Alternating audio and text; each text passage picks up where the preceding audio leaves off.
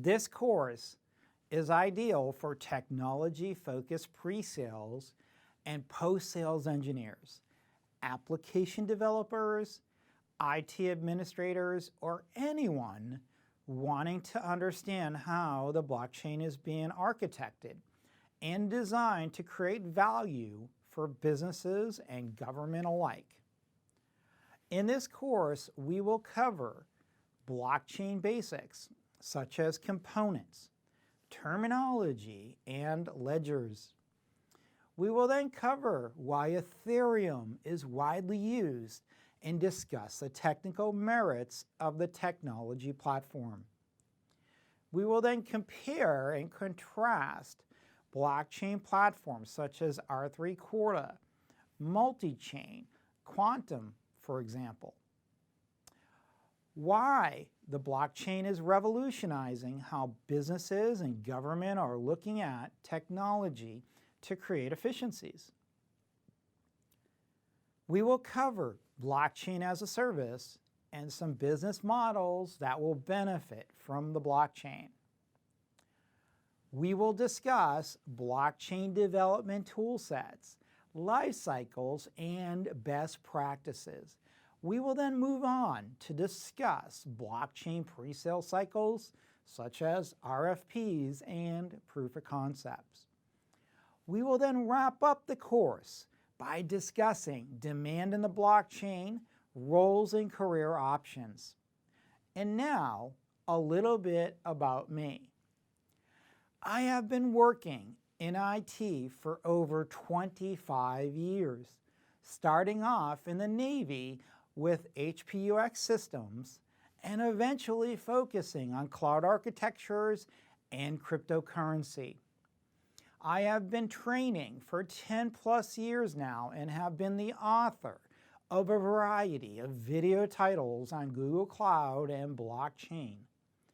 I've had a lot of fun diving into enterprise cloud and blockchain technologies. So much fun that I founded my own blockchain e-learning company, myblockchainexperts.com. I hope you enjoy this course. There's a lot to learn, so let's get started.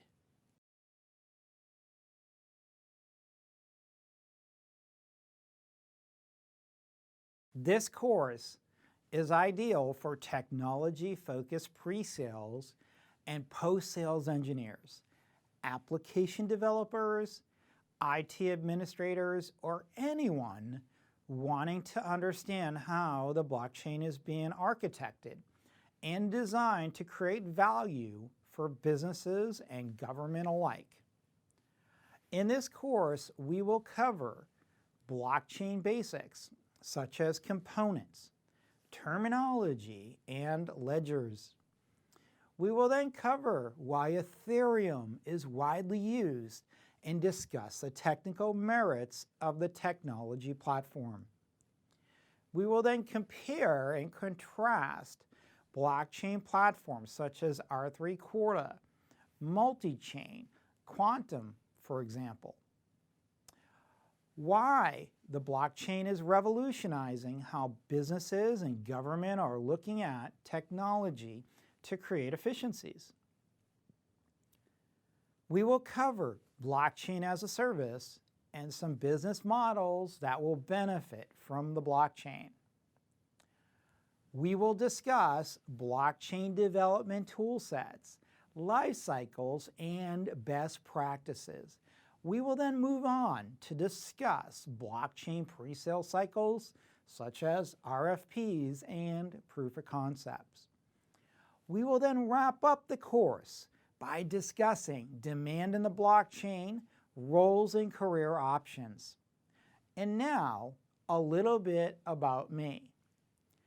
I have been working in IT for over 25 years, starting off in the Navy with HPUX systems and eventually focusing on cloud architectures and cryptocurrency. I have been training for 10 plus years now and have been the author of a variety of video titles on Google Cloud and blockchain. I've had a lot of fun diving into enterprise cloud and blockchain technologies. So much fun that I founded my own blockchain e-learning company, myblockchainexperts.com. I hope you enjoy this course. There's a lot to learn, so let's get started.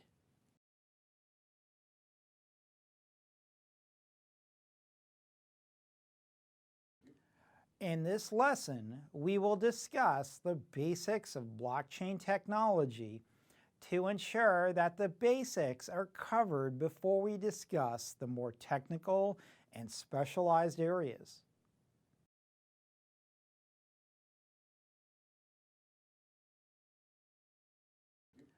In this lesson, we will discuss the basics of blockchain technology to ensure that the basics are covered before we discuss the more technical and specialized areas.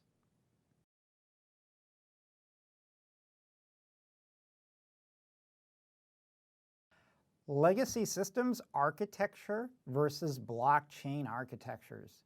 This module here, let's discuss differences between legacy architecture and blockchain architectures. Legacy architectures are typically going to be focused around databases and data warehouses.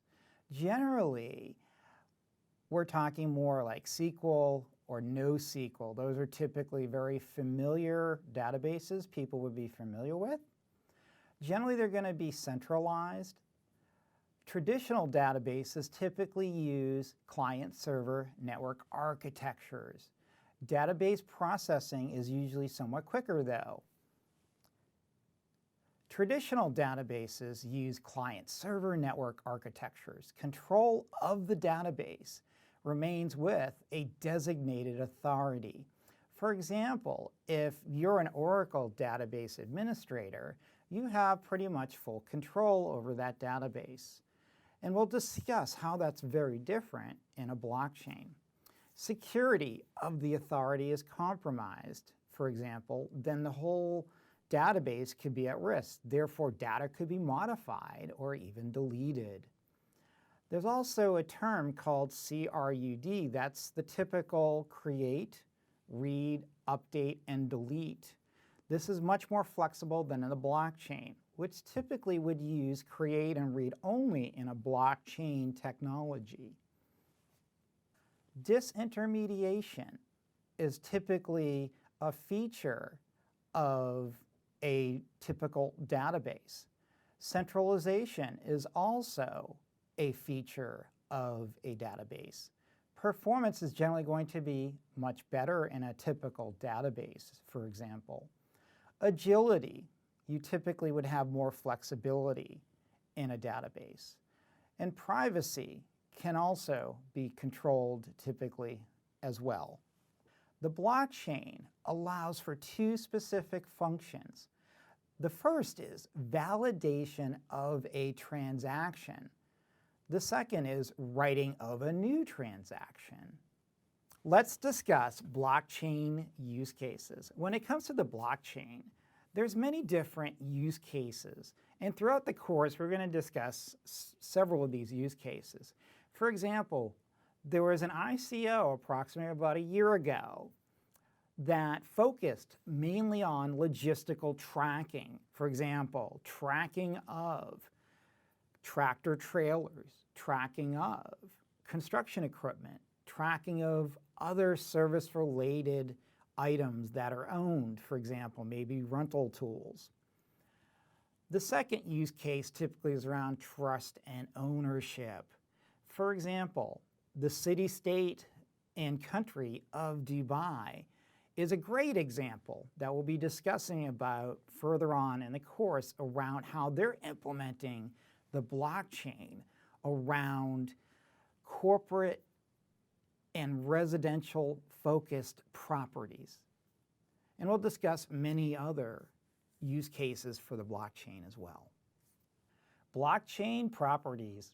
When it comes to the blockchain, it's important to understand the specific properties of a typical blockchain.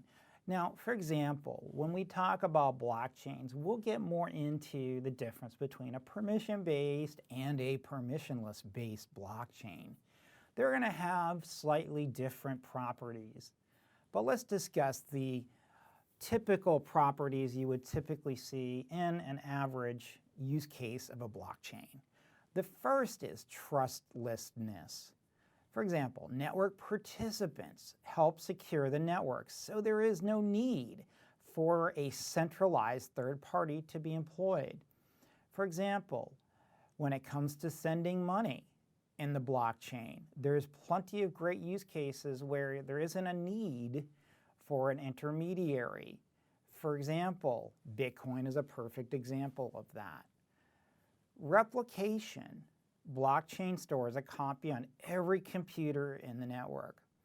When it comes to a use case such as Ethereum, we have that Ethereum virtual machine throughout that blockchain where a copy of that entire blockchain is essentially dispersed throughout the entire blockchain environment. In Ethereum, you have thousands and thousands of nodes.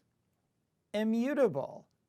Now, with immutable, it's important to understand that information, when it is written to a database, can be muted or actually modified or deleted. In a blockchain, that is not the case. That blockchain is actually appended to. However, that information that was previously written is not deleted or modified. A timestamp. Now, a timestamp is essentially nothing more than a sequence of characters that encodes that information in that blockchain and essentially acts as a time and date of when that information was processed to the blockchain. Database properties. For those that are familiar with an acronym called ACID, the term generally means atomicity, consistency, isolation, and durability. This is typically how a relational database would typically be focused around structure, mutability, performance, as well as, let's go ahead and rephrase it. And also, typically, the use case for a relational database is what? You want to have consistent, reliable information. When it comes to atomicity, basically, that information in that transaction will be executed, and therefore the state of that database will be updated. That transaction will be completed essentially if that transaction is successful. If it isn't, then that transaction will not be written to the database. When it comes to consistency, essentially it's important to understand that the integrity of that database has to be maintained. And if the database is not consistent before and after the transaction, then that transaction will likely not be committed to that database. In other words, it'll be rolled back. When it comes to isolation and a database, it's important to understand that transactions can occur concurrently without leading to inconsistency of the database state. For example, it's very common in a relational database, especially an enterprise relational database, to have multiple transactions competing at the same time to write to that database. Therefore, the consistency of that database needs to be maintained during those events. Durability. Essentially, with durability, this means that once it's executed, once those transactions have been committed to that database, that the updates and modifications to the database are essentially written to disk. For example, in a typical database, especially a higher-end relational database, a lot of the processing is done in volatile memory, such as RAM. and that needs to be written to non-volatile memory or disk, for example.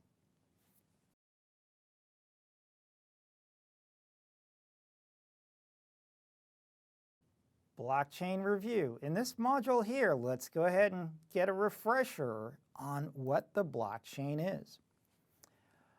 The blockchain is essentially a cryptographically secure shared distributed ledger.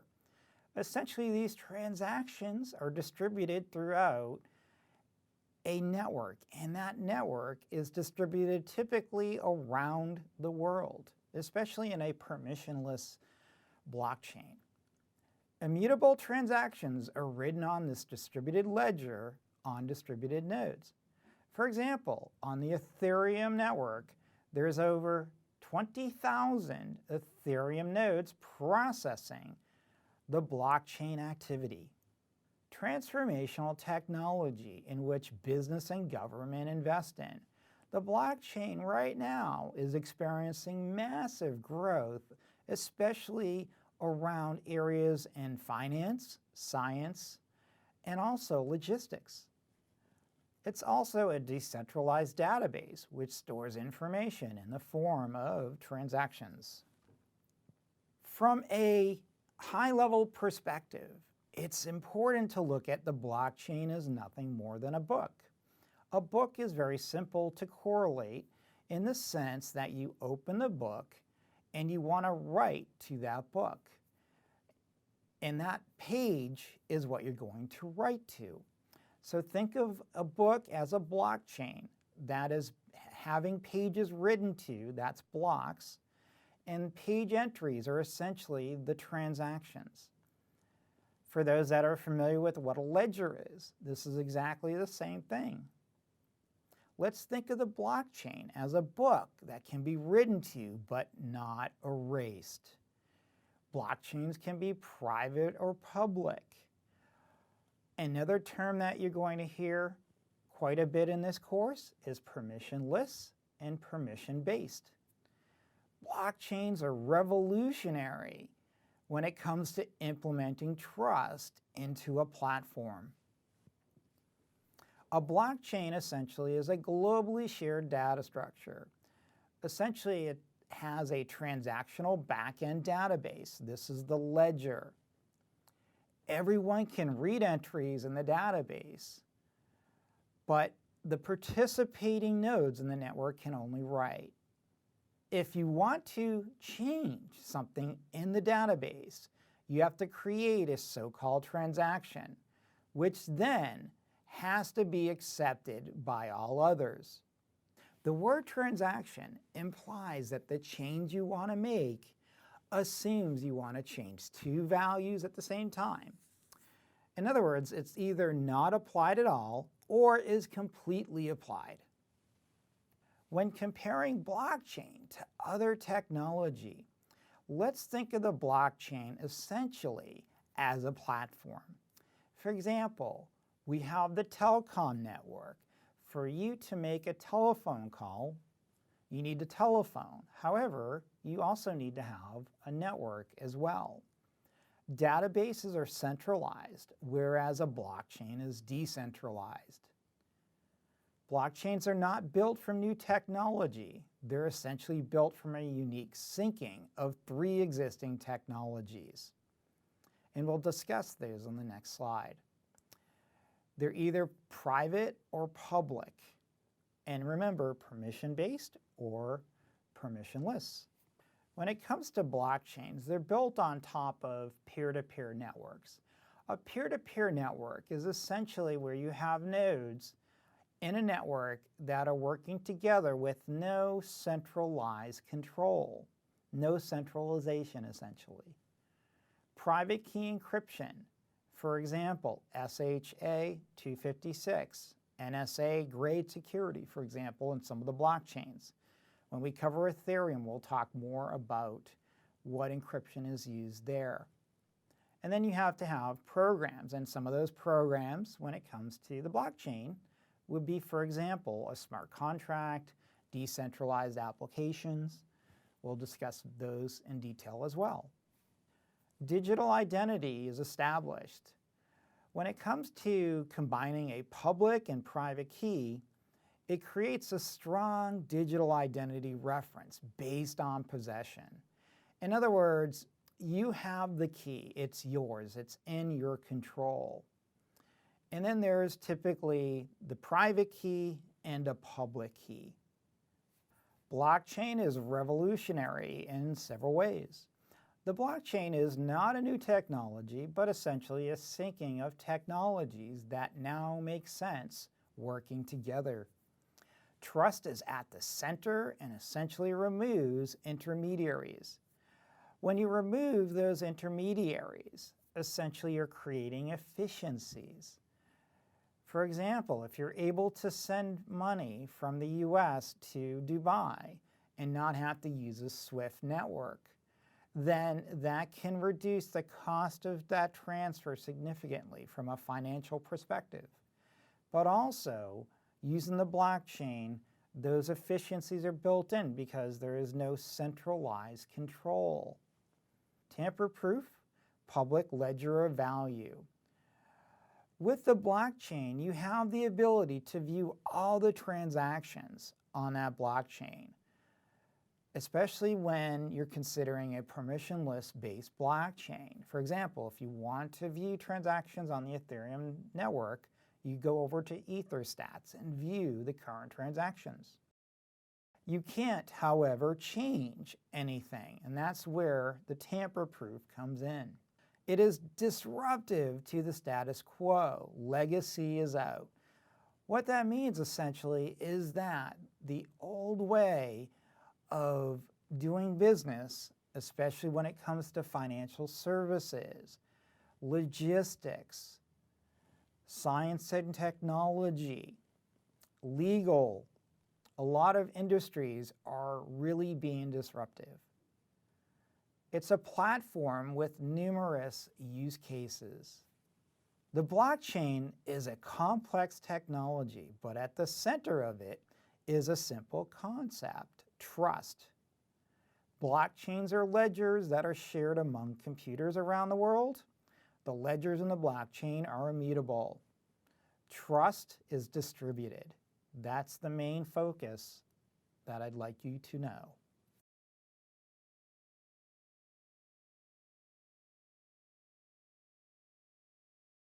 Six components of the blockchain. When it comes to key components, it's important to understand that each of the components play a significant role in the blockchain.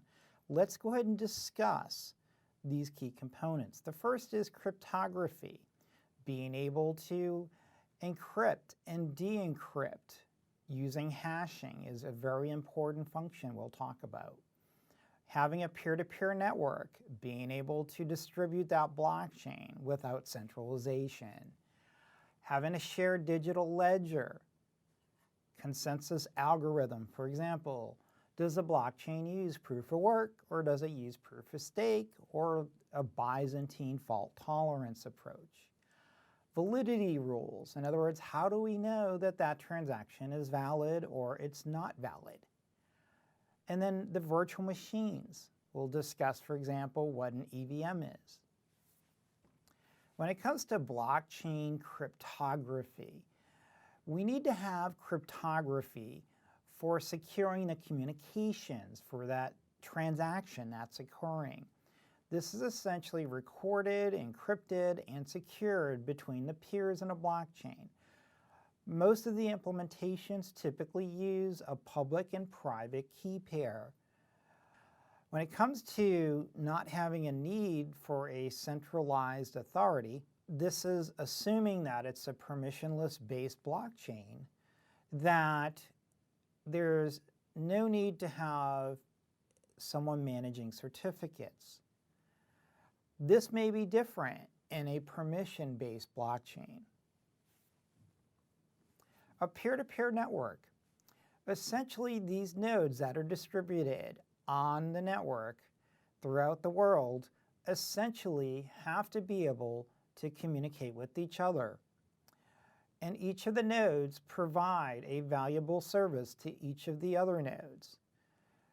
The blockchain helps synchronize the communication and also the transaction processing. The workloads are essentially shared, they're distributed, and we'll talk about how the workloads, especially in Ethereum, are distributed. When it comes to a shared digital ledger, this ledger is essentially a data structure. Think of the ledger as a book that is what? Being written to. And it's being written to what? A page. This data structure is managed directly inside the node application. In Ethereum, this is done via the Ethereum virtual machine.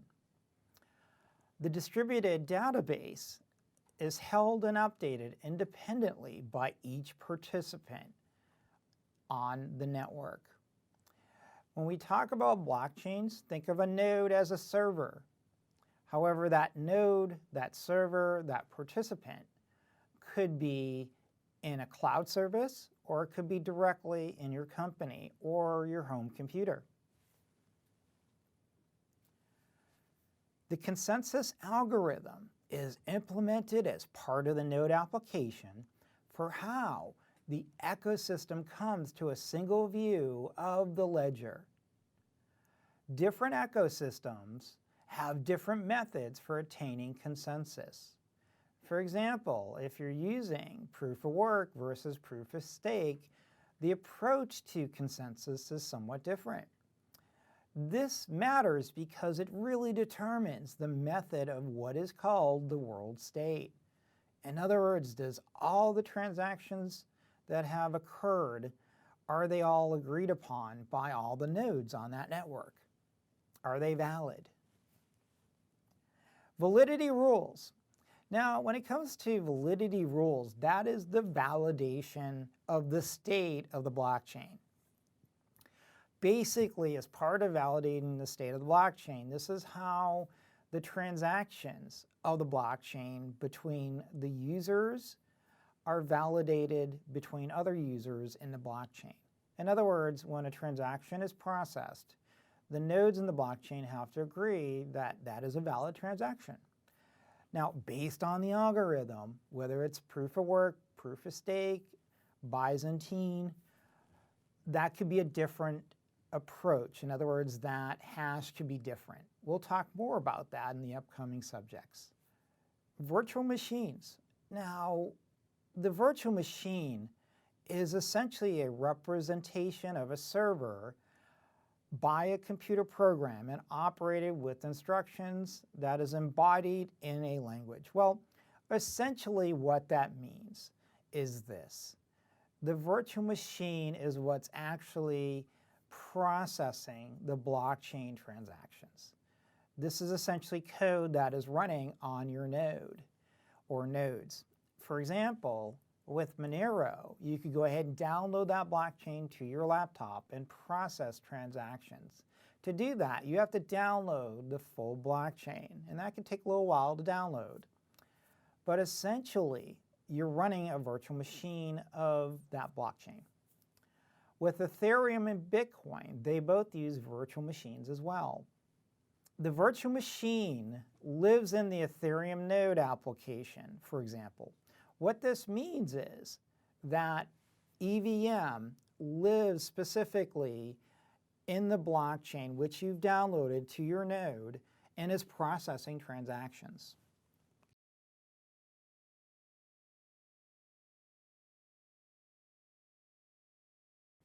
Enterprise blockchains. Let's go ahead and discuss the 5 most common enterprise blockchains.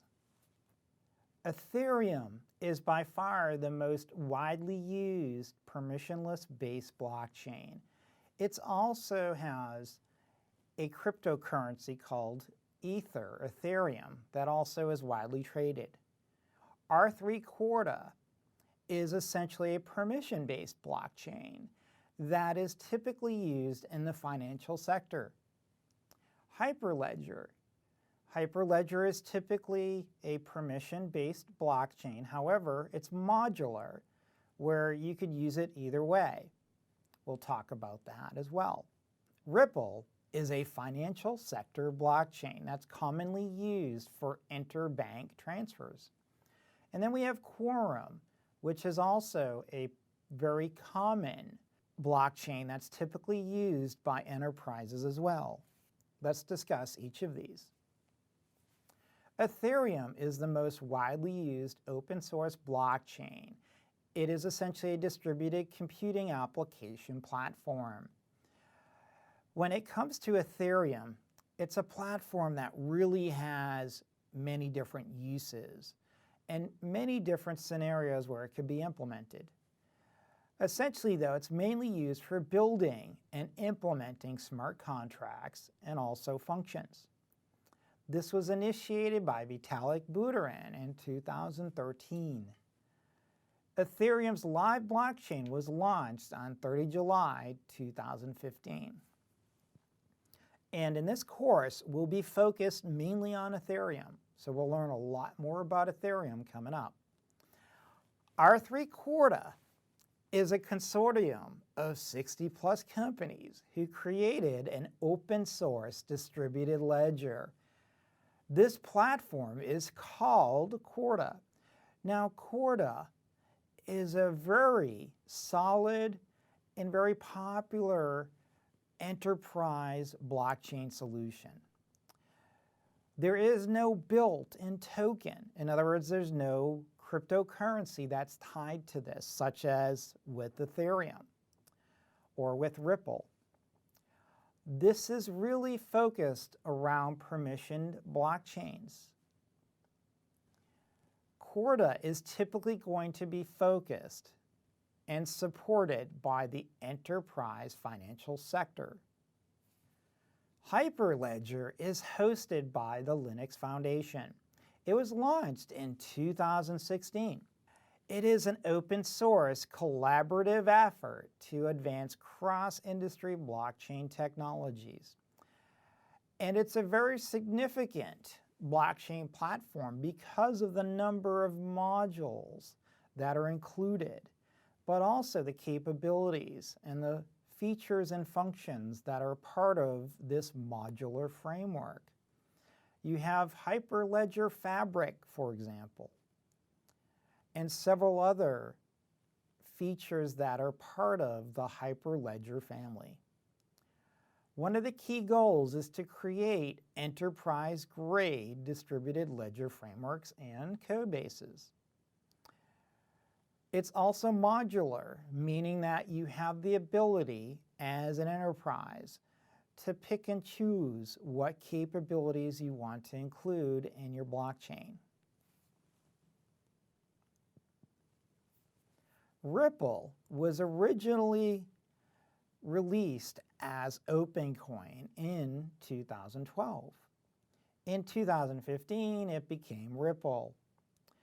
The mission of Ripple is to connect banks, payment providers, digital asset exchanges, and corporations through RippleNet.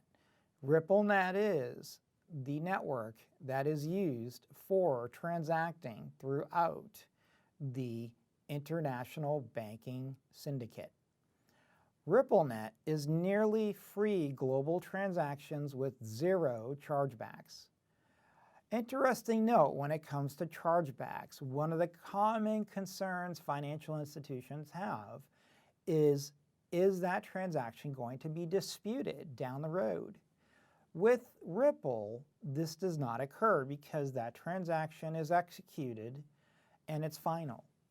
Global payments with Ripple, at the time of writing, Ripple is the 5th most popular by market cap cryptocurrency.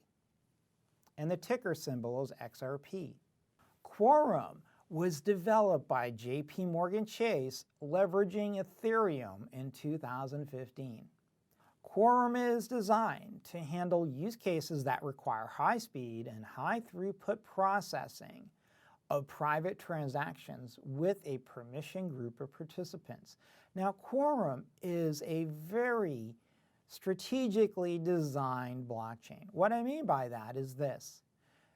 In a typical blockchain, such as Ethereum, all the nodes on that blockchain participate in that transaction. For example, if you have 2,000 nodes on that network, 2,000 nodes participate in the blockchain. Now with Quorum, you have the ability to basically take whatever number of nodes that is needed to minimize the throughput requirements and provide a higher performing transaction performance metric, essentially a TPM.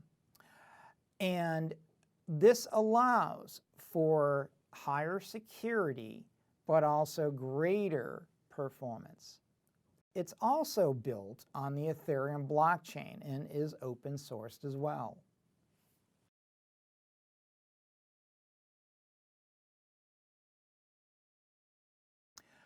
Open source blockchains. Let's discuss some of the popular open source blockchains that are out in the GitHub that you can go ahead and download and actually implement in your enterprises or just for home lab, for example. The most common is Ethereum. And Ethereum will be really focused on in this course.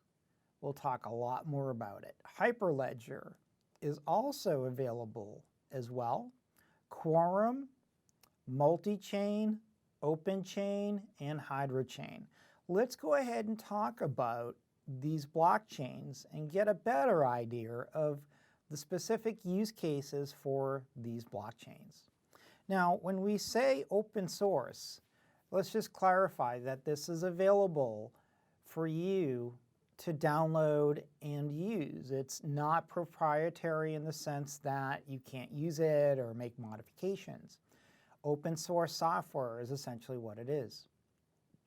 Now, Ethereum is the most widely used open source blockchain that's essentially a distributed compute application platform. It's mainly used for smart contracts. Again, it's initiated by Vitalik Buterin, and it went live in July 30th, 2015. Hyperledger, hosted by Linux Foundation, launched in 2016. It is also an open source, collaborative effort. And when they say cross-industry, what they mean is it's not just one sector or one industry or one vertical. It's essentially financial. It could also be logistics. It could also be real estate focused, could be government. In other words, it's not really a specific industry that could benefit from using Hyperledger. One of the key goals of Hyperledger was to create an enterprise-grade distributed ledger framework with code bases. And lastly, it's a modular framework. Again, you can use Hyperledger in whatever manner fits your enterprise. You can pick and choose the modules of that framework and implement just those modules. Hyperledger has several projects that you'll want to know. Hyperledger at the time of writing has 5 projects. However, the 3 most common projects are Hyperledger Fabric. This specific project is really focused on supporting assets, agreements, and transactions between member nodes. Hyperledger Iora is really focused on a simple and modularized ledger approach that really focuses on mobile applications. And then Sawtooth Lake is also a modular blockchain suite as well, but its main focus is really to be able to take that transaction that is wrapped around that business logic essentially and decouple that from the consensus layer. And this could have benefits, especially if you want to go off-chain or be able to create additional efficiencies that may not be part of the typical modular project approach that Hyperledger is using. Quorum was developed by JP Morgan Chase, and remember, it does leverage Ethereum. Quorum was designed really to focus on that high throughput and private transaction requirement that essentially a lot of the higher end business, enterprise, financial sector customers require. If you want to be able to send, for example, billions or trillions of dollars, you don't want to do that over the typical blockchain. You want to be able to send it via a private transaction where the nodes on that blockchain are controlled. However, as you would expect, this is a very centralized blockchain. However, it is open source, and you are able to download it and use it in your environment if you so choose. Multi-chain.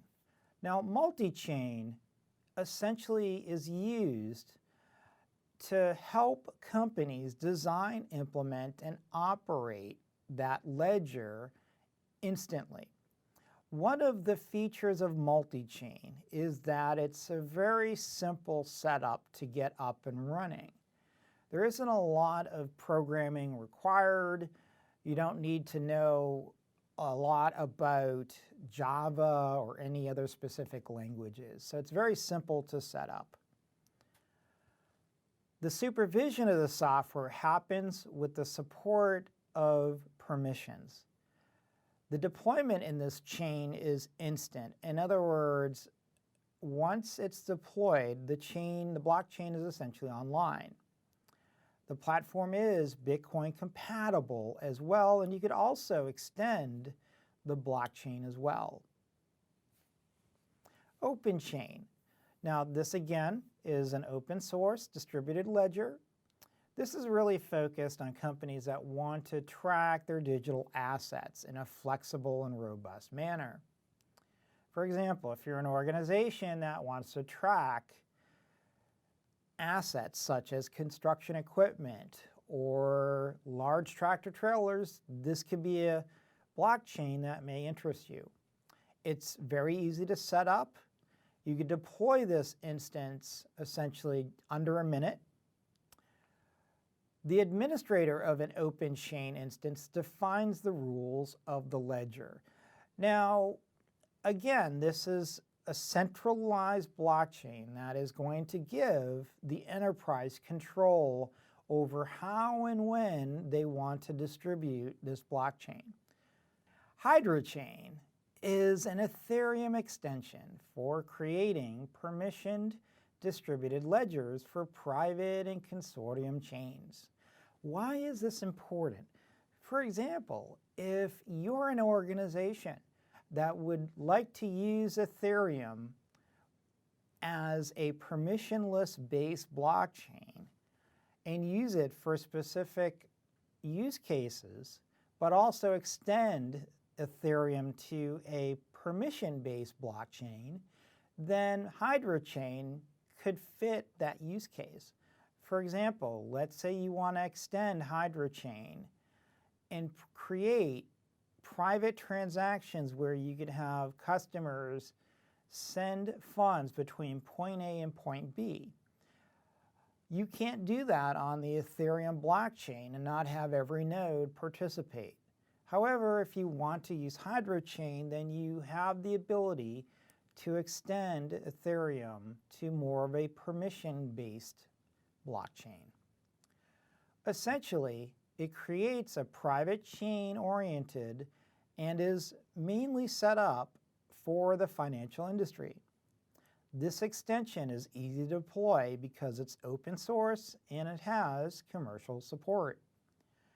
HydroChain is a joint development effort of BrainBot Technologies and the Ethereum project.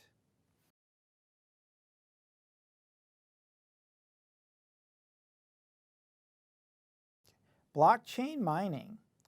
it's important to understand what is mining, but also the algorithms that participate and provide transaction capacity to the blockchain.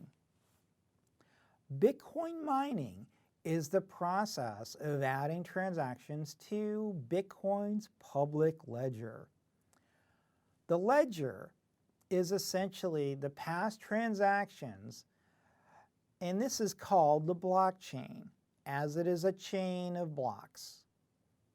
When a transaction, for example, on a blockchain is written to the blockchain, that blockchain is essentially appended, and it creates essentially a new blockchain. The blockchain serves to confirm transactions are correct or valid to the rest of the network. Bitcoin nodes use the blockchain to distinguish legitimate transactions from transactions that are trying to respend. Essentially, a respend is where a coin has already been spent. When it comes to Bitcoin mining, it's called mining because it resembles mining in the sense of natural resources or commodities. For example, when you have nodes on a blockchain, each of those nodes are on the blockchain to essentially make money for their owners. Those nodes are competing against other nodes to process as many transactions as they can. The more transactions they process, the more money the owners will make participating in the blockchain. It requires exertion, and it slowly makes new currency available at a rate that resembles the rate typically a commodity might be processed. For example, it does take time to mine gold. What do you have to do to mine gold typically? You got to dig a hole, or you got to mine the river, whatever you have to do. And to do that takes time and resources. Bitcoin uses the Hashcash proof of work algorithm. Before I speak more about algorithms, let's go ahead and just touch on why mining is rewarding, but also how it works, for example, in Bitcoin. A reward is given when a block is discovered. The discoverer may award themselves a certain number of Bitcoin, which is agreed upon by everyone in the network. When a node is in the Bitcoin network, for example, each of those nodes that are running that Bitcoin blockchain already are aware of the requirements to mine, but also the requirements to essentially process a reward to get paid. When that miner finds a block and solves that problem, basically is the first to solve the problem, they get a reward. And in Bitcoin, it's called a bounty. It's essentially 25 Bitcoins. But this value will over time be cut in half. The miner is awarded the fees as well that is paid for sending transactions. For example, when you're sending a Bitcoin, a percentage of that transaction fee will go to the miner. The fee is also an incentive for the miner to include the transaction in their block. For example, that miner might be processing hundreds of transactions on that node. And those transactions, to be processed in the blockchain, have to get in that blockchain. And to do that, they've got to be processed in a certain order. That miner is going to get paid a higher fee, for example, will likely place the transaction with the higher fee in it first and send that transaction to the blockchain quicker. Here's an example of mining as a service that you could participate in. It's also known as cloud mining or hash mining. Genesis mining is a good example of that. Let's go ahead and talk about blockchain algorithms. When it comes to mining, the algorithm is very important to be able to understand the differences, but also the amount of effort required to process a transaction on that blockchain. Each of the blockchains have unique characteristics. We'll go ahead and talk about each of these. The first is proof of work. Proof of stake is the second one. There's delegated proof of stake, Byzantine fault tolerance, and then you have what's called DAGs, which are directed acyclic graphs. And there are many other algorithms, and there's likely another 30 or 40 other algorithms that I'm aware of. However, we'll focus on these 5 here. The first is proof of work. This is really the original blockchain algorithm. This was essentially used in Bitcoin. As you're aware, Bitcoin is the first blockchain that was actually created and was actually in use. Now, Satoshi Nakamoto created the Bitcoin blockchain. The algorithm that was selected was called the proof of work algorithm. And the way this works is you would have all these nodes that would participate as miners. And the miners, the nodes essentially, would try to run a race. And I'll compare mining to a race. Essentially, you have, let's say, for example, you have 100 nodes on a blockchain. However, the winner gets the reward. Everyone else does not. So you have to be the first to solve the problem. Miners typically will go out and invest thousands of dollars into new hardware, new software, power stations. They'll move it to more efficient power areas, for example, whatever they have to do to make a profit. And essentially, that blockchain is going to have these nodes compete against each other. That is the race that's essentially going on. 100 nodes, but only one is a winner. It's a very expensive algorithm. And the reality is that it's environmentally unfriendly in the sense that you have all these computers that are basically burning power and using a lot more power than what maybe actually be needed in future algorithms, for example. For example, a Bitcoin, Ethereum, and Litecoin all use the proof of work algorithm. Proof of stake. Now, these blocks aren't created by miners during the work in the algorithm. Instead, the blocks are created by miners staking their tokens to bet on which blocks are valid. This algorithm is actually compared to miners investing in the blockchain. In other words, in the Bitcoin or Ethereum networks, you don't have to put up a significant amount of tokens, for example, to run a node.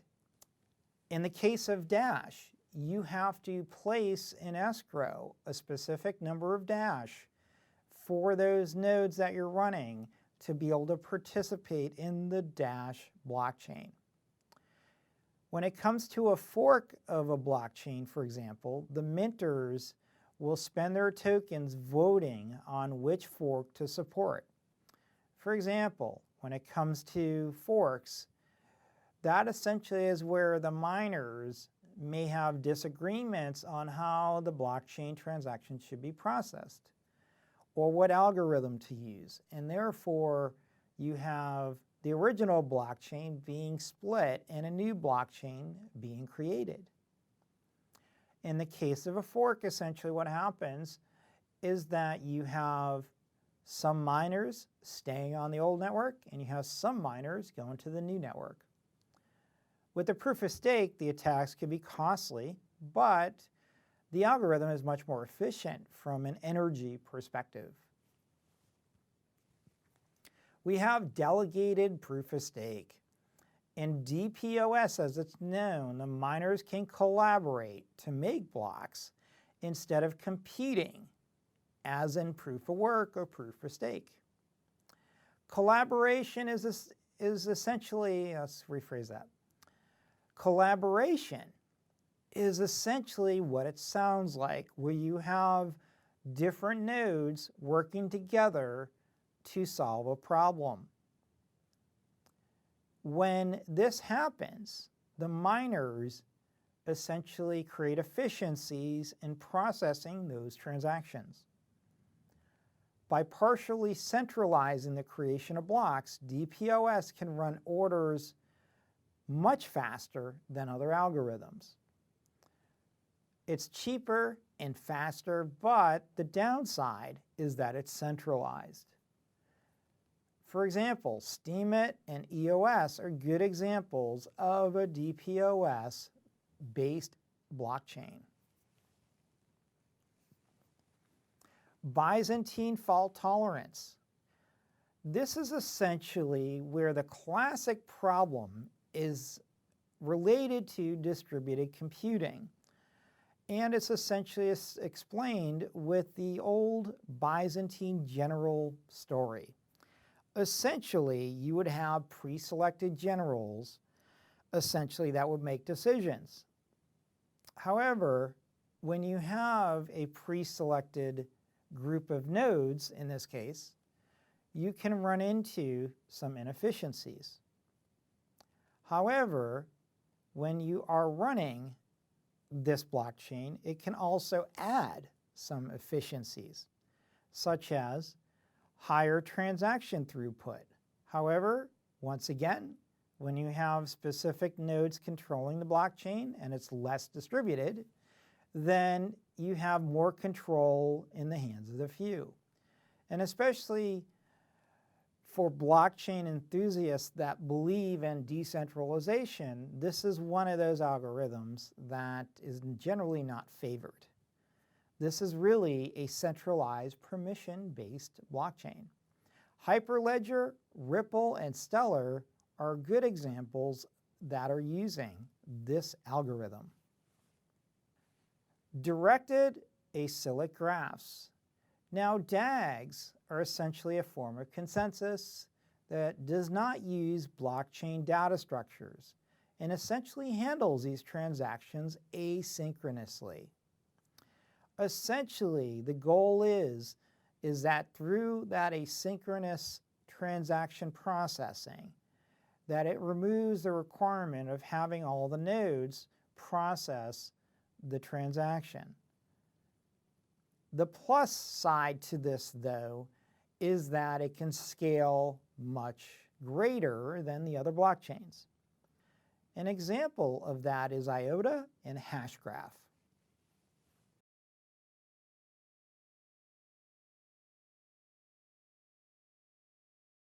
Bitcoin versus blockchain. In this module here, let's go ahead and discuss the differences between Bitcoin and blockchain. For those folks that listen to the media and read the common trade periodicals and blogs, there seems to be some confusion between Bitcoin and the blockchain. I'd like to go ahead and discuss the differences. Bitcoin is a cryptocurrency, and it also requires a blockchain to run. Bitcoin is mined, it's not printed. It does need a blockchain platform. Bitcoin is essentially considered to be a digital gold, a digital silver. Bitcoin is still the most widely known and still has the largest market cap at the time of writing. Bitcoin essentially is enabled by the blockchain. Now, blockchain is essentially a book that you can write to, but you can't erase. Remember, a blockchain is essentially a distributed ledger. Blockchains can be private or public. When we say private or public, I just like to confirm it's permissionless or permission-based. Blockchains are revolutionary in the way of implementing trust into a platform. So let's think of the blockchain as the enabler for Bitcoin. Blockchain is a platform. Cryptos like Bitcoin use the blockchain platform. For example, Dash, Monero, Litecoin, they all have a blockchain platform, but they also have a cryptocurrency. Blockchain is the enabler for the cryptocurrencies. Bitcoin is the first known software token for blockchain. Let's compare the blockchain as a platform, whereas Bitcoin is the application. Bitcoin is a peer-to-peer cryptocurrency that uses the peer-to-peer platform, which is what? A blockchain. Ethereum is a platform, for example, the blockchain, and Ether is the cryptocurrency for the Ethereum blockchain.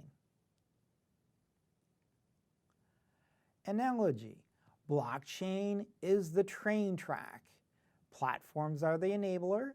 Cryptos are the train on the track. Applications that are being enabled.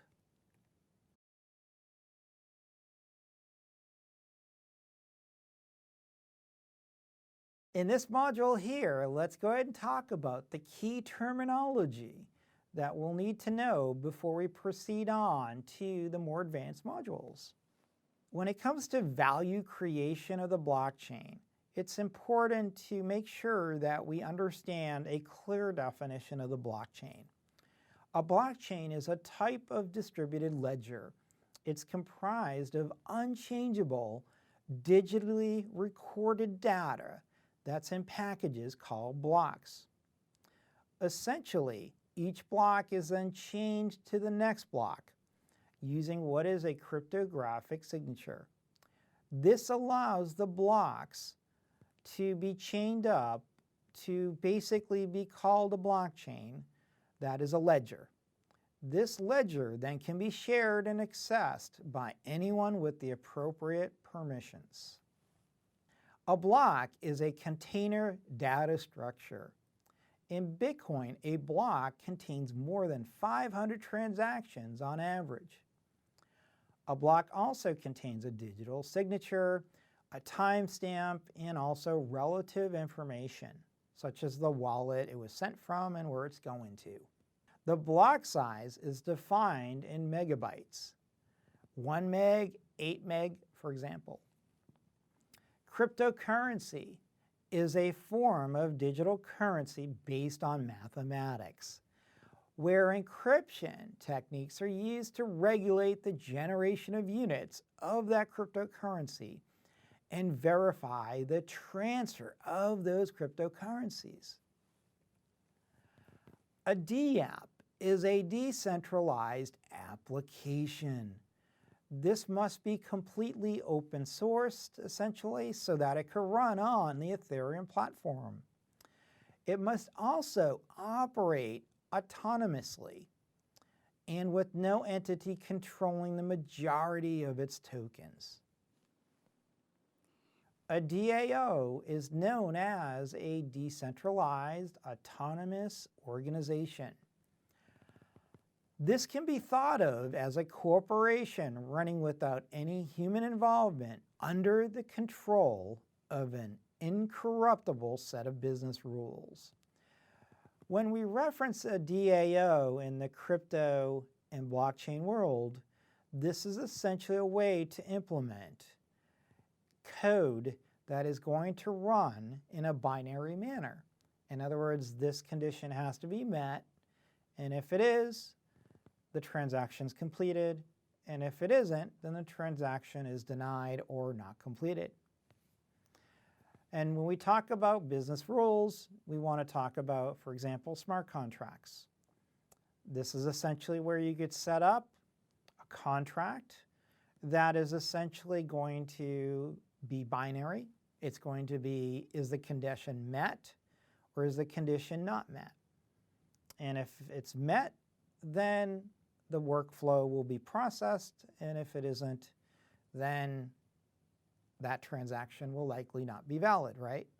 Essentially, it's the business rules that are set based on that smart contract. We have decryption and encryption. Decryption is what? This is the processing of turning ciphertext back into plain text. Encryption is the process of turning a clear text message, which is known as plain text, into a data stream, which is known as ciphertext. This looks like a meaningless and random sequence of bits, essentially. Ether. Ether is a native token of the Ethereum blockchain.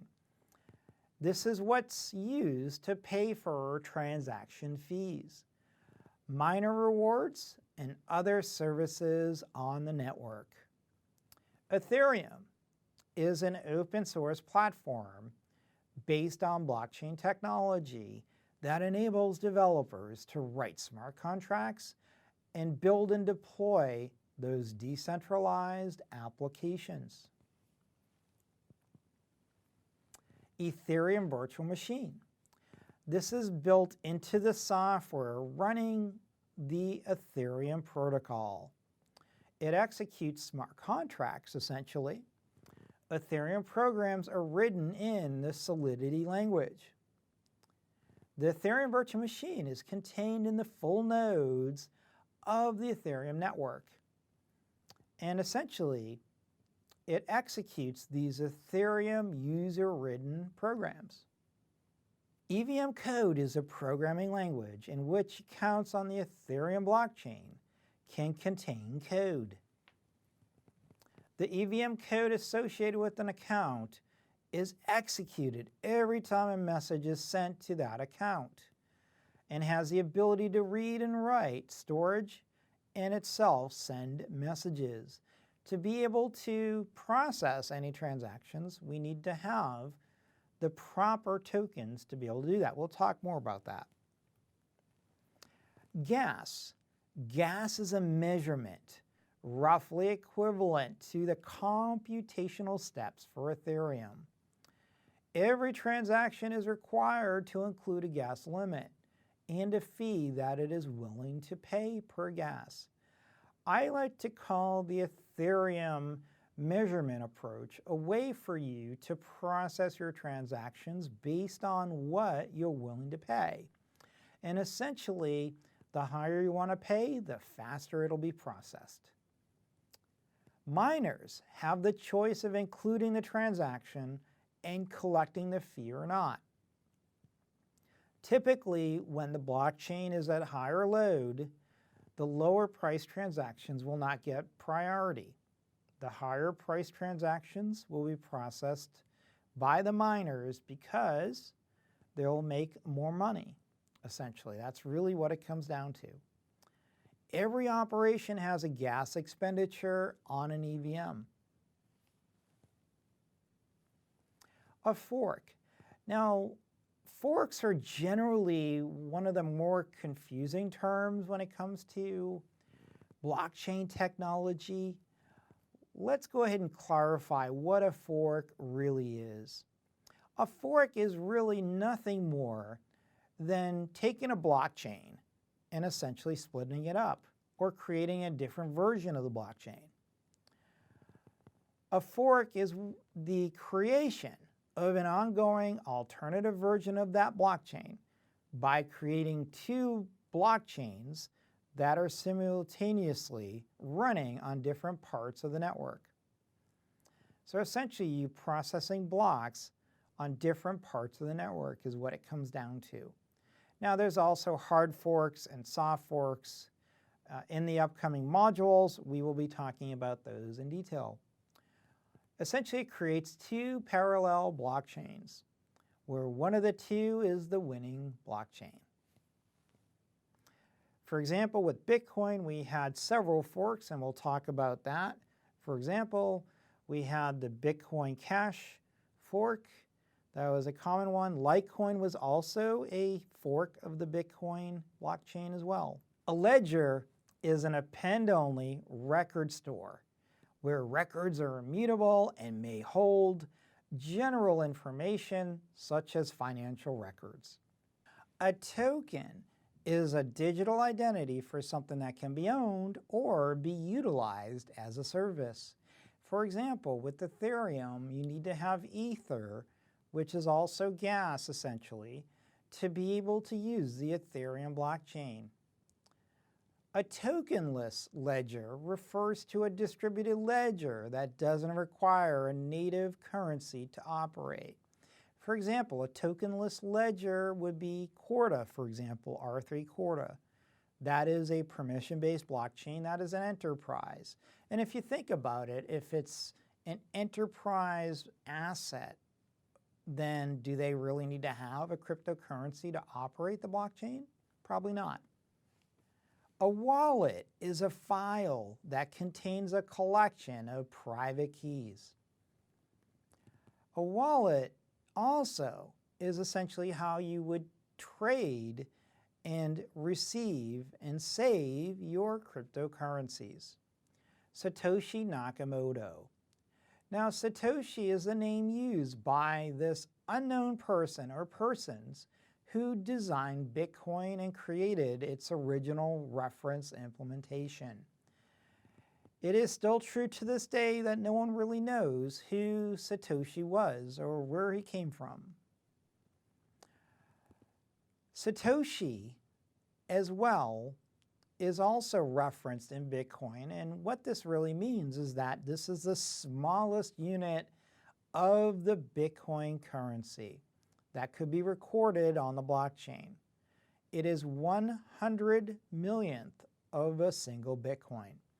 For example, if you have a dollar, right, that dollar can be broken up into what? It could be broken up into quarters, nickels, dimes, and pennies.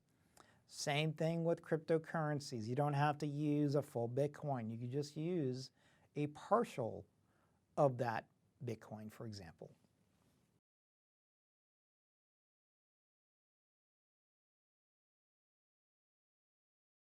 In this lesson, we will discuss the technical merits of Ethereum blockchain and how the platform works from a technical level.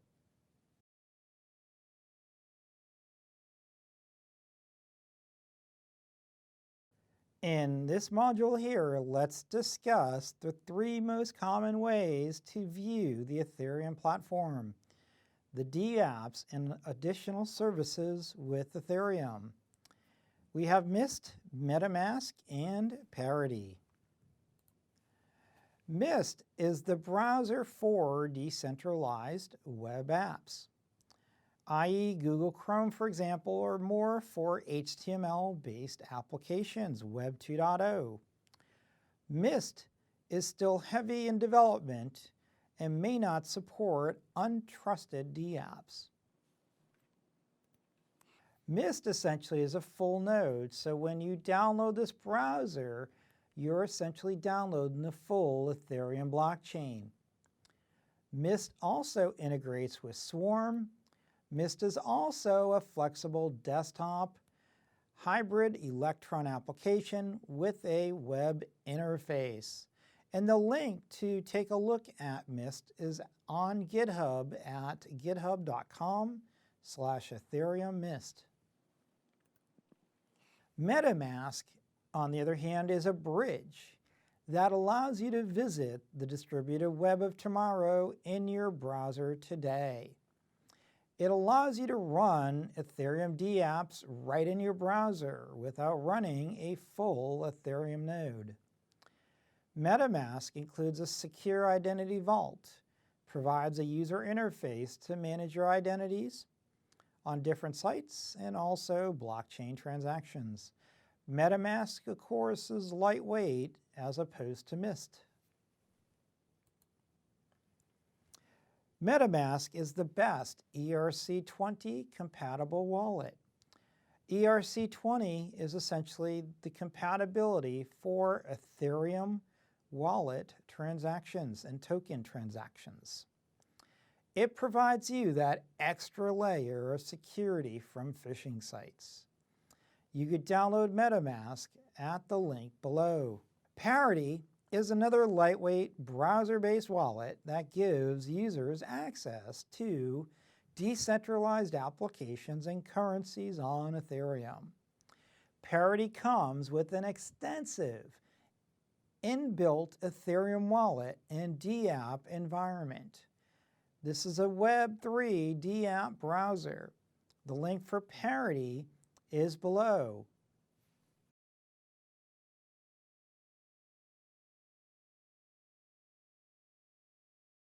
Smart contracts. Let's go ahead and discuss one of the more important aspects of Ethereum, and that is a smart contract. A smart contract is a term that's used to describe computer programming code that is capable of facilitating, executing, and enforcing the negotiation of performance of an agreement using blockchain technology. The word smart contract, though, is essentially a little bit misleading. From a technology perspective, it is neither smart nor is it really a contract. It is basically a logic code is what it is. What happens in a smart contract is that it's essentially automated. And if a condition is met, then the contract is executed. From a legal perspective, contract can be a little confusing. And we'll talk more about what a contract is and how it really may or may not be a contract from a legal perspective. The entire process is automated and can act as a complement or substitute for legal contracts. However, once again, a lot of this is going to be based on jurisdictions and whether or not a contract can be executed in this manner. Currently, there is a lot of legislation and a lot of legal cases that are disputing a smart contract as a legal document. Terms of the smart contract are recorded in a computer language as a set of instructions. I basically like to call a smart contract nothing more than a script. Smart contracts, though, do provide autonomy, trust, backup, safety, speed, savings, and accuracy. When it comes to autonomy, this allows you as a business to execute a specific requirement after it's been met, essentially, such as a transfer of property, such as getting paid for dropping off grain, or getting paid after delivering a load of boxes. Let's say it's logistics. And all of this is done automatically. Trust. Trust is established when both users agree to accept trust between each other. This is done through what? A peer-to-peer network. Backups. Backups are essentially made on each node so that every node on the blockchain has a copy of that transaction. Safety is ensured by ensuring that only people authorized to use the blockchain are actually using the blockchain. With speed, this essentially allows a faster time to market, a faster time to completing the transaction because of the fact that there's autonomous trust that has been implemented. Savings can certainly be pursued with the fact that the intermediary has been removed from the equation. Accuracy, especially in the sense of logic where the condition is met or is it not. There is no gray area there. On this slide here, let's proceed over to the whiteboard. Let's go ahead and discuss the difference between a smart contract and a traditional contract. It's important to note that a traditional contract versus a smart contract has some very significant differences. And this is important from a pre-sales perspective to be able to define to your customer base. The first is a traditional contract will typically take at least a few days to have fulfilled and executed. And why is that? Because there's people involved, there's a flow that has to be followed. When it comes to smart contracts, this is executed via computer code within minutes. Typically, a contract is manual, whereas with the smart contract, this is automatic. Once the condition has been executed in the code, we now have completed the fulfillment of that contract. When it comes to having to fulfill parts of a contract, such as escrow being what? Having to place money down or property in possession of an agent that's neutral, a fiduciary, which is known as an escrow agent. Whereas in a smart contract, this may not be needed. Traditional contracts are expensive, whereas the cost of a smart contract can be fractional. Traditional contracts typically could require the person or entity to be present to execute the contract. That means physical presence. Whereas with a smart contract, that may not be needed. Traditional contracts typically require some kind of legal profession involved. That could be a lawyer, a paralegal, depending on circumstances. Either way, that's a cost that could certainly add up. When we go to a smart contract, you may not need to have a lawyer present at all time. Also, just a quick note, when it comes to lawyers, for example, and legal concerns, smart contracts may or may not be legal in that specific jurisdiction, so please do note if that is a requirement for your customer or not. Traditional contracts are paper-based typically, or via like an Adobe software or some kind of electronic signature means. Whereas with a smart contract, it is executed via computer code. That's essentially a comparison between a smart contract and a traditional contract. Okay, let's go ahead and demonstrate the difference between a contract and a smart contract. Smart contracts define the rules and penalties around an agreement in the same way that a traditional contract does. They also automatically enforce those obligations. Once again, that condition has been met. If it has, then the penalties are not implied. If they are not, okay, let me think about the way I want to say that. Hold on. Okay, start back up at the top, editors. Smart contracts define the rules and penalties around an agreement in the same way that a traditional contract does. They also automatically enforce those obligations through logic that infers that the condition has been met or it has not been met. Several smart contracts can make up a DApp, generally speaking. I think something's missing there. DApp, generally. Okay. No, I just didn't say it right. Okay. All right, editors, let's just go ahead and rephrase the last sentence. Several smart contracts can make up a DApp, generally.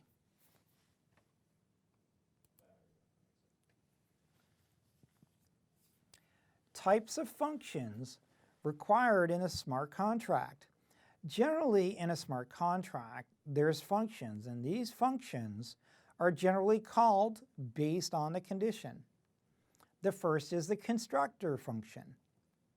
This function is called only once. That is when you deploy the smart contract.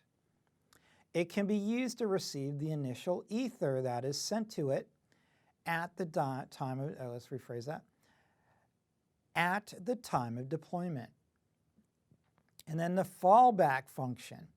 This function, without a name, literally no name, defined as a function, is invoked when someone sends Ether to the address of your smart contract. In the lack of this function, Ether is sent to the smart contract would be rejected.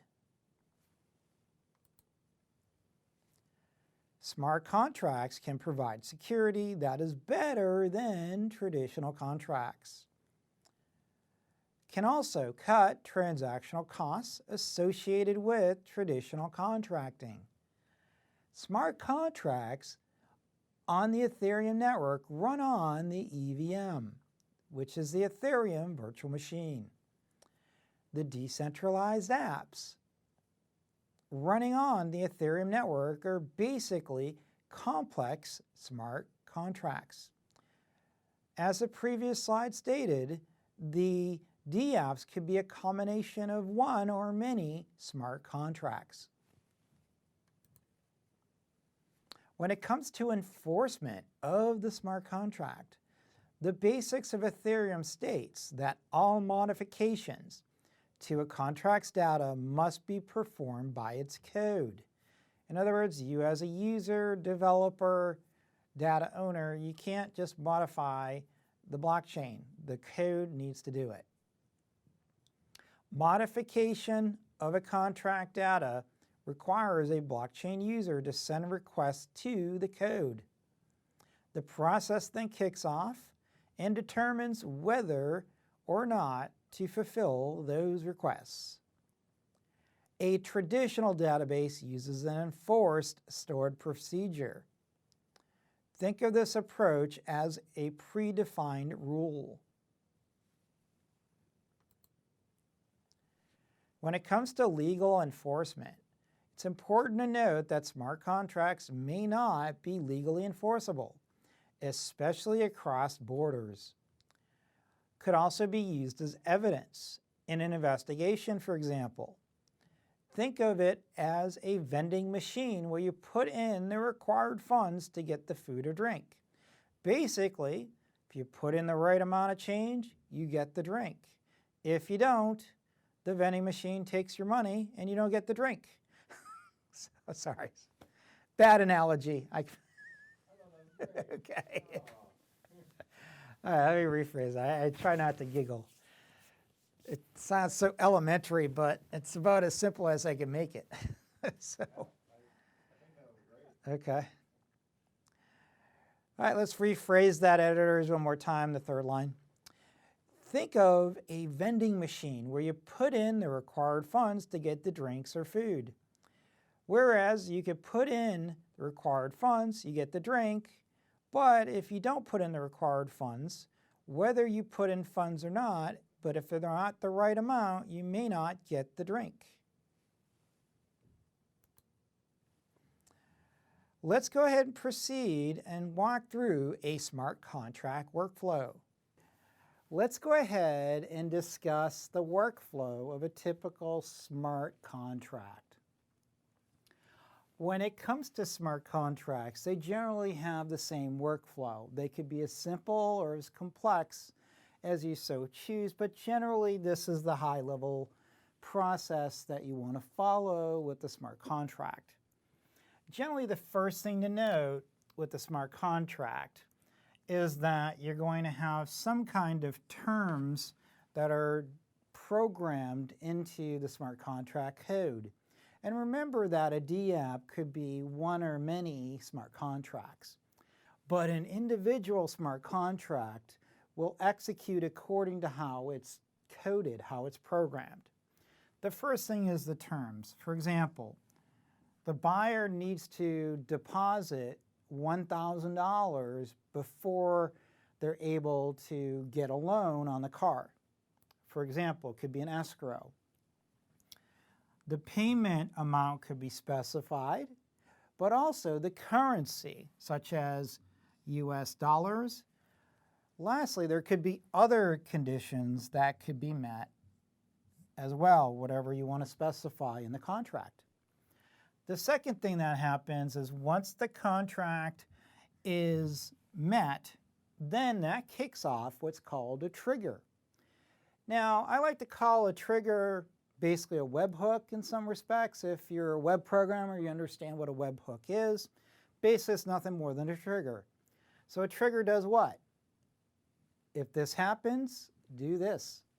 So basically, the trigger will kick off, and it'll initiate that the conditions have been met, and then we'll initiate whatever the terms of that agreement. In other words, money deposited, kick off the notification to the closing company.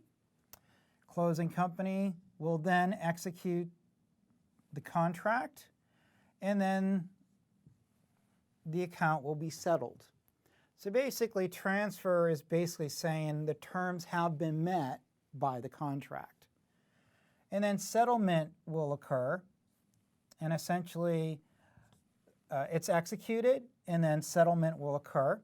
Now, two things about settlement to note. The first is settlement will occur, and then after settlement as well, at the same time, basically, the ledger, the blockchain, will be updated that this transaction has been completed. Secondly, settlement could also refer to digital or physical assets as well. That's essentially a high-level overview of a smart contract workflow.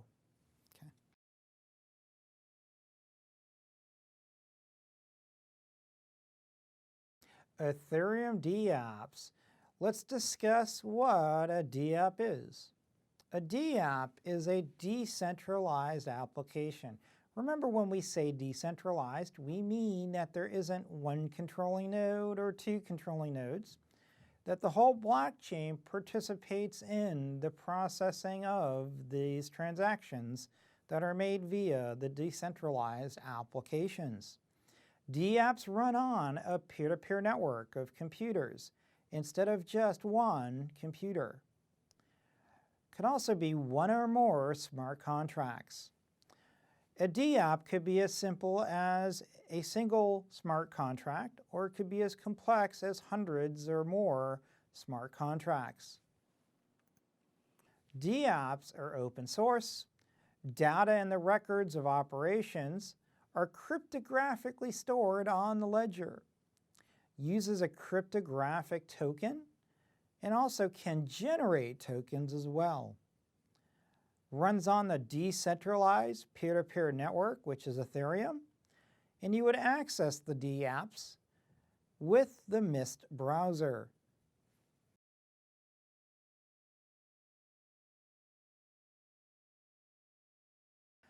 Let's go ahead and talk about Ethereum tokens and the type of tokens that are available with Ethereum. Remember that Ether is the native token of the Ethereum blockchain. This is what you would use to pay for transaction fees, mining rewards, and other services. And Ether is also known as gas. That is the privilege to use the network. But with Ethereum, the tokens are generally two types. We have a usage token and we have a work token. And this is also true in other cryptocurrency blockchains as well. Usage tokens. These are tokens that are specific to a blockchain and are similar to their own native currency and their dApps. An example would be Golem.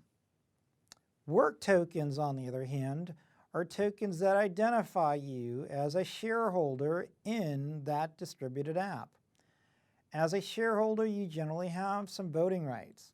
A good example would be Dash. ERC20 defines a common list of protocols that an Ethereum token has to implement. Now, just to clarify, you don't have to use Ether to run on the Ethereum network. There are other tokens available that run on more specialized Ethereum networks. However, Ethereum does require payment, and those tokens can translate into payment for those specific services that you're running. This allows developers the ability to program behavior of new tokens within the Ethereum ecosystem. This is very common with crowdfunding companies via what's called an ICO. For example, after there's an ICO, you go ahead and transfer that token into another token or Ethereum, for example. To find out more, let's proceed on to the etherscan.io token page. I'm over here at the token tracker. This is at etherscan.io/tokens. This is where you could find out what's going on with specific tokens on the Ethereum platform. You can find out more by seeing the number of contracts and who is trading what. Go over here, you can look at the total supply, look at the token transfers. You could go over here and also look at the token holders by wallet address, number of quantity that they hold as well, and more information that you could read. And if you scroll down, you can find out more that, for example, Golem. Golem is used to provide decentralized computing power. Golem's an interesting token in the sense that, let's say you have compute power and you want to be able to get paid for that compute power. Go ahead and participate in the Golem network and utilize your CPU cycles that may not be used otherwise. So this is the token tracker. Hopefully this is an interesting resource to look at.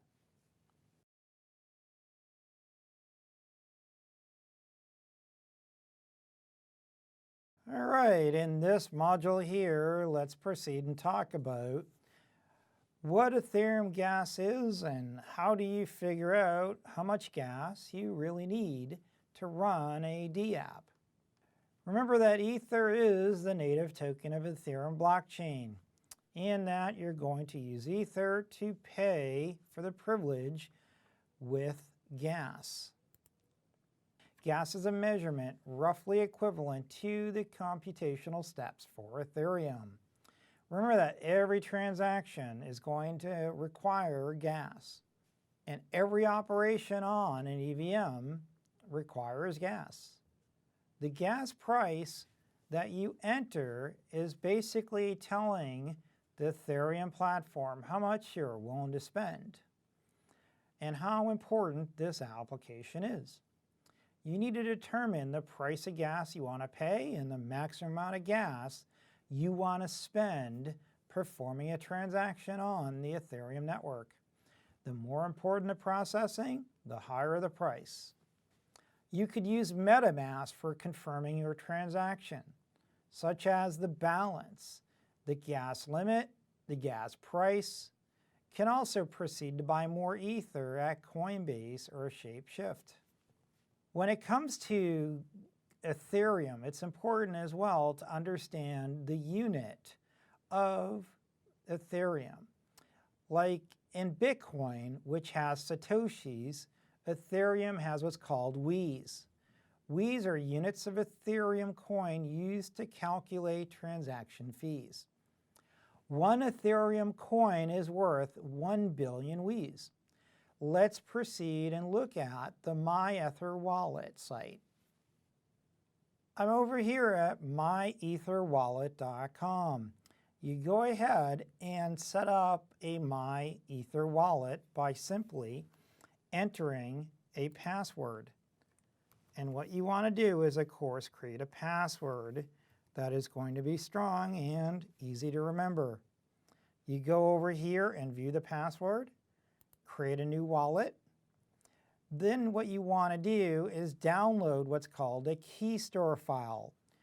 This is basically your cryptograph hash that is going to have the password as part of it. You're going to download it as a JSON file, essentially. You download the key store, and you want to show it in the folder, and then you just save it, basically. I'm going to save it on my desktop because it will reference it later easier. And then I go, I understand, continue. And here is the private key. I recommend that you print out your private key, but also cut and paste it and save it in a text file. For example, you could use Notepad and do save as. I'm going to go ahead and call it pem.text. And that's my key, so I could reference that later. And then save my address. And then I could also access the wallet with MetaMask. And if I connect to MetaMask, it says it validated it. And I could open up MetaMask. And then if I want, I could go ahead and download Chrome if I didn't have it. I have the Chrome plugin already. Or you could also download MetaMask for other browsers that are supported. Before you do that, read the instructions. So what we just did is we downloaded the wallet, we saved the PEM file, we also saved a copy of the private key. We would download MetaMask, and then here's our address here.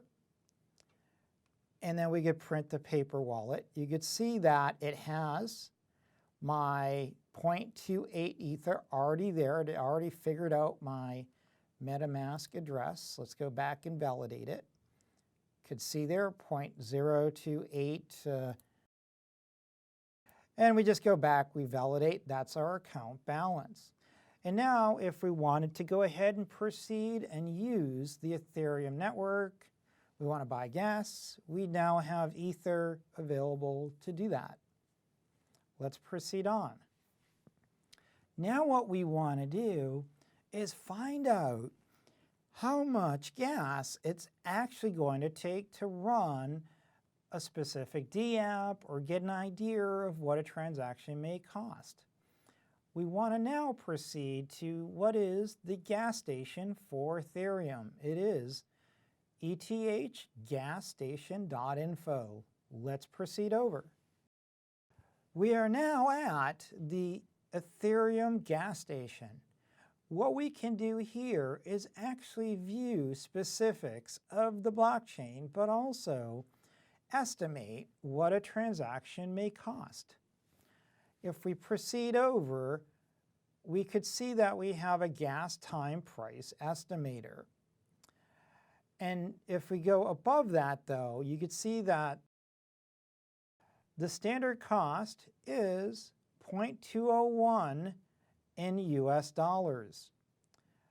The gas price standard in GUI, remember GUI is a billionth of a Ether, is 13. The lowest cost for a transaction that is considered safe. In other words, safe low means that that's the lowest, safest transaction cost that you should be considering to pay for that transaction to be processed on the Ethereum network at this specific time. The gas price safe low in WE is 5. The median weight is 61 versus 4, the number of blocks. Now, what we want to do now is if we take a look, you can see that the transaction count by gas price is dependent on the categories. If we go over here, this is the percentage of transactions that are based on specific types of transactions. And you can see there, 17% there. When we look at the confirmation time by gas price, this is the amount of time that generally it will take to process a transaction. You could see that the times vary between about 180 or so to about 300 minutes. This can vary based on the workload on the Ethereum network. Recommended gas prices are over here. This will give your developers a good estimate of the cost to run a specific DApp. They'll know approximately how much they'll need to consider before they submit a DApp. And we'll go over to the transmit calculator. All right, so what we want to do now is we want to estimate the cost for sending a transaction. We would use what's called the transaction estimator, or the TX calculator. Remember that the gas used by default is 21,000. That's the default. You can change it. You could go and estimate this based on the fastest gas price, the average, the cheapest, or select something else. In this case, let's just go ahead and use the average. And what I want to do is let's go ahead and make this. I'm going to make that 100,000 gas used. I'm going to go ahead and submit it. And over to the right, you could see that the outcome that it's predicting is that the gas price is set to 6W. The total cost for that transaction will be approximately 44 cents, less than a half a dollar. And so that's not very expensive for a transaction. However, if we increase that transaction, you could see that that jumps to $4.42. This is where running the DApps, you want to be able to make the transaction as efficient as possible to reduce the cost for running these DApps. Now let's go over here to the TX Pool Vision. This is basically the blocks that are essentially being accepted, what is being mined, what's in the pool, what is mined and unmined. You can see that the number of unmined blocks has stayed pretty steadily. Looks like it jumped a little bit up to from 5 to 32 or so. With that said, you could see that based on what you're willing to pay, can certainly depend on how fast your transaction will be processed. Now, if we select gas burners, this is actually the top Ether contracts by transaction count over the last 1,500 blocks. Now, you could see that these are the addresses. If we select one of those addresses, it brings us over to Etherscan. And this tells us the activity for that wallet and what exactly has been processed. It tells us the hash ID, tells us where it was sent from, the block ID, etc. And if we go back over to the low gas price watch list, if there's any kind of transactions that fall below what's considered the lowest price, it'll be posted here. You don't normally see this updated, but sometimes it is updated. So you may want to check it. Now let's go back here. You could see that if we look at the estimator now, we could now adjust it after we updated the TX calculator. And if we play around with it, you could see that the variables change. It tells you the fee, tells you the fiat fee as well. Now remember, fiat is basically the currency that you're calculating in this case, the US dollar. You go up here if you want to change that to euro or pounds or Chinese yuan, you can do that as well. So this is called Ether gas station. This is how you estimate how much running a DApp may cost you.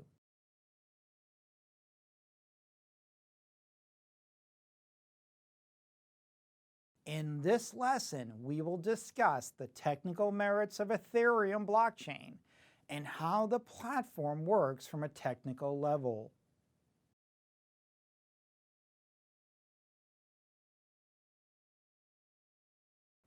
Ethereum overview. In this module here, we're going to go ahead and discuss the features and functions of the Ethereum platform.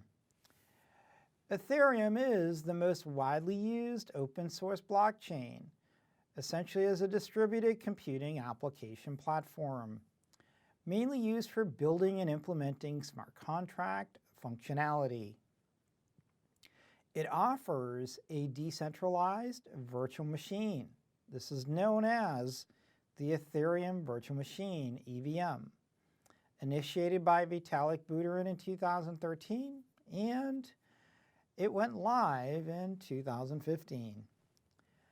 A couple terms just to refresh your memory. Ethereum is the native token of the Ethereum blockchain, and Ethereum is actually the platform. When you read a lot of the trade journals, sometimes the confusion comes in where Ether and Ethereum are considered the same thing, but think of Ether as the token and Ethereum as the platform. You need Ether to be able to use the Ethereum platform. The total supply of Ether and its rate of issuance was decided by the donations gathered on the 2014 presale of the currency. There was 60 million Ether created to contributors of the presale. 12 million, 20% essentially, was created for the development fund, and the remaining went to the Ethereum Foundation.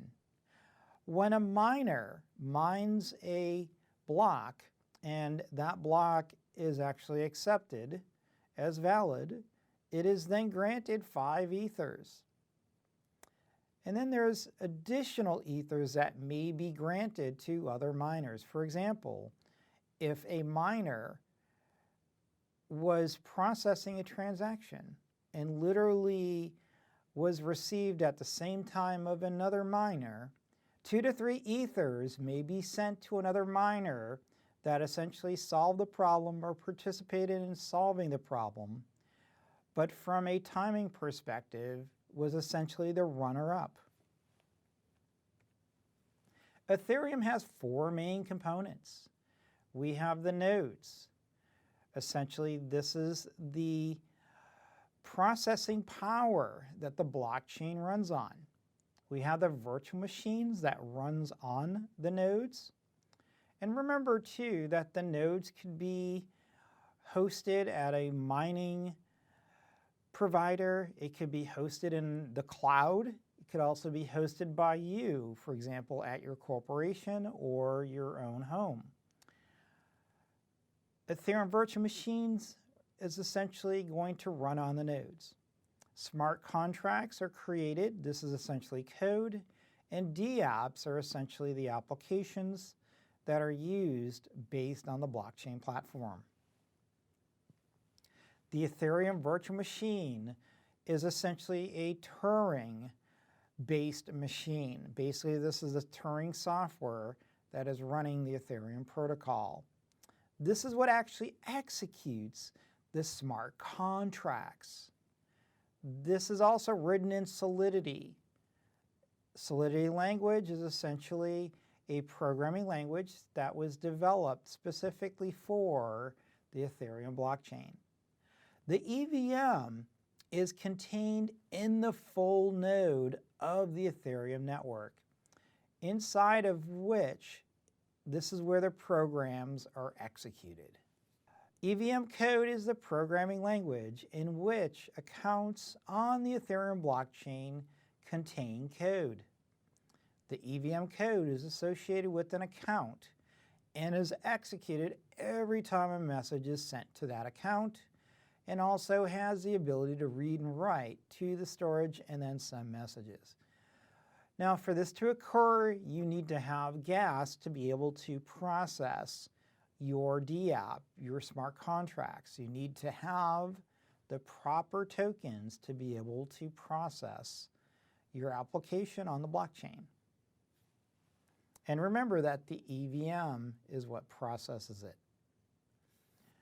Gas is actually the measurement that is used to estimate how much computational steps will be required to complete that transaction. Every transaction is required to include a gas limit and a fee that is paid to the miner. The miners do have a choice if they choose to process that transaction or not process that transaction. Basically with gas, the more you want to pay, the quicker your transaction will be processed. Every operation has a gas expenditure on an EVM. The Ethereum blockchain is a transaction-based state machine. In other words, when we reference state machine, what we're saying is that that transaction is valid or it's not valid. In other words, it is based on the state of that blockchain. In computer science, a state machine refers to something that will read a series of inputs, and based on those inputs will transition to a new state. For example, if the transaction is valid, that transaction is processed and that blockchain is appended. If that transaction isn't valid, then that transaction will not be written to the blockchain and that blockchain will not be appended. Genesis state is essentially the beginning state of that blockchain and then on to the final state of the blockchain. For a transaction to be considered valid, it will be processed by a validation process known as blockchain mining. Mining is when a group of nodes use their computing resources to create a block of valid transactions. Remember that the nodes, for example, are processing many transactions, sometimes hundreds, and they're taking those transactions and processing them into essentially a block that is sent through the blockchain.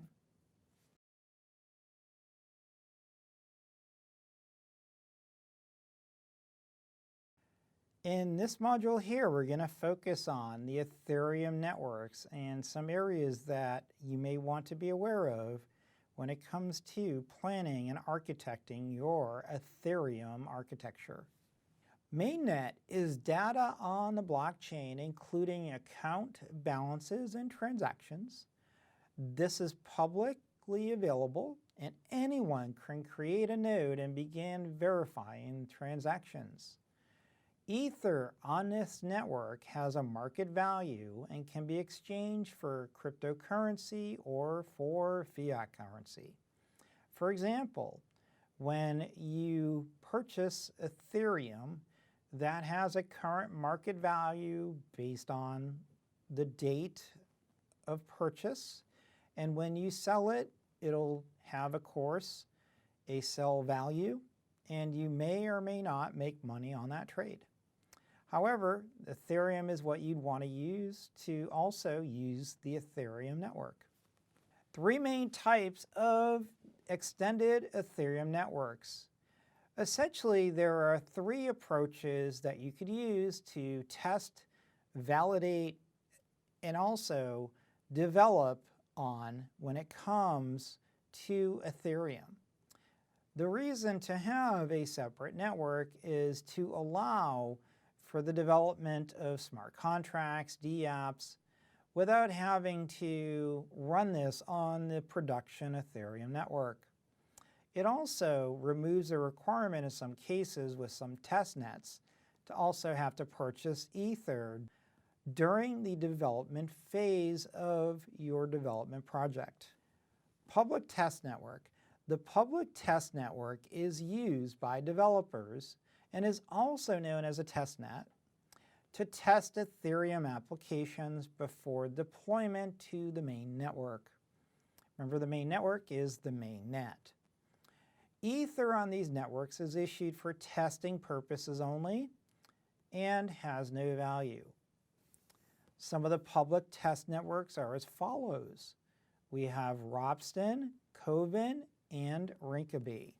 Private enterprise test networks are generally used between parties to share data between enterprises or consortiums, but it's not available to the general public.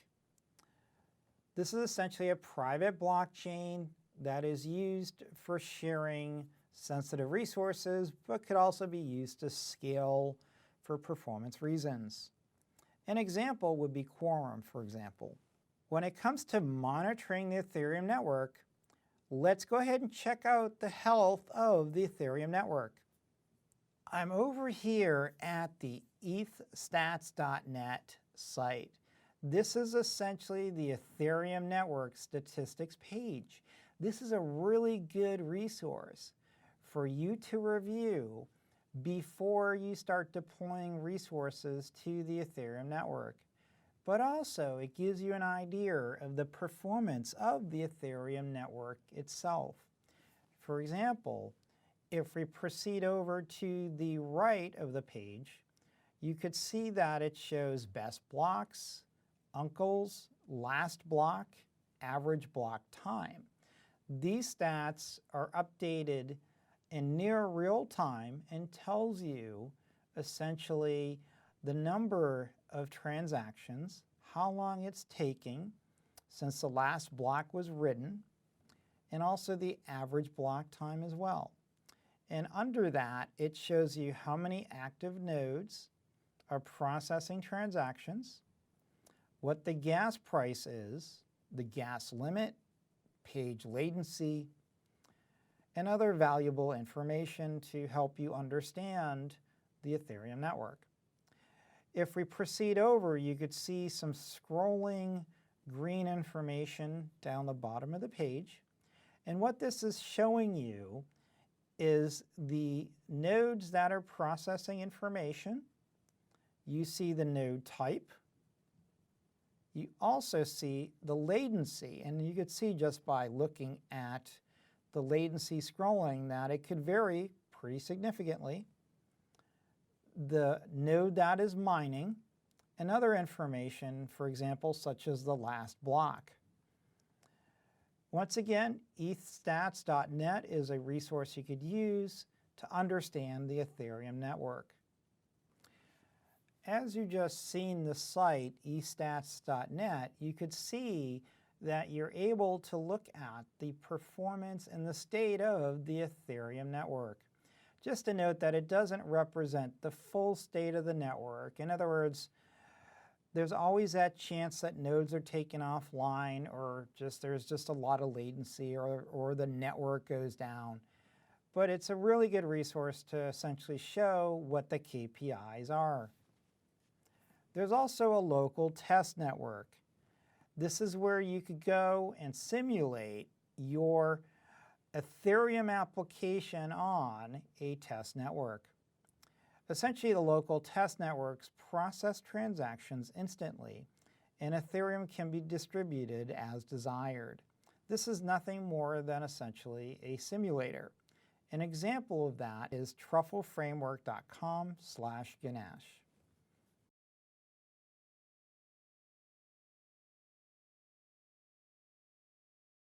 Ethereum IPFS. Let's discuss what IPFS is, some of the features, and why use the interplanetary file system. IPFS is essentially the interplanetary file system. It's essentially peer-to-peer storage protocol. It's a hypermedia protocol as well.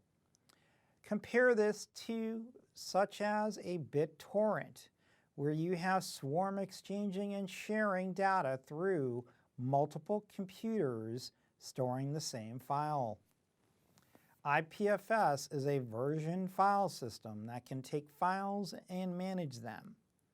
IPFS will also store them somewhere and then track the versions over time. IPFS accounts for how those files move across the blockchain network, essentially in a distributed file system. What exactly is the goal of IPFS, and is it going to replace HTTP? Let's go ahead and compare. With IPFS, It's essentially used for websites and apps that don't have centralized servers. It also utilizes content addressing. And then, because of that, it makes DDoS attacks seem nearly impossible. Remember, a DDoS attack is going to be an attack that is focused against a specific domain name. And that domain name could be affected by bots that are basically sending packets to that specific web server. With IPFS, this is a globally distributed file system and therefore next to impossible to have a DDoS attack. When we talk about HTTP, this is based on a centralized origin. Location-based addressing, for example, that URL refers to an IP address, which then directs that to a specific web server. And as you're aware, likely that HTTP, let's rephrase that, as you're aware likely, with any kind of web servers, they're susceptible to a DDoS attack. IPFS is a protocol which defines a content address file system. It coordinates the content delivery throughout that file system network. It combines Catamalia and BitTorrent and Git all in one, takes the features of those services and is able to correlate them in an efficient manner. IPFS is a file system that has directories and files, but is also a multiple file system using solutions such as Fuse. IPFS is a web, essentially. It's a network where you can reference those documents. This is essentially object storage. Files are accessible via HTTP. IPFS is a web. Basically, you can use this to view documents just like the World Wide Web. Files are accessed via HTTP. It's essentially a hash address content delivery system that guarantees authenticity. Browsers or extensions can learn to use the URL schema. IPFS uses cryptography. This cryptography uses a hash content addressing schema. It is also utilized with block level deduplication. In other words, it's able to remove those excessive bits that are not needed, the ones and zeros. Has full file integrity and version capability. The file system also is encrypted at the file system level and supports full signing support via certificates. IPFS is a peer-to-peer solution and essentially protocol. It is a worldwide peer-to-peer file transfer service. Completely decentralized architecture. There's also no central point of failure.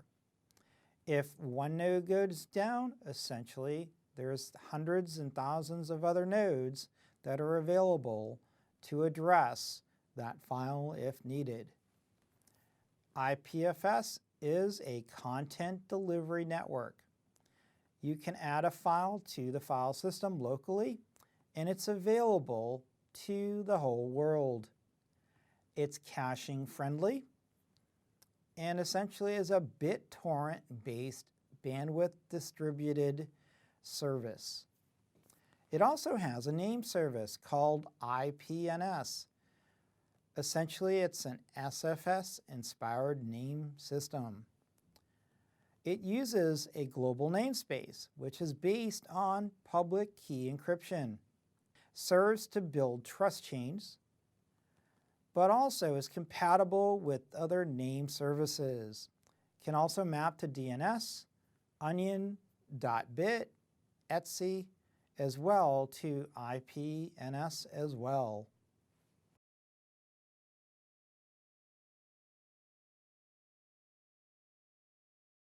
In this module here, let's proceed and discuss the EVM basics. The Ethereum virtual machine is a computer software which runs an abstraction layer straight above the underlying hardware. This is, of course, very similar to a typical virtual machine. Ethereum uses a Turing-complete virtual machine for running and compiling the code. The term Turing-complete states that this software is agile enough to run on any code defined by the developer or user. The only limitation that the EVM has is that a typical Turing-complete machine is intrinsically bound by requiring gas to function. Also, the power of the EVM is limited by the amount of gas. In other words, the more gas that you have, the more power you can get out of that virtual machine. It is a stack-based virtual machine where the last in, first out stack holds temporary values. The implementation can be in Python, Ruby, C++, and other languages. Also, it's fully isolated from the network.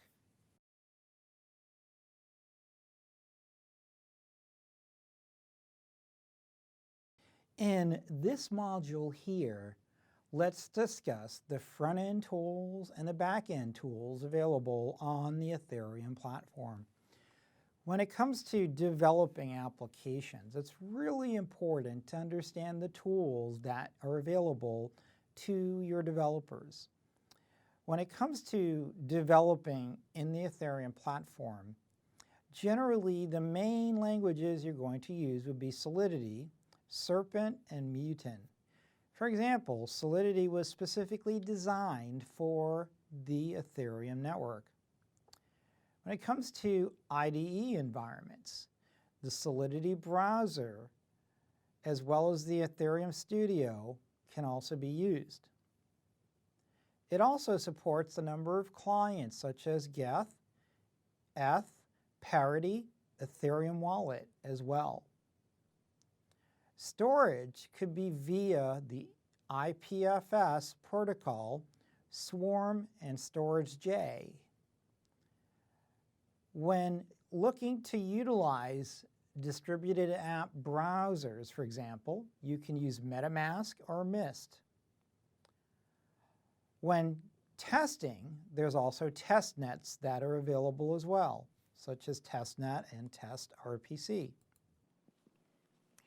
When it comes to developing the front end, typically your development team will be looking at HTML, CSS, or JavaScript. Those are typically the most common tool sets that you'll see with Ethereum. On the back end, Solidity is going to typically be used, but you can also use Serpent as well. The benefit of using Solidity is that it's fully integrated and was developed specifically for the Ethereum platform. Solidity is the language behind Ethereum. It was, of course, designed specifically to utilize the EVM. Ethereum-based applications and smart contracts are written in Solidity. Solidity was proposed in 2014 by Dr. Gavin Wood. It has similarities to JavaScript and C, and therefore, typically developers that have a background in JavaScript or C will do pretty well developing with Solidity. Solidity uses a whole new framework, but it is very similar to popular JavaScripting. Solidity is kind of an object-oriented language, very similar to C++. JavaScript is based on HTML. Solidity is also designed specifically for Ethereum apps, and it runs only on the Ethereum blockchain. JavaScript, on the other hand, is a universal language for the web and is being used in a large number of applications. When it comes to APIs, these are application programming interfaces. JSON is a lightweight data interchange format. It can represent numbers, can represent strings, ordered sequences of values, and collection of name-value pairs. To talk to an Ethereum node from inside a JavaScript application, use the web3.js library, which gives a convenient interface for the RPC methods. What we're saying here is that if your developers have a good JavaScript background and are familiar with JSON, they'll do very well with the front end of the Solidity and Ethereum platforms.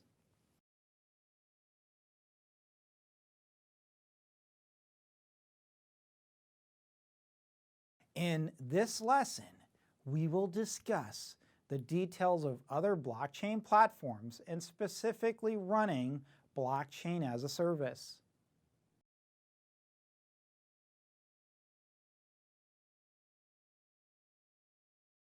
In this lesson, we will discuss the details of other blockchain platforms and specifically running blockchain as a service.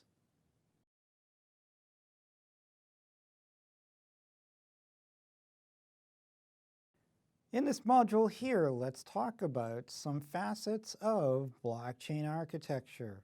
From an architecture perspective, it's important to realize that blockchains are generally decentralized. Now, of course, there are some exceptions, one of which is Ripple, another of which would be Corda. But if you're an enterprise, you're generally not going to want to have a permissionless blockchain. Generally, blockchains are peer-to-peer, and security is also built in as well. Blockchain is a distributed ledger. Essentially, it's a data structure that is distributed among what? The nodes in that blockchain. It's a peer-to-peer resource network that is fully distributed. Most blockchains scale horizontally, and transaction processing can be very dependent on the consensus algorithm. For example, proof of work, proof of stake could be very different in how you scale it or how much that network can scale. Distributed ledgers remove the dependency on the trusted third party, recording the data in blocks. Remember that these blocks are distributed among the blockchain. Each node has its own responsibility and processes for keeping track of the blockchain data. Complex algorithms are required to avoid malicious activities. Once again, if you have an algorithm that is somewhat complex, then the chances of that algorithm being broken or being maliciously attacked could be reduced significantly. Each block is built on top of the previous block, which allows the immutability to be achieved. Immutability means very difficult to fake or alter a block and very easy to deter the tampering. If you have 100 nodes that have the same copy of the blockchain and one does not, then this could be a good clue that something is not right in that blockchain node. This all exists in memory of the computers and runs as a computer process. Every participant of the blockchain contains almost the same copy of the blockchain ledger. Now, when you have a distributed application, such as an application running on a blockchain, and you have nodes all around the world or the country, then you can expect that every node will have some latency. And one node may be a millisecond behind another or a second, depending on the latency that that blockchain is incurring with that specific geography, for example. block metadata contains various features and functions, such as the version, the previous block header hash, a Merkle root hash. Now, a Merkle root essentially is a hash that is all the transactions that are included in the block. So when data is sent throughout the blockchain and there is 100 transactions, all of those transactions are hashed to increase the security of that blockchain.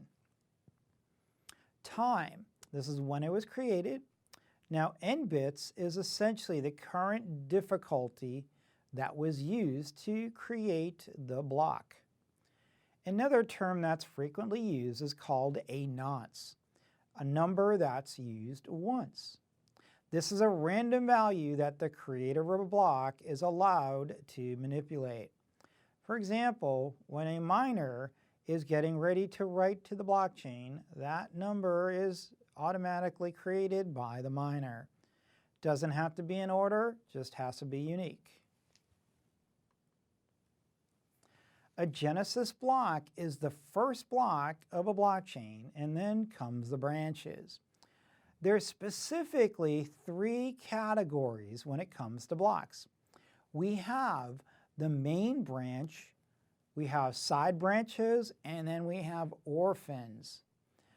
The main branch is essentially the main blockchain, and then any other blockchains that are basically appended to are written after that. The main branch you want to consider as like a tree. A tree has a trunk, and it also has branches. So the trunk, the main blockchain, is the main branch, whereas all the side chains are the side branches. Now, an orphan block is different. Those are blocks that are in the blockchain that somehow did not get written to the blockchain, haven't found their way, they were lost due to latency or timing issues, and they're considered orphan blocks. Blockchain scalability dilemmas. One of the challenges with blockchains is, first of all, they don't scale, and they don't scale well, I might add. Why is that? Because it's a consensus protocol. If you think about it, if you have a blockchain with 1,000 nodes, that means that every node has to process that transaction. This does not scale well, especially when you go from 1,000 to 2,000 and 3,000.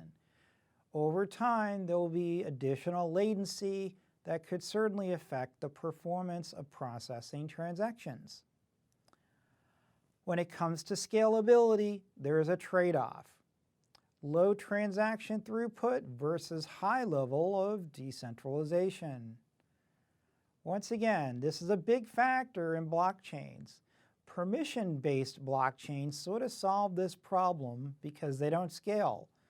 In other words, they're more centralized. But when we talk about permissionless blockchains, this is where the scaling really becomes evident. For example, with Bitcoin, it was very common for transactions to take well over 2 to 3 hours in some cases. Even Ethereum was seeing well over an hour delays at one time. And therefore, when you scale so many nodes and scale to such geographic regions, you can expect some performance issues. When it comes to scalability routes, how do you scale?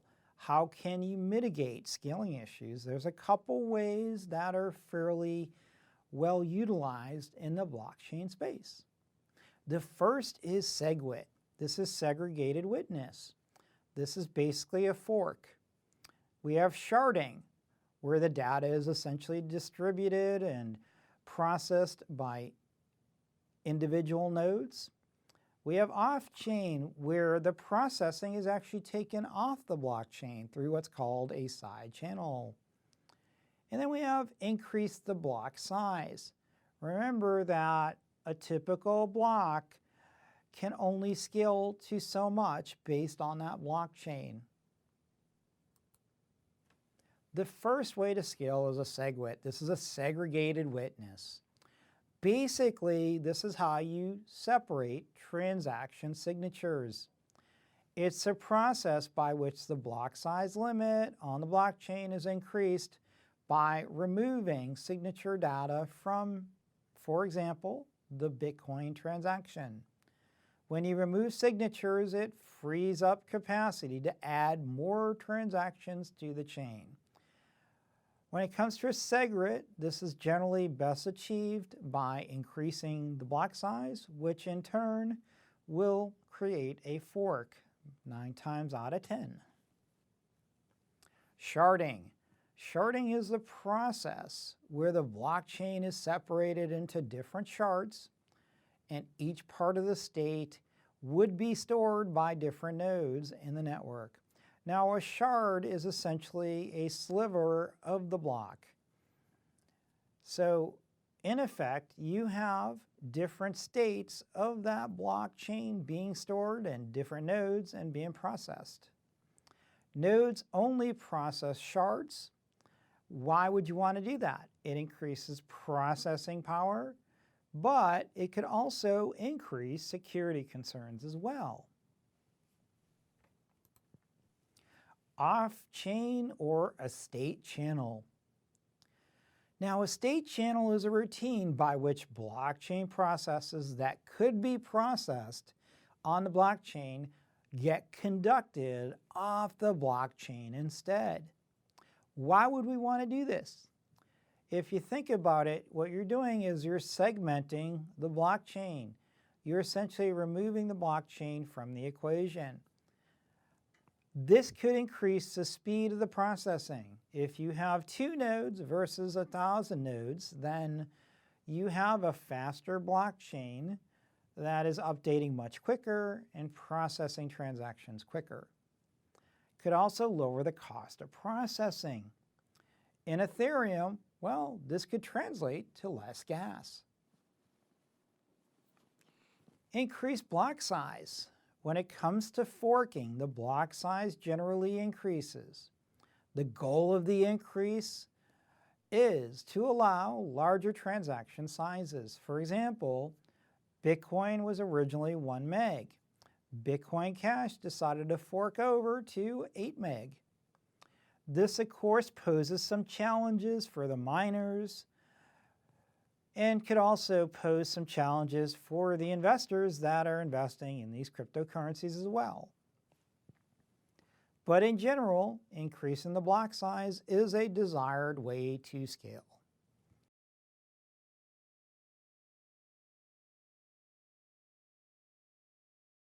All right, in this module here, let's go ahead and talk about enterprise architecture and compare blockchain architectures. When it comes to blockchains, generally they were not initially developed for the enterprise. What does this mean? Well, generally blockchains were developed, such as Bitcoin and Ethereum, to be permissionless blockchains. And if you think about it, if you're an enterprise, the last thing you would want is to have a bunch of nodes that you have no idea who they're from or what they're doing on your corporate blockchain. So this is the first thing. Second of all, blockchains generally were not made to scale. This could also pose some challenges.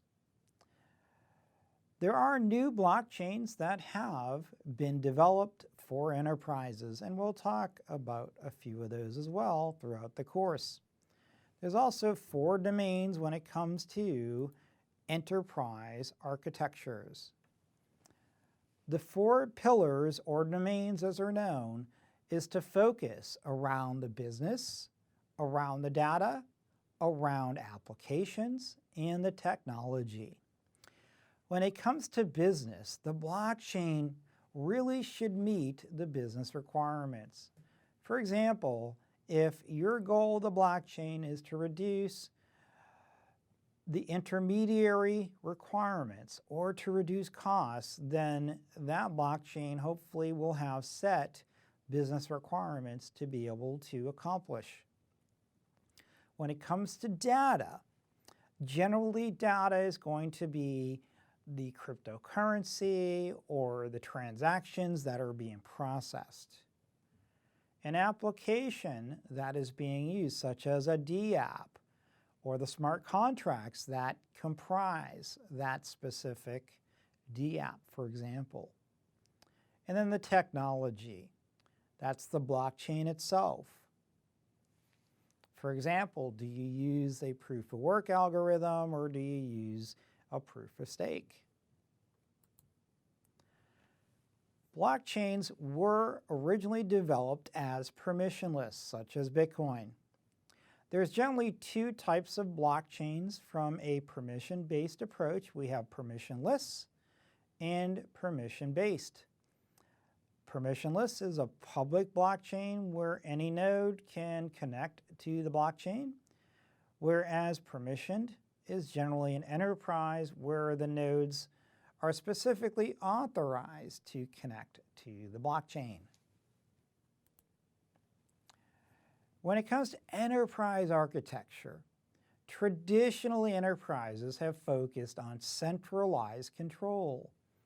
The blockchain was not developed originally for centralized control. However, the four pillars can certainly be integrated into a centralized blockchain. And again, when it comes to blockchains, permission-based blockchains are clearly growing in the marketplace, such as R3 Corda, where it makes sense for an organization to deploy specific blockchains that have a really solid use case.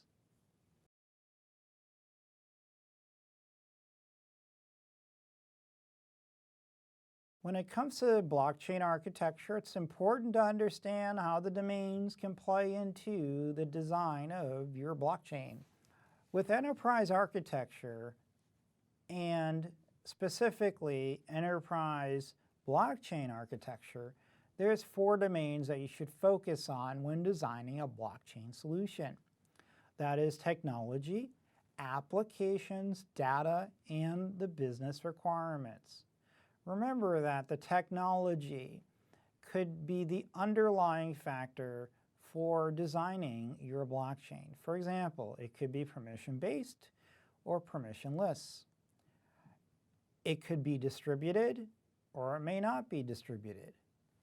Applications could focus on a sole business issue or they could focus on many solutions.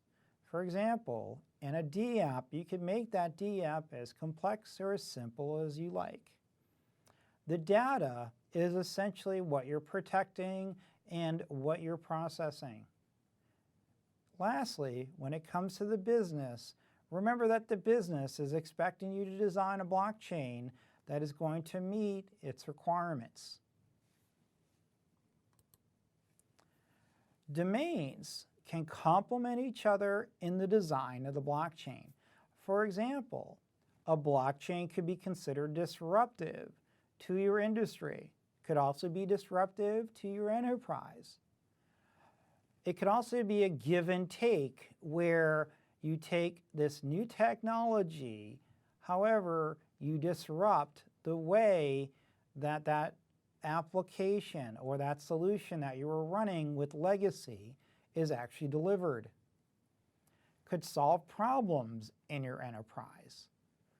Could also reduce the time to market and also reduce the total cost of ownership.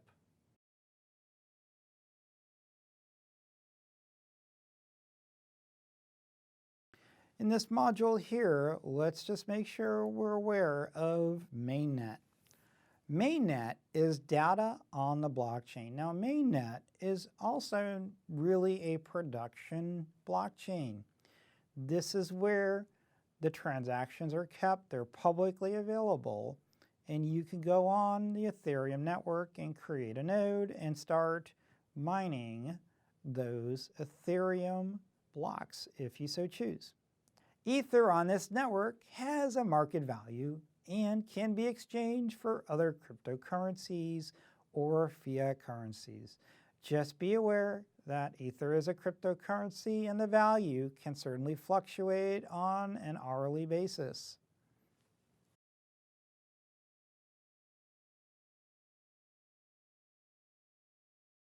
In this module here, we're going to go ahead and discuss forks and segregated witness.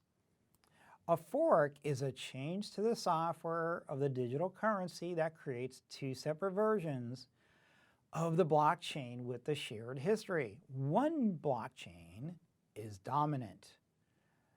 This fork can be permanent or temporary. There is a snapshot date that is disclosed to the public where a snapshot of the ledger is captured. This is also known as a fork date. The snapshot that happens is going to be at a specific determined block number, and a new currency is created as a result. For example, when Litecoin forked, they made it clear at the end of February that they were going to fork, and this is the block number that the fork would occur. When it comes to forks, we have hard forks and we have soft forks. A hard fork is a term that's describing a major change to the blockchain protocol. This will make previously invalid blocks or transactions valid. This can be used to keep the same coin with major changes to the blockchain or create a new coin. This requires all the nodes to upgrade to the latest version of the protocol software if they want to use the new coin or blockchain. In other words, the miners need to make a choice. Do they want to stay on the old net or do they want to stay on the new net? And if they do, they need to make sure they upgrade the proper code to make sure those transactions can be processed on the new blockchain. A soft fork is a change that's backward compatible. For example, instead of a 1 megabit block, a new rule might only allow a 500K block. A change to the software protocol where only previously valid blocks and transactions are made invalid. Soft forks need a majority of hash power in the network. In other words, the 51% rule usually takes effect. Let's go ahead and discuss this on the whiteboard. Let's go ahead and discuss the difference between a soft fork and a hard fork. This could be important for you to understand from an architectural perspective, but also a technical perspective for your customer base.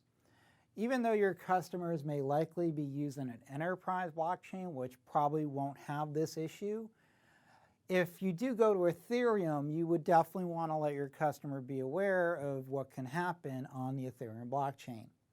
And generally you have a fork happen for two reasons.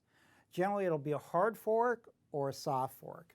A hard fork versus a soft fork is actually pretty significant. And let's talk about a soft fork and compare it to a hard fork.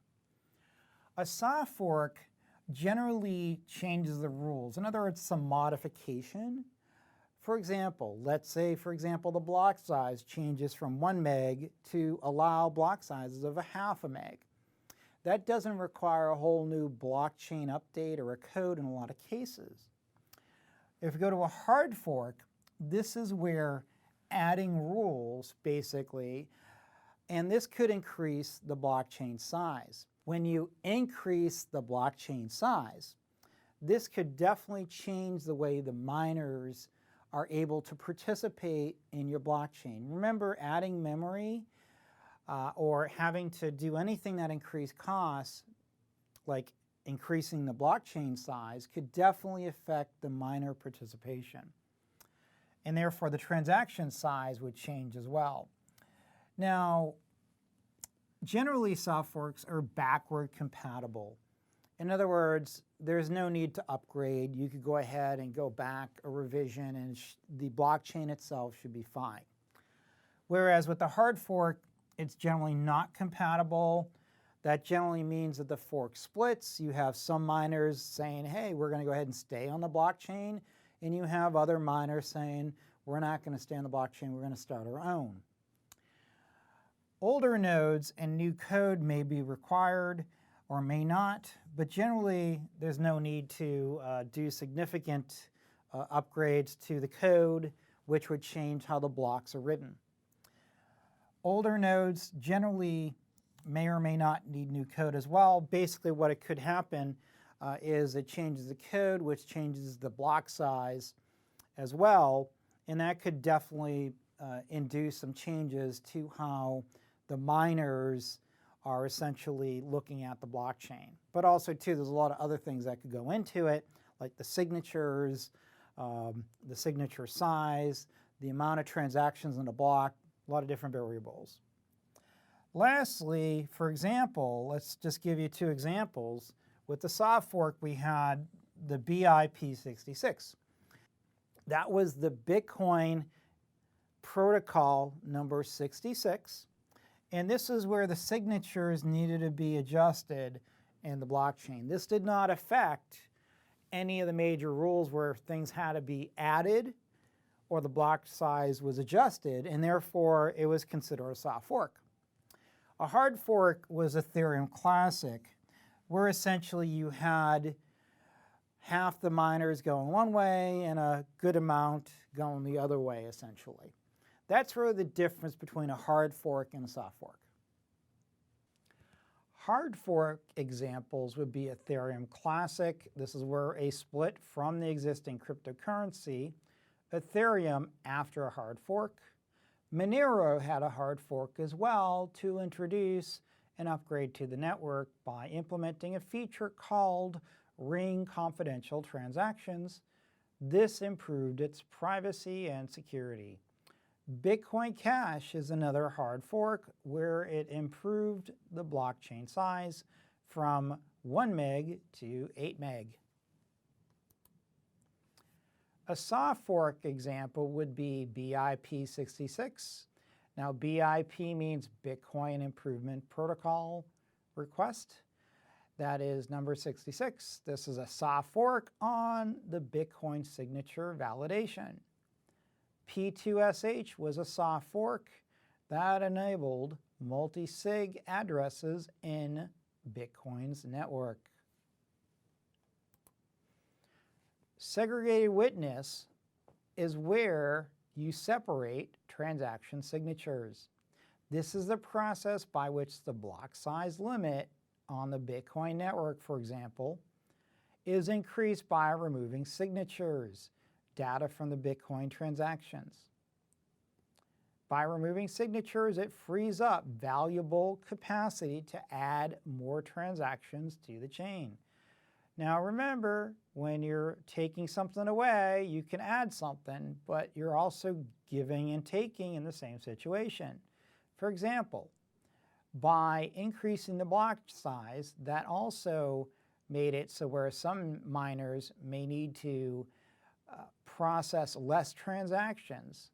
However, it also could require upgrades. It also could require less profitability to the miners. So that was a choice that the miners had to determine if it was viable to them. Also, when you're removing or separating transaction signatures, that could also improve performance, but it could also impose security concerns as well. So the goal of segregated witness is to remove signatures, but it does create those efficiencies, but also adds to security threats. Some of the benefits is scalability. Reduces transaction times by having to skip the calculation for the signatures. Enables off-chain protocols. If you're able to process transactions off-chain, then that could improve your efficiency but also reduce your costs. Can improve transaction security through reducing malleability.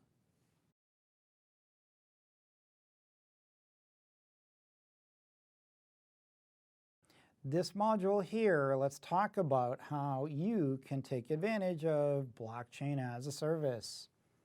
Blockchain as a service is generally deployed on a cloud computing solution.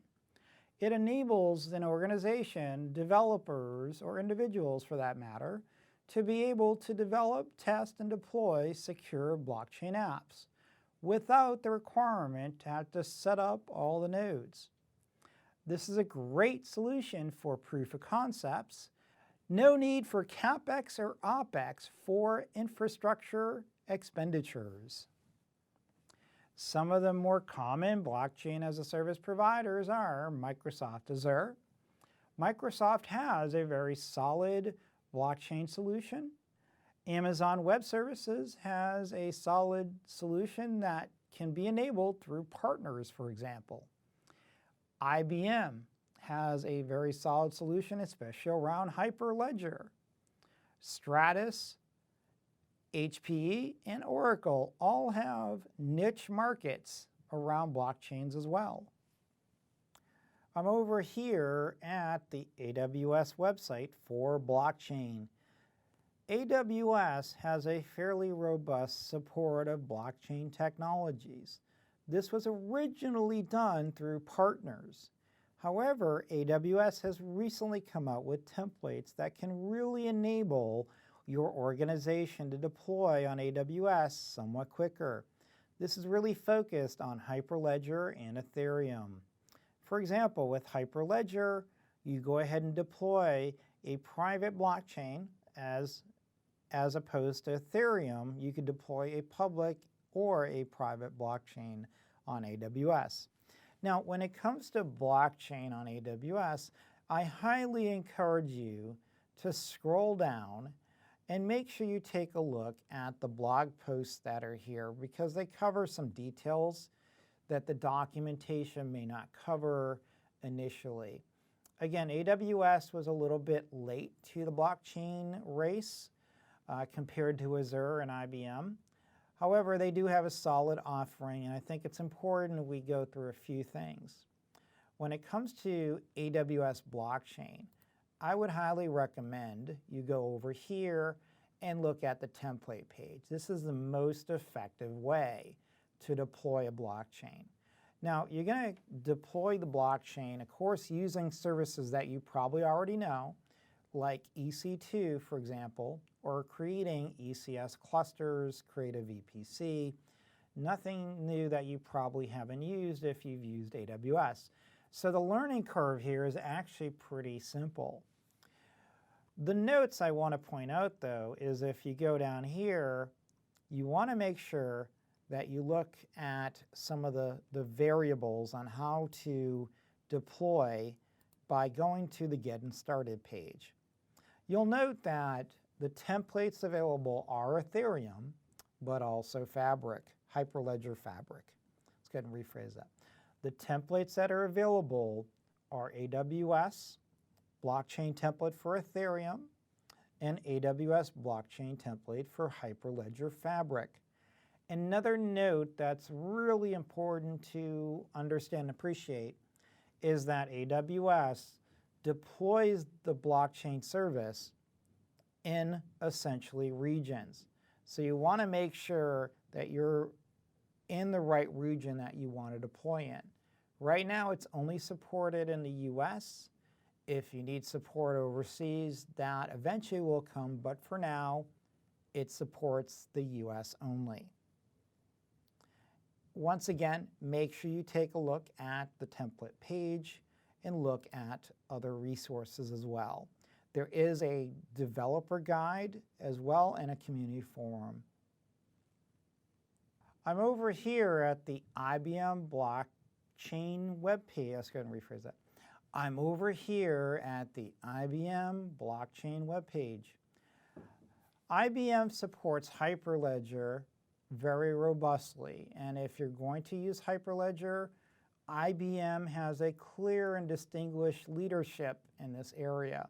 Of course, they're part of the support of the Linux Foundation and has worked diligently with the open source projects around Hyperledger. when you're looking at IBM blockchain, I encourage you to go ahead and watch the video to get the overview, but also look at the life cycles that are there. There's also a white paper. When it comes to looking at support, they have some different pricing that's available. If you're looking to do a demo, you go ahead and use the beta. At least for now. I don't know when that'll change, but for now there is a beta that you could use as a membership plan for testing out the IBM blockchain. And you could also deploy this on the IBM cloud as well.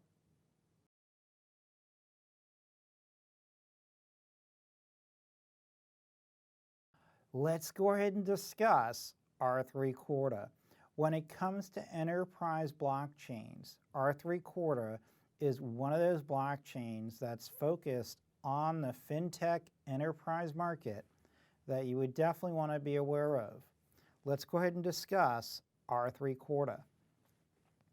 Corda meets the defining factors of a blockchain. It meets the consensus requirements, validity requirements, uniqueness, immutability, and authentication, as we discussed earlier on in the course. When it comes to R3 Corda, it's important to understand that this is a distributed ledger platform that was designed from the ground up to record, manage, and to synchronize financial agreements between regulated financial institutions. Some of those institutions would be central banks, insurance, brokerages, for example.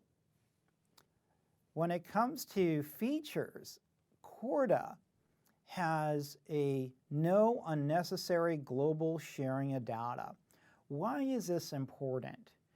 In other words, if you have 17 nodes on a blockchain, let's say it's a small private enterprise blockchain, only the interested parties, that is the sender and the receiver, will have any knowledge of that transaction. Now, this is very different than a permissionless blockchain, for example. So the factor that privacy and security is much greater in an approach like what Corda has implemented is a big deal, especially for some of your clients and customers that are in the financial sector. Corda also choreographs workflows between firms without a central controller. In other words, that transaction between the Bank of New York and the Bank of England is only between those two parties, and it's fully orchestrated between the two parties. Corda achieves consensus between firms at the level of individual deals, not the level of the system. In other words, when a transaction occurs, it's essentially at the transaction level. When Bank A sends money to Bank B, for example, and the funds is $100,000 from point A to point B, that is at the transaction level. In other words, it's at the deal level. However, it could very well be that another party at the same organization may be involved. Well, if that organization has several participating members in that blockchain, that doesn't mean that every participating member of that receiving organization will have knowledge of that transfer if they were not directly involved, especially at that transaction level. Corda's design directly enables regulatory and supervisory observer nodes, especially if you have to follow really detailed compliance requirements. Corda really does allow you to meet that. Corda also provides transactions that are validated by parties to the transaction rather than a broader pool of unrelated validators. What that means is that, again, the parties validate each other, and you don't have all these other nodes that are essentially listening in on the transaction. Corda also supports a variety of consensus mechanisms. Corda is essentially a modular blockchain. It allows you to pretty much pick and choose how you want to support the mechanisms of consensus. This is very similar to what Hyperledger does, for example, but very unlike how Ethereum would handle consensus, where Ethereum is very strict when it comes to proof of work. Eventually, Ethereum, for example, will go to proof of stake, but at this time, it's proof of work. Corda is very different in that sense. Corda also records an explicit link between human language, legal prose documentation, and smart contract code. Well, this is actually very interesting in the sense that it can literally link what you're saying to the contract code. This does that with some really significant smart code coding. Corda is also built on industry standard tools. Corda does not have a native cryptocurrency. Remember, this is a permission-based blockchain, and the reality of having a cryptocurrency for this is not really making a whole lot of sense. However, Ripple is an exception to that, where there is a cryptocurrency for the member nodes for the consortium. Let's talk about state of agreements now. This really focuses on what is a state of agreement, being that the way it contrasts to the systems where data is essentially relayed to participants and they reach a consensus in the state of the entire ledger or the state of entire virtual machines.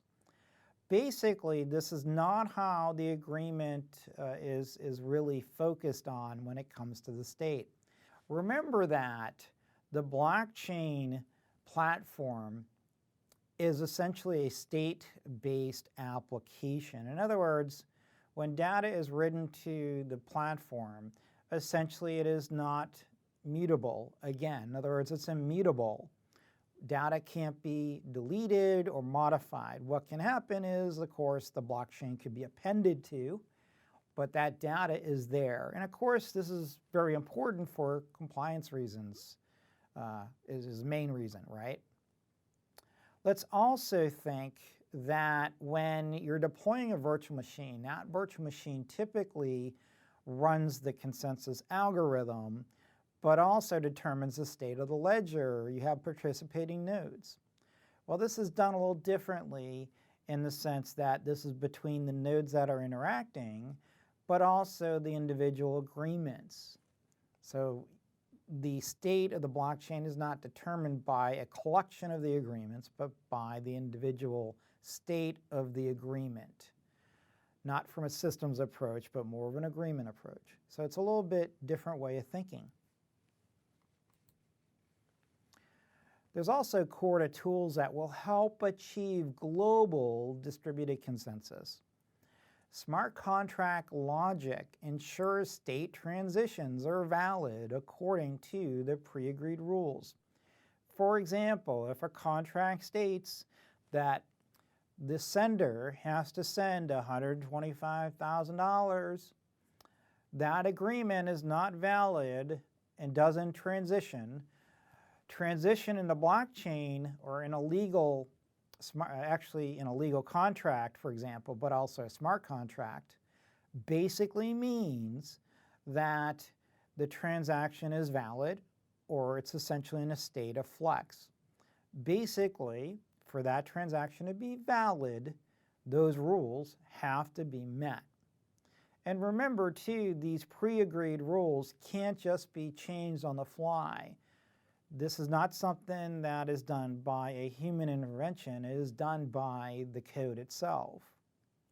Uniqueness and timestamping services to order transactions temporarily, but also to eliminate conflicts. One of the challenges with the blockchain, or actually any kind of ledger or even a database, is that you're going to have competing transactions. In other words, those transactions could be in a state of transition where they're going to be written to the blockchain. The question is what transaction is written first and what is written after?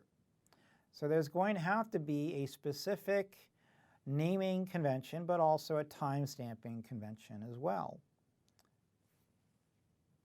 And of course, you want that to avoid conflicts, right? Corda tools, again, lastly, the last tool to consider when we talk about tools that are built into Corda is that it has an orchestration framework which simplifies the process of writing complex multi-step protocols between multiple parties. Well, what does this really mean?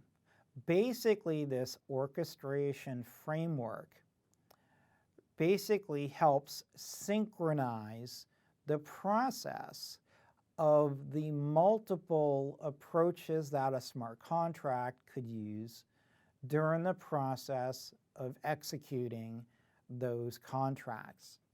Basically, multiple parties could be involved using multiple protocols. For example, you could have one transaction on the blockchain, and then you could have another transaction that could be executed off-chain. The protocols that are going to be used between the off-channel or off-chain versus the on-channel or on the blockchain could be somewhat different. And therefore, that framework will help alleviate some of the moving challenges that could go into different protocols on that blockchain. You can also demo R3 Corda by downloading what is called the R3 Corda Demo Bench tool. This is free. It's available to you to run a demo. And it actually does simulate a live Corda blockchain. Let's go over to the links here and take a quick look at the Demo Bench Quick Start. And then let's proceed and look at the demo bench and actually perform a demo so that you have an idea of how the R3 Corda blockchain works.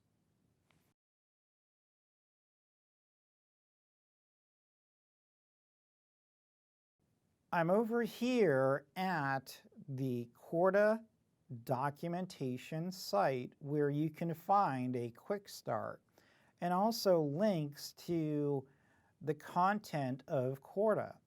They have the tools, the tutorials there, as well as a library and other information to help you get ramped up on R3 Corda. You can also go over and download sample D apps if you want. For example, you have community projects that you could pigtail off of. You could also look at apps that are developed by the Corda team themselves. If you go back here, one area I would highly recommend, if you're not familiar with Corda, is to definitely go through the tutorials. They have tutorials based on everything from writing a contract to testing a contract, over to creating a flow test, to also doing what's called a transaction tear-off. And also, you could also look at performing API tests, such as client RPC APIs, and then also an observer node. It also has Hello World applications, which is great for folks just starting out. Let's go ahead and go start looking at the Demo Bench tool. Now I'm over here at the Corda documentation website, and there's a link here where you could click and actually download the Demo Bench tool. This tool is actually a live simulated blockchain. This is where you'll deploy literally nodes as well as a network which contains the blockchain on your local computer. And then you go in and actually deploy smart contracts, create dApps, You could also simulate transactions being sent from point A to point B, view the transaction blockchain. It's really a great tool, especially if you're in a pre-sales role. Let's go ahead and take a look at the demo tool. Over here, if you look, you'll see a video. I encourage you to review the video. It's only a few minutes. But go over here and make sure that you look at Demo Bench. Click on Demo Bench. And you could see that this is the Demo Bench version Corda.3.0. Now, whatever the version is when you're downloading it, make sure you do look at the README documents and any other download requirements. For the time being, I doubt it'll change too much, but just to be safe, make sure that you understand what it takes to install Corda Demo Bench. Now, Demo Bench is a standalone desktop app that makes it easy to configure and launch local Corda nodes. It is useful for training sessions, demos, and experimentation. It is supported on Windows, and it is also supported on Mac OS. Simply go here. If you're running Windows, download the executable. And now what you want to do is follow the executable. It'll go ahead and unpack itself, install it. Now, I've already started the Corda Demo Bench, and when we first start this, you'll notice that up at the top left that there's a new node. It just says new node. Now, nothing has been set up. This is basically a quick start for you to create a node.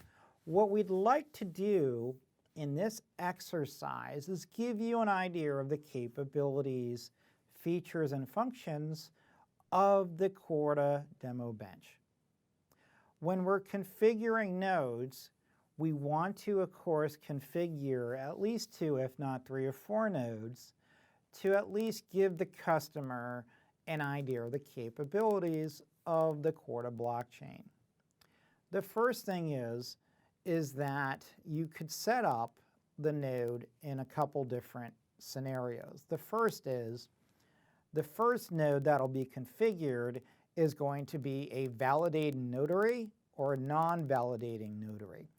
This node essentially could be one or the other. It can't be both. Let's have a validated notary. We're going to go ahead and also determine what location we'd like to have this node in. Now, if this was actually on your enterprise Corda blockchain, you want to, of course, distribute this appropriately in your blockchain. Make sure you read the notes, though, or you at least show your customer the notes about best practices around distributing your nodes. However, from a geographic standpoint, this is a good show and tell of the capabilities. So let's say I want to go ahead and set up a node in, let's say, London. What I want to do is just type in London. I'm going to call this the Pearson Notary, and it'll be located in London. Now, for this exercise here, we could add a core DApp if we so choose, but in this case, it's a validated notary. We're just going to go ahead and start the node. Now, this will take approximately 30 seconds to fully start. You can see that it is actually starting. It started the local host. Make sure you pay special attention to the loaded core DApps. You could see that by default, for the demo to work, Corda has thought of the fact to make sure that it loads default DApps. That's why we didn't have to actually install one. However, if you did want to install a Corda DApp, you could simply go to the templates that they have on the site and install one of those. That will work just fine as well in most cases. But from a demo perspective, this will work perfectly fine what we're doing. Let's go ahead and take a quick look to see what we have. Now, remember when we're looking at the Corda solution, the first thing that you want to do is look at help. Now, when you're looking at help, it tells you the commands that are available. Now, this is a virtual machine, essentially, that you have deployed. And just like with any virtual machine, you could go ahead in and view what it's doing. For example, you could go ahead in and start and stop it. You could display the environment, so on and so on. We'll go ahead and look at some of the nodes that we start up here in a second. When it comes to nodes, we want to, of course, deploy a couple different nodes. The first thing is we want to add 2 more nodes. Let's go ahead in and add a node that is in Liverpool. And this is called the Bank of Breakfast Tea. Sort of an interesting name, but that's what the demo defaults to. You can, of course, change this to whatever you want. You could also change the city. In this case here, let's go ahead and just keep the syntax similar. This is an enterprise, right? We're going to go ahead and call this the Pearson Depository Trust. And we're going to leave this in Liverpool. Now, this depository trust, we want to be able to have it issue in US dollars, in Great Britain pounds, but also euros. So we'll select the 3 currencies. Now, the way this is going to work in the back end is that, of course, there's an app that has been developed and will be loaded when we deploy this node. If, for example, there's specific applications your customer wants to add to test out, once again, go over to the library, check out what's available. In this case here, we're going to go ahead and issue money from point A to point B. Let's go ahead and start this node.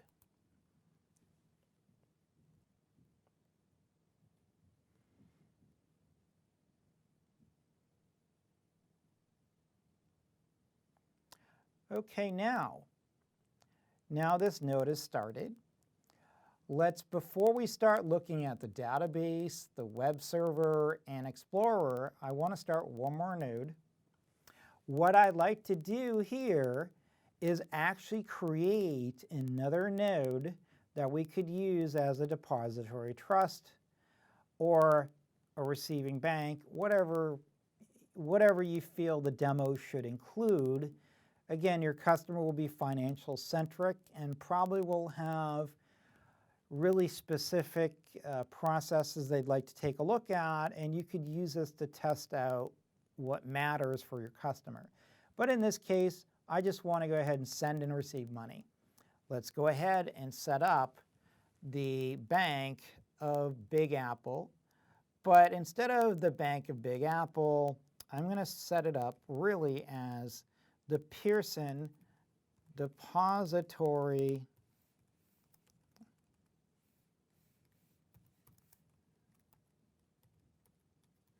Receiver, just as a way to denote which one is a sender and which one's a receiver. However, they can really do either way, both ways.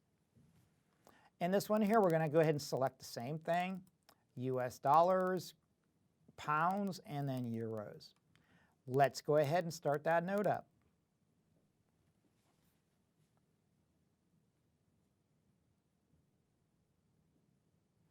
And as you can see, it's starting the local host. It is starting up another VM, essentially.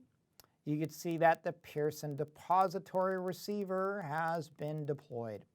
Now, if you notice, the states and vault, known transactions and balance for each of the nodes is 0.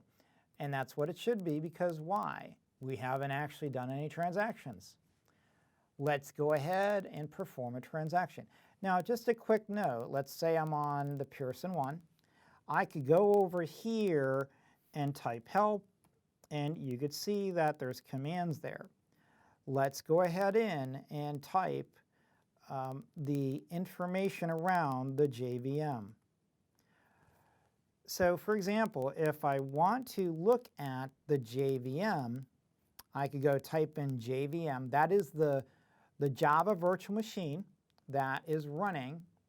And let's say I want to just look at the runtime environment. You could see that it's running on a Java virtual machine specification. The vendor is Oracle, and the version is 1.2. Now, let's go ahead and validate, for example, the system. Type in JVM system, and now you could see that it is an AMD 64. This is running on Windows 7, which is correct. Version 6.1, and there's 8 processors. And again, you go ahead and go through some of these commands and just get a feel of the virtual machine and what it can do. Let's go ahead in and start launching some transactions. The first thing we want to do is let's go over to the notary. You can see that there's no transactions. And again, there's no transactions in depository trust and the receiver. So everything is zeroed out. Let's go ahead in and launch the Explorer. Now the Explorer is actually the Blockchain Explorer. That's pretty much what it would be comparable to. Let's go ahead in and maximize this so you can see it. Now this is the Corda Node Explorer. And again, this is exploring the nodes on the blockchain, and you could see that there is no transactions here. You could see that there's no treasury activity that has happened.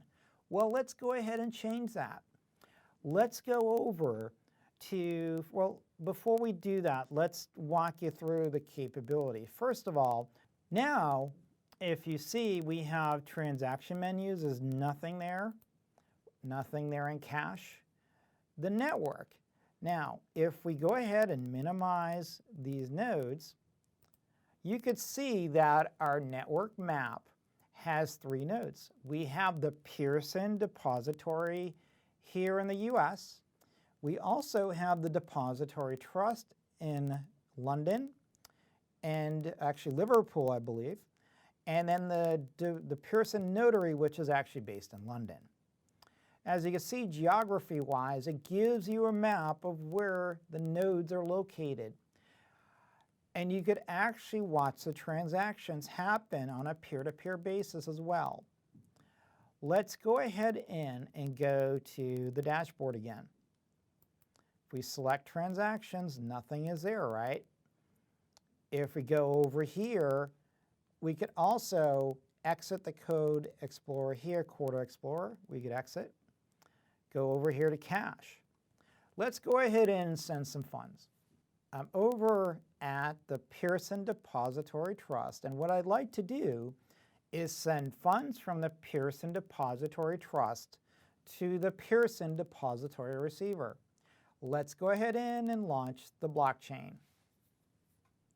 This is essentially the Node Explorer. You could see the activity that is occurring. Now, once again, no transactions, no cash has been issued. And if we minimize the nodes, you could see that we have New York, London, and Liverpool. We're on the depository trust. Let's go ahead in and send some funds. Let's go ahead and select New Transaction. I would like to issue some funds from the Pearson Depository Trust. The receiver bank will be the depository receiver. What I'd like to do is go ahead in and issue US dollars. We're going to go ahead and issue $1 million. Is that $1 million? 100. Sorry, my zeros are. There it is. Is that right? That looks good, right? 1 0 0 6 zeros. Yeah. Okay. And now we're going to go ahead and, okay, let's go ahead and rephrase that. Okay, now that we've set this up to send $1 million, let's go ahead and execute that transaction. Simply press execute. If we hit execute, you can see that the transaction is started. And then in about a second, you'll see that it'll come back with a transaction ID. Here is the transaction ID. Select OK. You could see that if we go to transactions, we now have transactions listed. You could see that the output is cash, the input and output parties are listed, and you could see that 1,000 was taken and 1,000 was granted. If we go over here to the network, you could see that we sent money from the Pearson Depository Trust from Liverpool over to the US, and that was sent in US dollars. And once again, you go ahead in and configure another transaction. You go to the dashboard, and you see that we have 2 transactions. In the Treasury, we go ahead in and create a new transaction for Treasury. We go ahead and issue from the depository trust to the depository receiver. And let's just make that easy enough to look at, $10,000, right? And okay, yeah, sorry, I jumped ahead without selecting currency. Okay, and now what we want to do is essentially issue that $10,000. So we simply just go ahead, and you can see we're just going to issue it back and forth as a test. In real life, you probably don't need to do that, but just as a test to make it simple, you can see that we created a cash transaction that is issuing $10,000, and you can see that it has issued that equivalent of US dollars. Now, if we issued it in euro versus US dollars, it would note that as well. Let's go back to the dashboard. And you can see that the Treasury was updated as well. That is a simple demo that you could do with your customers to walk through some of the functions and capabilities of R3 Corda.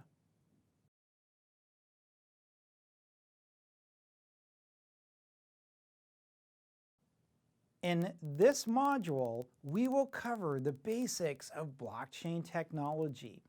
Then we will move on to Ethereum blockchain and then discuss the technical details of the platform. We will then wrap up the module with discussing enterprise architectures and ways to deploy blockchains.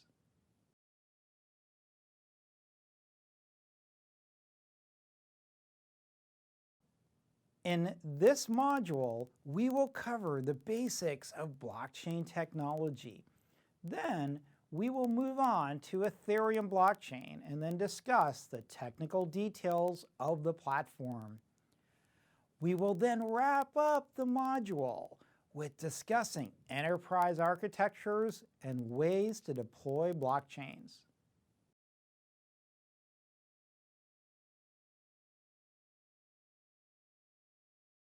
In this lesson, we will discuss the business models that are commonly used recently in blockchain deployments and creating value with those blockchains.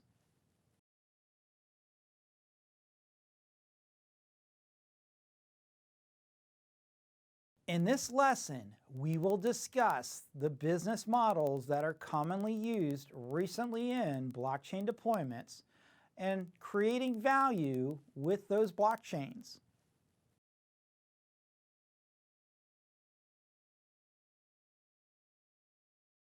In this module here, let's go ahead and proceed and discuss the different business models that your customers will likely want to have a discussion around. The blockchain has a significant presence and interest in specific business models. First, let's just clarify what a business model is.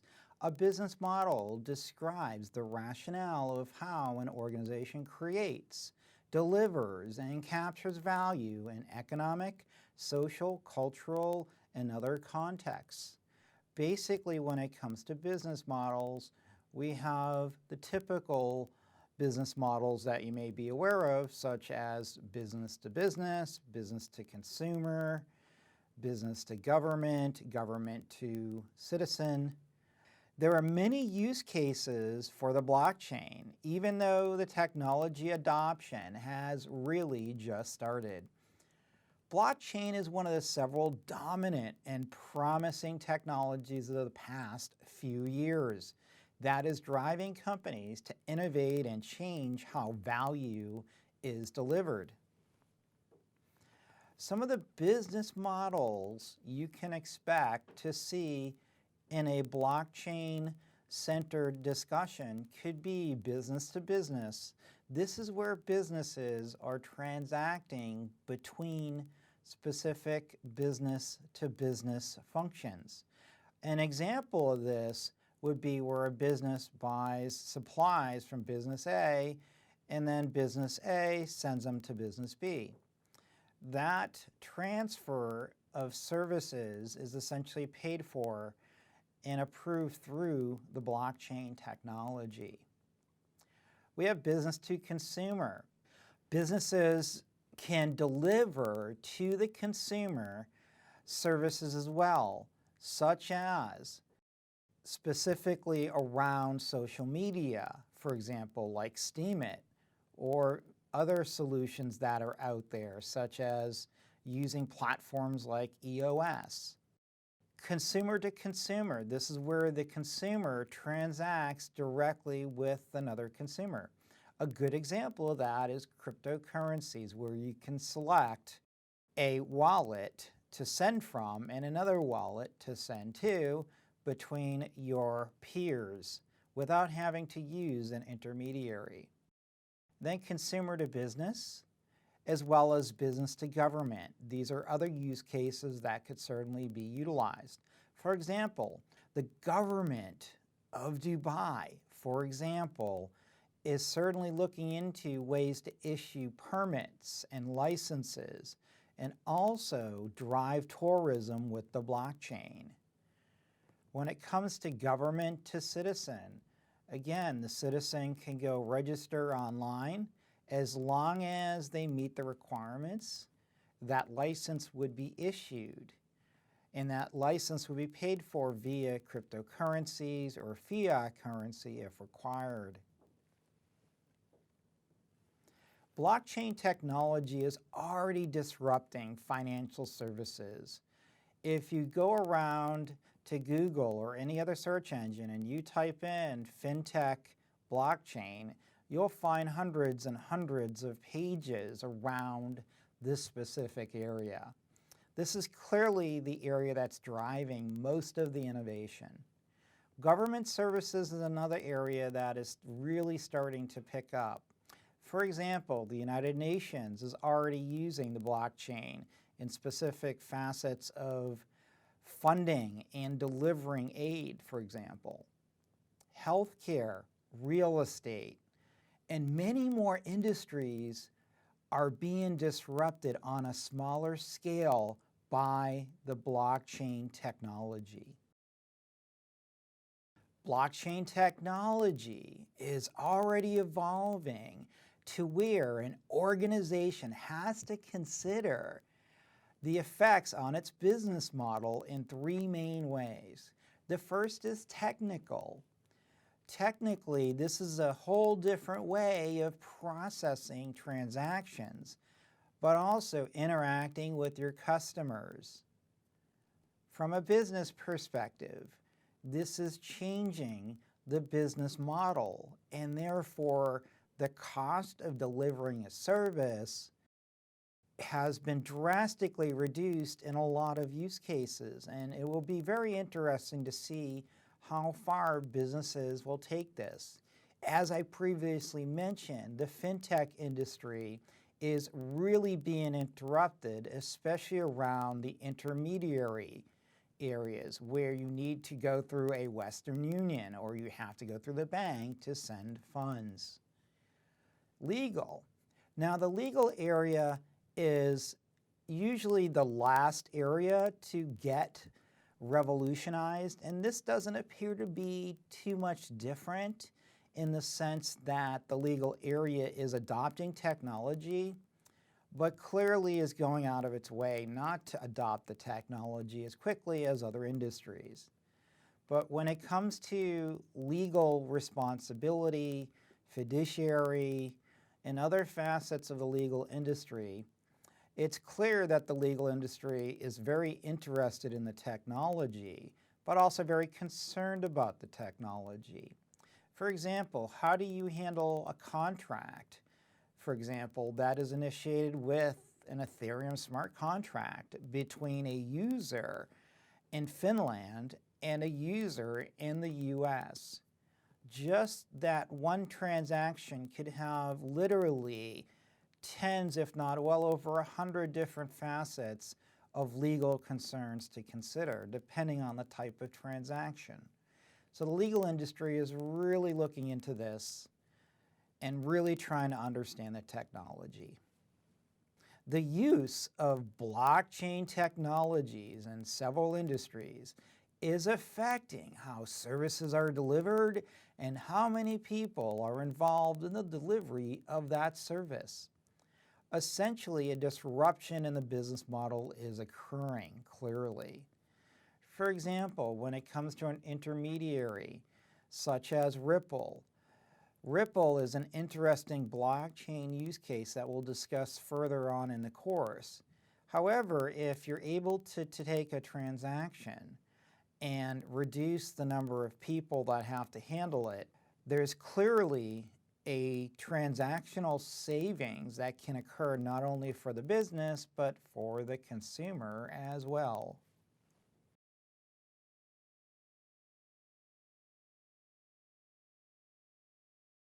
In this module here, let's proceed and discuss the two major ways that the blockchain can bring value to your organization.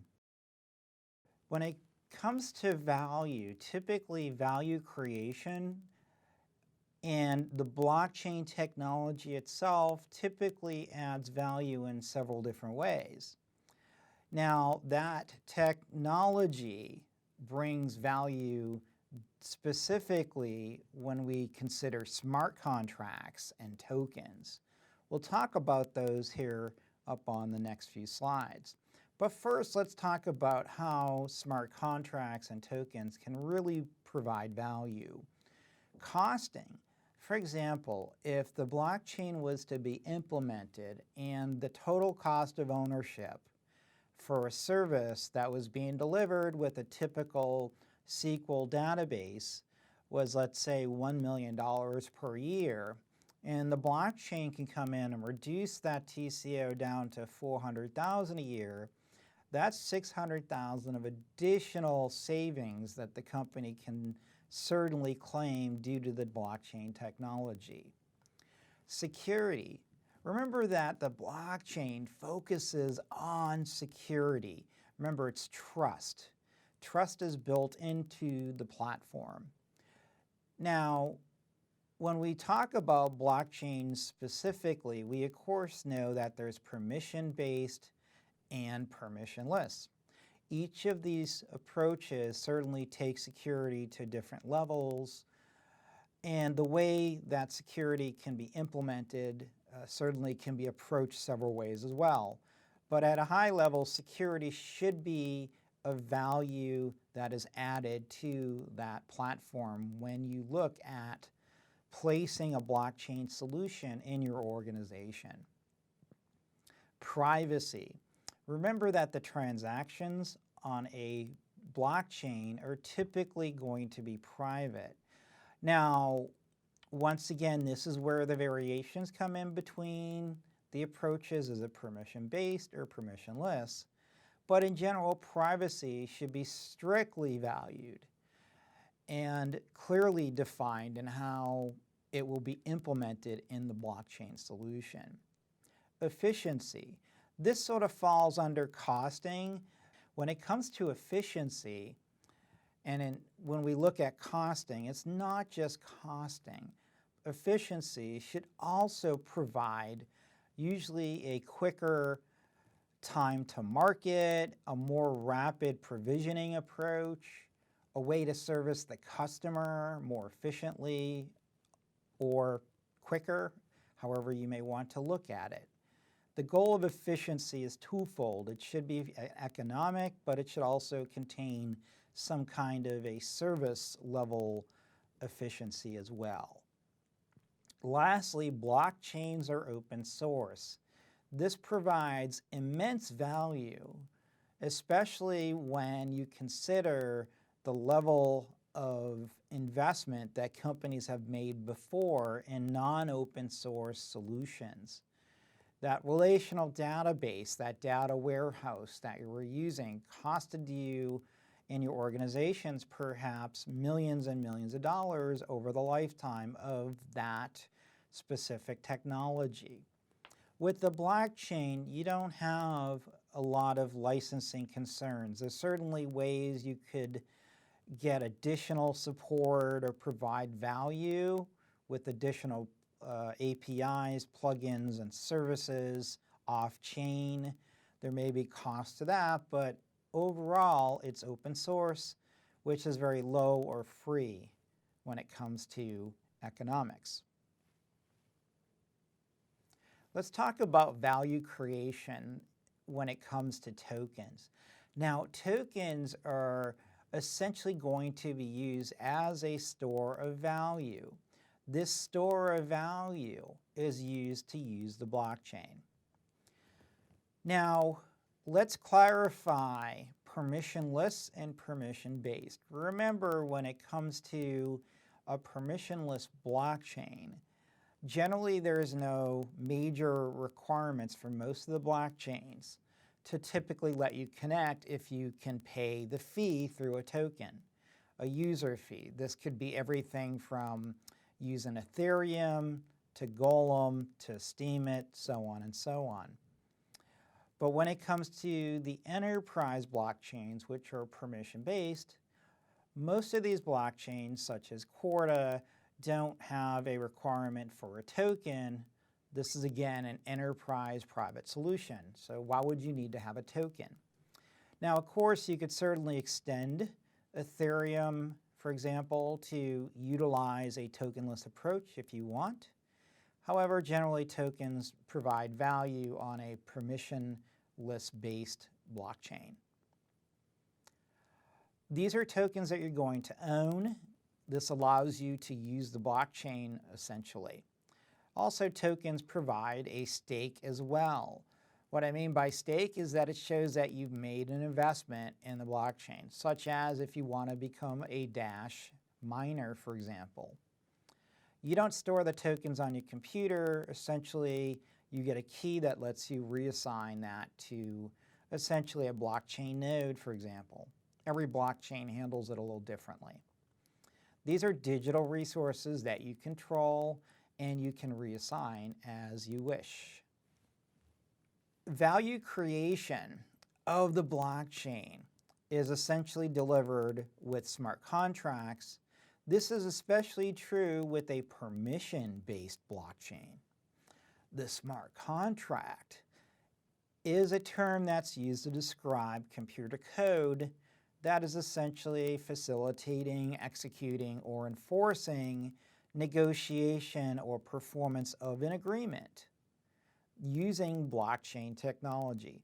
Remember that a smart contract, compare it to basically logic. It's either 0 or 1. Has a requirement been fulfilled or has it not? If it has, the smart contract will execute. If it hasn't, it won't execute. The entire process is automated, and it can act as a complement or a substitute for legal contracts, where the terms of the smart contract are recorded in computer language as a set of instructions. Now, just a side note, just be aware that the smart contracts are not actually legal contracts in a lot of use cases. And again, this is where the organization needs to consult its legal counsel to validate that this could even be used and even has a precedence to using technology in that specific manner. Value creation of the blockchain can be provided with smart contracts. And specifically smart contracts, right, can provide a lot of other benefits, for example, such as autonomy, trust, backup, safety, speed, savings, and accuracy. When it comes to autonomy, let's just think of that as being automatic. For those that have a Unix background or a Windows PowerShell background, you know you go ahead and create a cron job, for example, that'll kick off based on a set of circumstances if it hits a specific time. A batch job has arrived. And again, this is where you can automate the process. Very simple. A smart contract is computer code that executes on what? Basically a set of conditions. Trust is built into the blockchain. Remember that if you have the proper keys, you can access the blockchain. And again, depending on the blockchain, you may or may not require different levels of security. Backup. Every node on the blockchain typically will have a backup copy of the ledger so that if one node goes down, it doesn't bring down part or all of the blockchain. Safety. Once again, conditions have to be met. If conditions aren't met, then again, that transaction does not occur. Blockchain is fast. Blockchain is rapid and efficient. This enables the speed of that transaction. Savings. Remember, efficiencies can be induced, reducing everything from licensing costs to reducing manpower, to even reducing a lot of the intermediary costs, for example. And then accuracy. Remember, the blockchain is not, shades of gray. It's either black or white. It's on or off. It's yes or no. It's nothing in the middle. So it's accurate in the sense that it does exactly what it's told.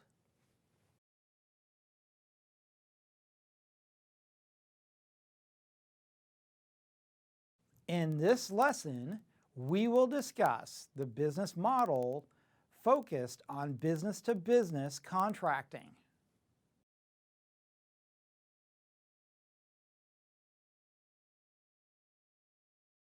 In this lesson, we will discuss the business model focused on business-to-business contracting.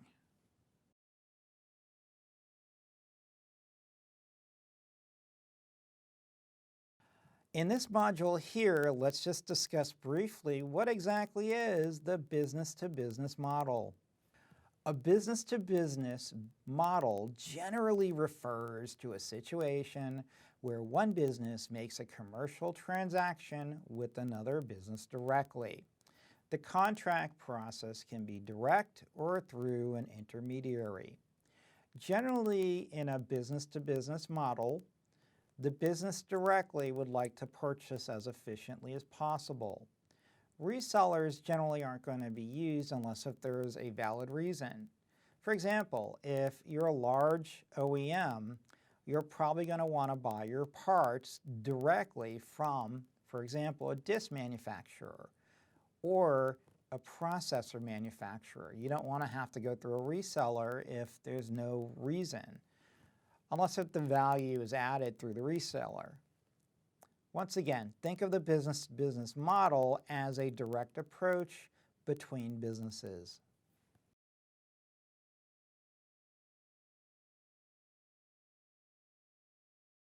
In this module here, let's discuss how businesses can deliver value with the contracting process. When it comes to a business model such as business to business, there's typically some challenges with the typical state of business to business contracting. For example, it can be a time-consuming process where there's a lot of legal paperwork to do, such as customs, or perhaps there's currency conversions to be made. Repetition of processes. Generally, there is a lot of repetition when it comes to ordering stuff over and over, or having to, again, fill out specific paperwork to have something shipped or processed, especially from another country. Heavy dependence on paper, and also a heavy dependence on people. When it comes to the implementation of blockchain technologies, some results could be as follows. More efficient processes. Once again, if you're able to implement the blockchain and remove intermediaries or additional layers of cost, this could create efficiencies. Increased security of documents. If you're removing the document paper trail, this of course could also create some great benefits as well, such as reducing dependency on paper and then reducing your dependency on people to fill out the paper. There are some industries that are clearly using and are looking at the blockchain seriously. For example, financial transactions are the area where the benefits are clear. Payments between central banks and corporations. Ripple is a great example of a business-to-business model with the financial sector.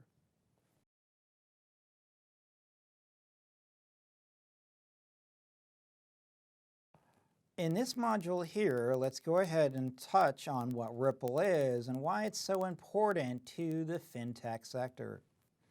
Ripple is the name for the cryptocurrency platform and the name of the transactional protocol. Ripple is also the cryptocurrency.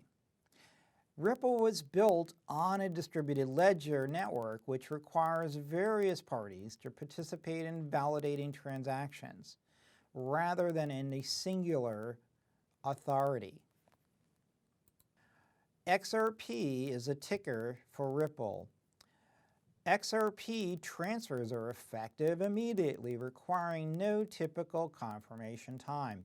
This is very unlike the SWIFT network, which could take hours or even days to confirm a transaction. XRP is a permissioned blockchain. In other words, the nodes on that blockchain need to be allowed to access the blockchain and have the right credentials.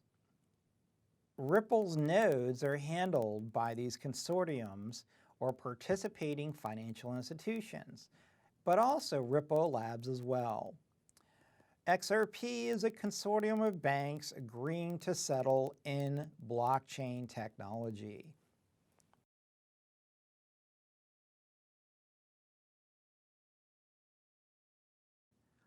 In this lesson, we will discuss the business model focused on business-to-consumer servicing.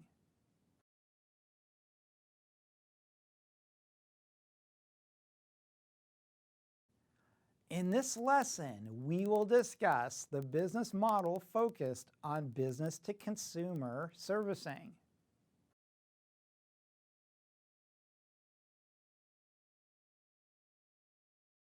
In this module here, let's go ahead and talk about the business-to-consumer business model. A business-to-consumer model is essentially a business or transaction conducted directly between a company and its consumers, who are the end users of its products or services. Services being provided to the consumer is an area of interest by companies. Verticals that are heavily exploring blockchain are logistics, charity funding, agriculture tracking, and numerous other business opportunities are there for businesses that want to look at providing services through the blockchain to consumers.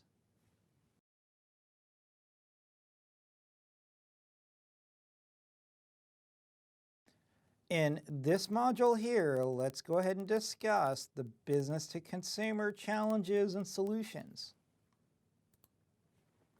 Some of the challenges with the typical state of business to consumer transactions is that it could be time consuming, very repetitive, a large dependence on paper and dependence on people. Consumers can get frustrated with the processes, and the opinion could differ significantly between companies and verticals for that matter. When it comes to the implementation of blockchain technology, some results, some of the benefits that could be realized would be more efficient processes. When it comes to efficient processes, that process could be streamlined from a sense of time, but also a sense of cost. Could also be increased security of the processes itself, reduced dependence on middleman, reduced hassle for consumers, and also a lower risk of fraud. For example, Ripple has 0 chargebacks. This is a big deal for banks, for example.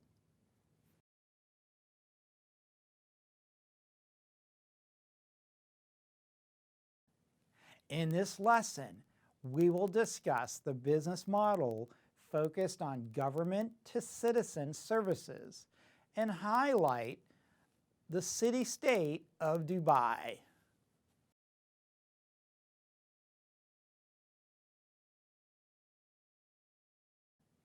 In this lesson, we will discuss the business model focused on government-to-citizen services and highlight the city-state of Dubai.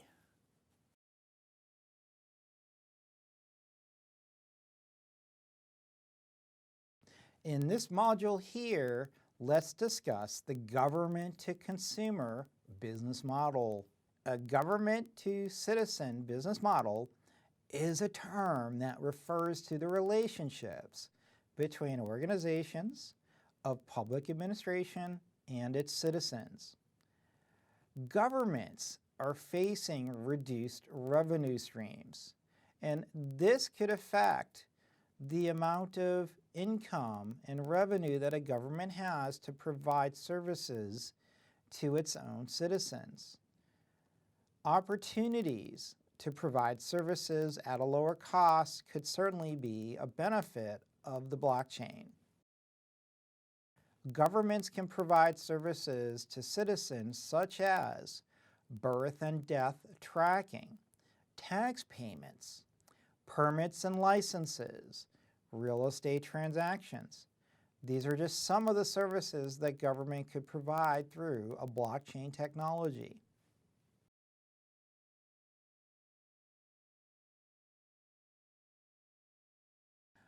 In this module here, let's proceed and talk about the government-to-citizen business model and specifically challenges and opportunities that it brings.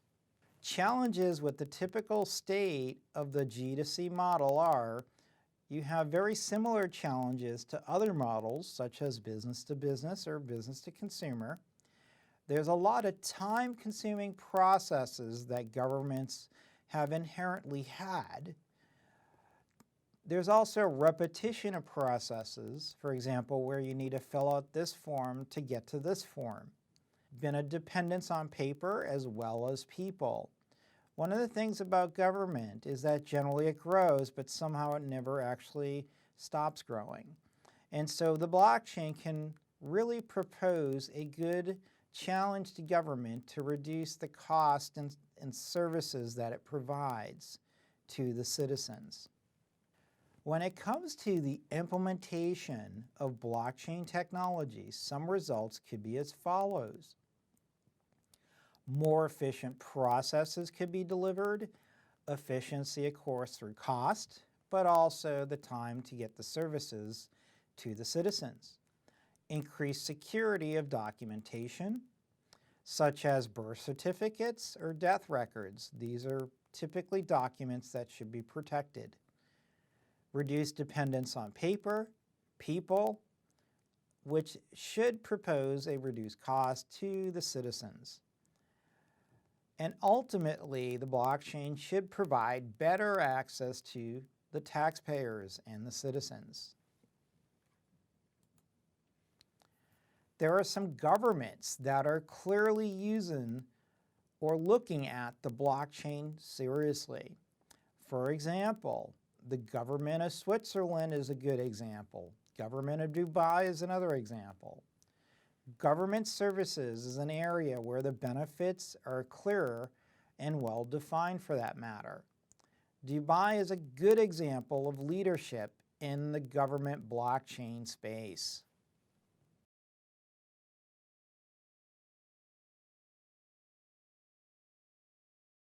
In this model here, let's talk specifically about what the government of Dubai is doing around the blockchain and what services it could be providing to the citizens. Dubai is clearly not the only government investing in the blockchain. There are several other governments that are looking at the blockchain for different purposes and different types of solutions. However, Dubai is clearly one of the more visible and heavily invested. There's a link below where you could click to look at the Blockchain Challenge that was sponsored by the government of Dubai. Essentially, the challenge goes as follows. The government of Dubai would like to take as many services as it could and place them on the blockchain. It's offering significant rewards and benefits to companies that can help facilitate some of these challenges.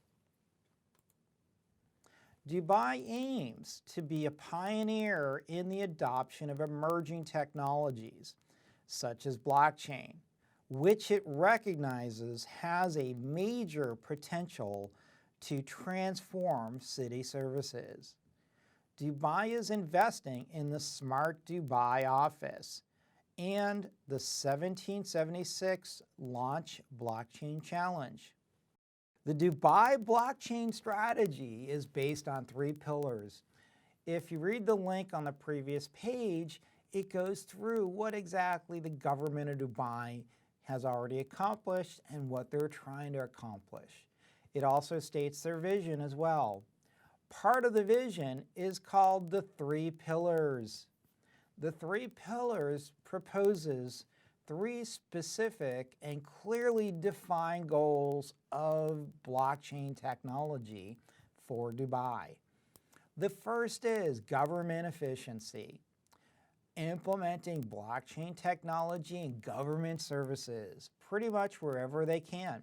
The second is actually focused on industry creation, which I find particularly interesting because they're not only looking at the blockchain to save money, but also create additional revenue streams. Therefore, industry creation is to empower new startups. Thought leadership. This enables their government to learn more about the blockchain and to think about the blockchain as an enabler for the government. The Dubai strategy benefits several facets when it comes to how Dubai looks at the blockchain itself. Dubai's adoption of blockchain technology at citywide scale is a testament to its commitment to positively transform government from a service provider to a service enabler. This is particularly interesting because out of all the case studies I've read, this is the only one that looks at the blockchain this way. Pretty much governments look to save money, but they don't look to actually be an enabler. Dubai is the exception to this. And below is actually a quote from the Dubai Blockchain Office. It basically states, "We believe blockchain technology, with its built-in efficiency, accountability, and security, blockchain holds a key to achieving our vision." Once again, Dubai has a clear vision and clearly states it.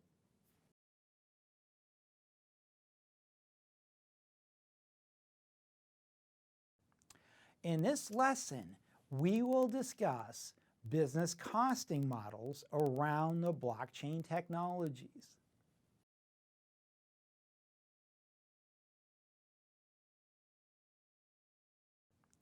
In this lesson, we will discuss business costing models around the blockchain technologies.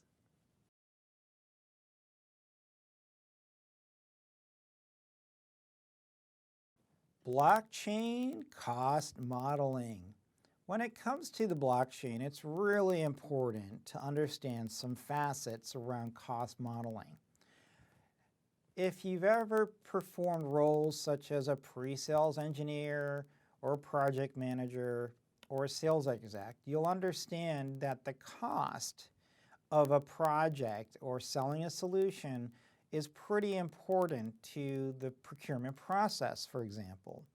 But also, how effective is it to providing value, efficiency to that organization?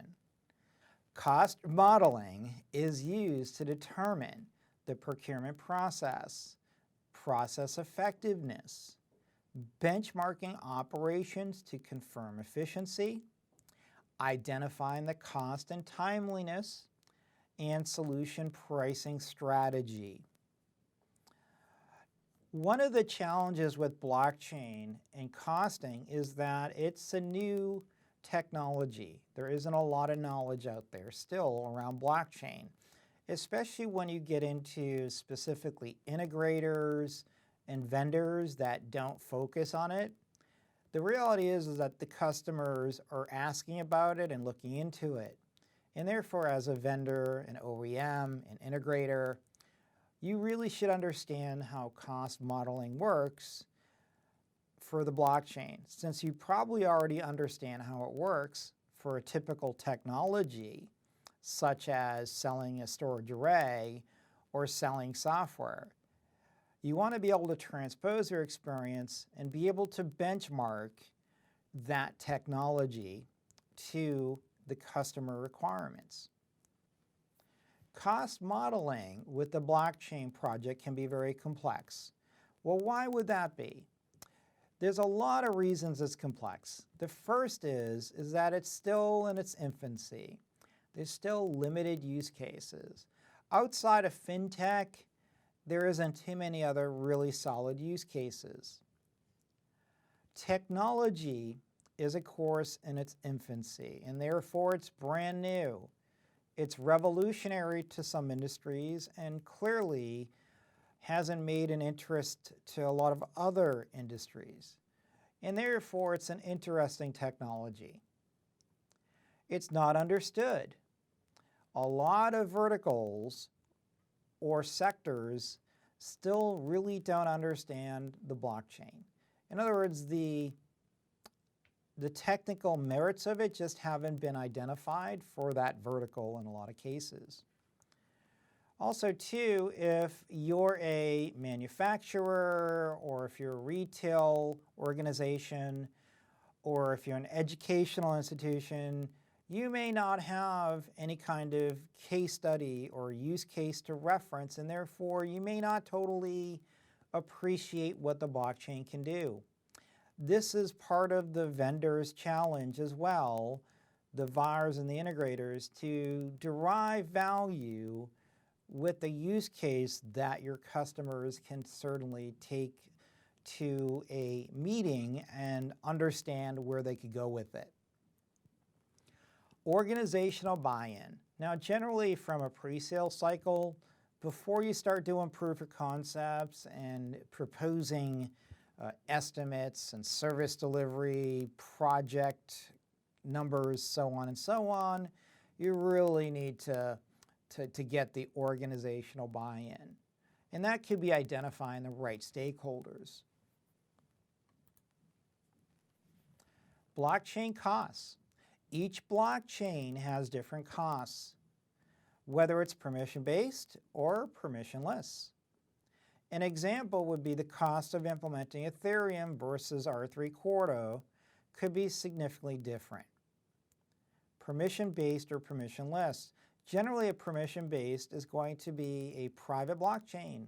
Therefore, the cost to implement that could be greater due to the fact that you need to control the nodes that are on your network, but also because of the fact that you're not sharing the cost between many other customers and organizations, for example.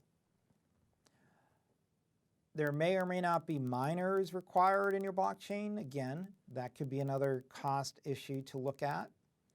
CapEx or OpEx. Generally, from what I've seen, most blockchain projects could be implemented through the use of OpEx funds. However, there certainly could be occasions where the blockchain requires a more significant investment through a CapEx expenditure. Every organization has different limits. I've seen organizations have limits on CapEx versus OpEx of being as low as $5,000, but also as high as $150,000. So it really depends on the organization and also the freedom that the organization gives the technical leadership.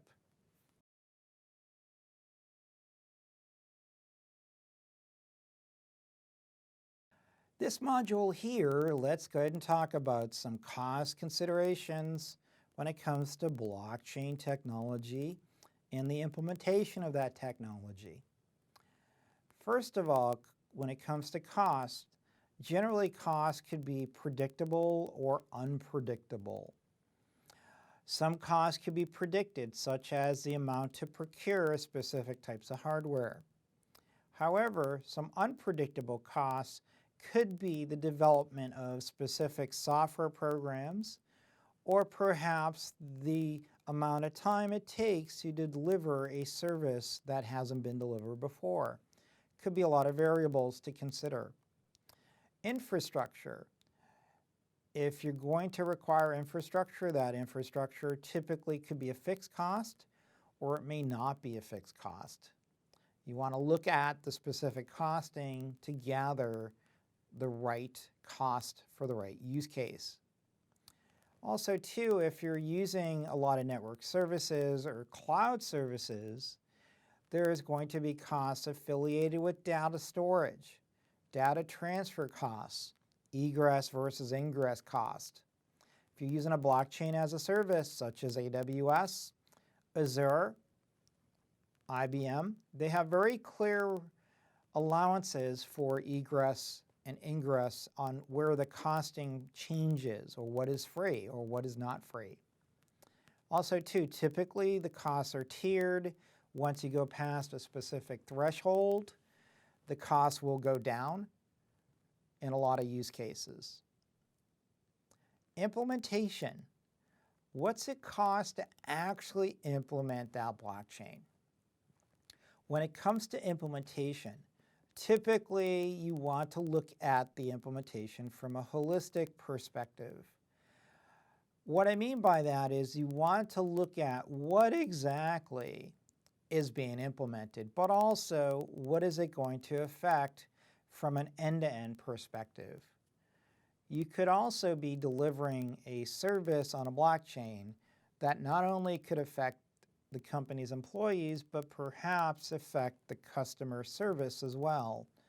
These are some of the things around implementation that you may want to look at to validate, to test, to allocate time for.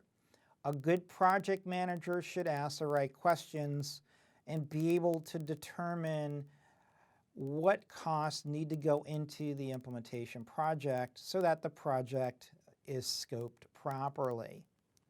Legal review. When it comes to implementing a project or something that is a new technology, for example, you want to consult the legal department, have a legal review done. Make sure that your organization mitigates any risks that could be imposed. For example, one of the common issues that come up nowadays is around data breaches. What happens if you move the data from the cloud provider to a new blockchain as a service? Or what happens if, more specifically, you take a blockchain and you decide to go off the chain? How do you handle that? What are the risks involved with that? The last thing your company wants to do is have a data breach. Data storage costs. When it comes to data storage costs, generally the storage in a blockchain is decentralized. That, of course, is for the major decentralized blockchains. When we look at, for example, a permission-based blockchain that's centralized, this is, of course, going to be a little different. The characteristics are similar to the distributed ledger technology. Generally, it shouldn't be centralized. However, that is really not totally true when it comes to a permission-based blockchain. For example, VMware vSAN clusters is a good example of a comparison where when you scale the node in a vSAN cluster, that cluster is going to grow. You add nodes. On those nodes is the storage. You just don't add additional nodes with storage. You just expand the nodes, and the storage should be, of course, calibrated, or I should say balanced appropriately. When it comes to data storage costs, just think of cloud storage as object storage in most cases. This is centralized storage. For example, Google Cloud Platform's cloud storage. Amazon Web Services, S3. These are centralized storage platforms. Replication is usually needed to set up on those services. An example would be IPDB, for example. The cost per gig could also get pretty expensive as well, depending on the use case.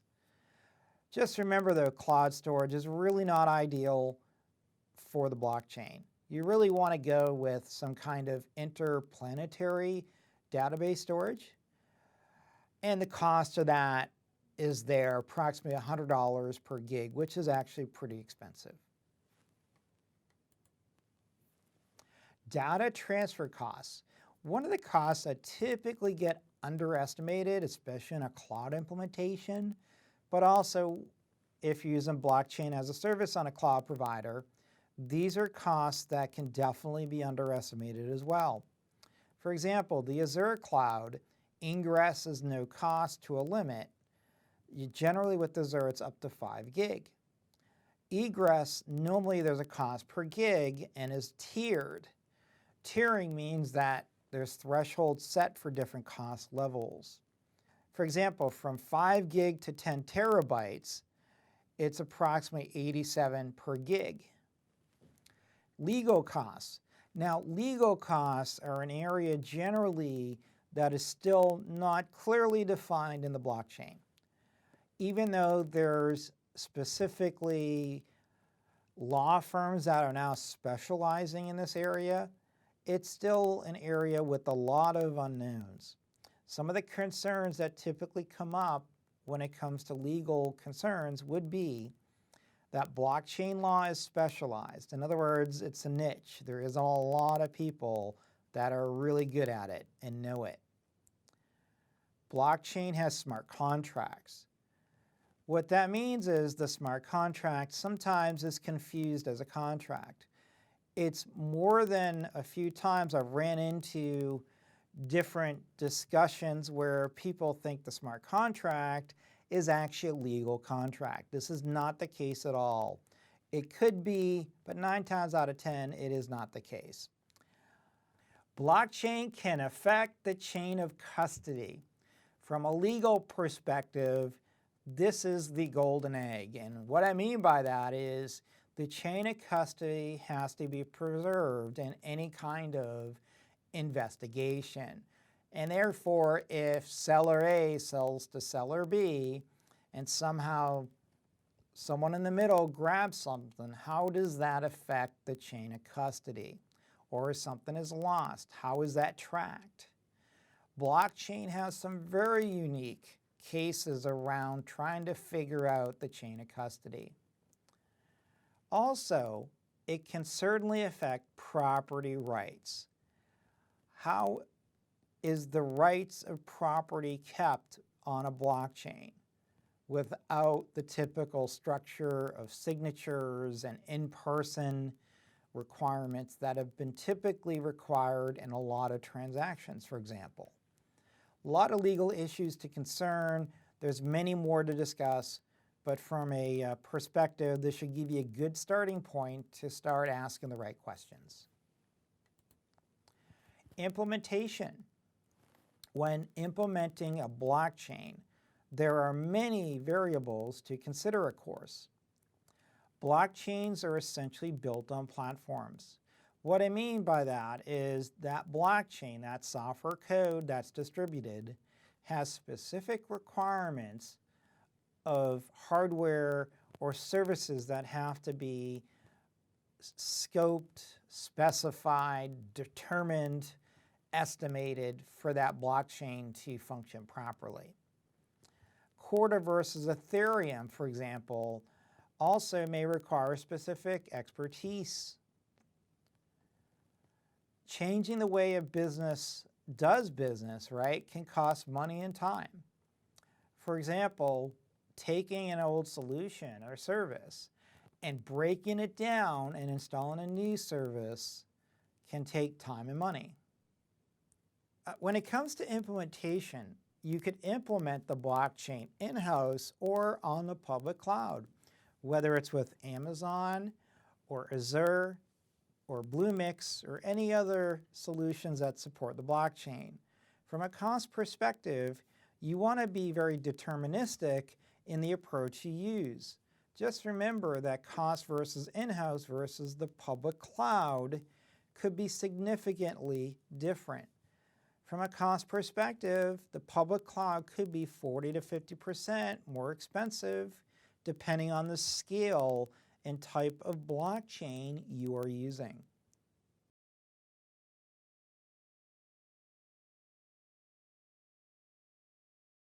Yeah, exactly. Module 2. In this module, we cover the business models that blockchains are commonly deployed in. And then we move on to discuss costing models as well. We then discuss blockchain design best practices and then close out the module on development of blockchains.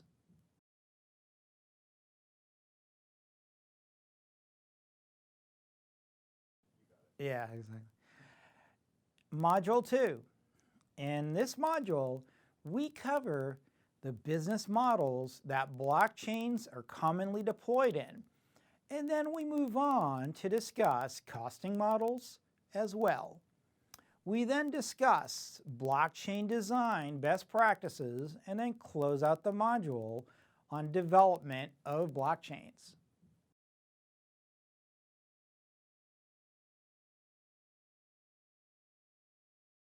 In this lesson, we will discuss the solutions development process specifically around blockchain best practices and frameworks.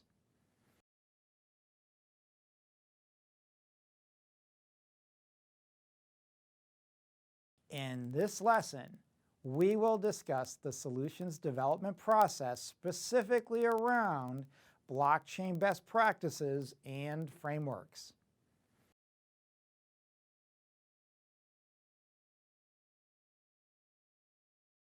In this module here, let's go ahead and discuss some best practices around planning your blockchain project. When it comes to best practices for project planning, understand that the blockchain is essentially removing the paper-based contract agreements between parties.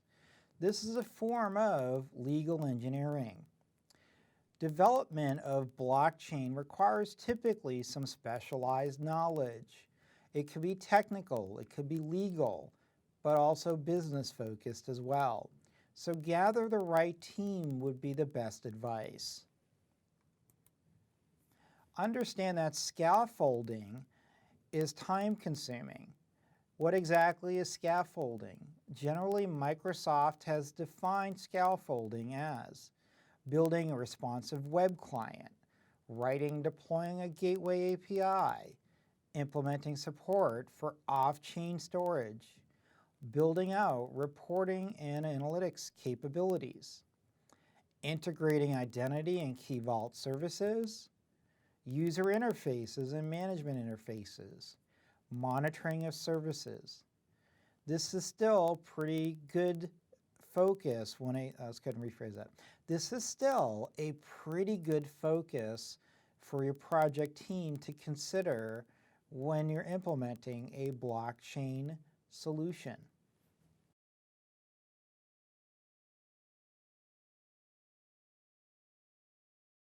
In this module here, let's go ahead and discuss some best practices when it comes to a development team with the blockchain. As you would fairly assume, a lot of the best practices will certainly correlate from a typical software development framework or environment, for example, to the blockchain.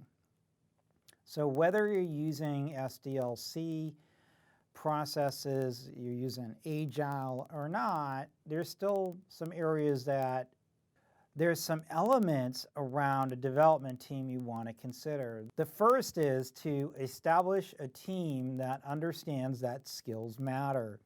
In other words, you want to make sure that your development team develops Java or J2EE or Python or PHP, and that they do it well. Also note that all skills may not correlate to a blockchain.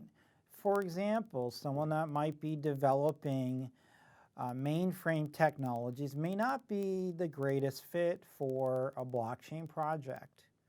They may program well in that language, but COBOL, for example, is not a web-based language, HTTP-based language, and a little bit different skill set generally. The next item you may want to look at is to define effective communication requirements. Usually a development team could be dispersed, and if a team is dispersed among different offices, different geos, you may want to have a very strategic but also effective communication process.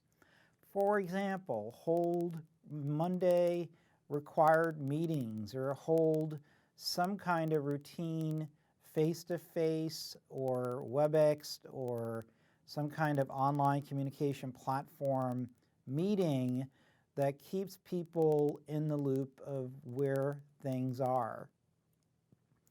Generally want to test early and test routinely. Having those iterations of testing is critical to make sure that you stay on track. Validate results against the objectives that have been set. Some other things we may look at is get buy-in from the users if that's applicable. Get buy-in from the stakeholders. Make sure that the blockchain project is on course and that it's meeting whatever the stated objectives are.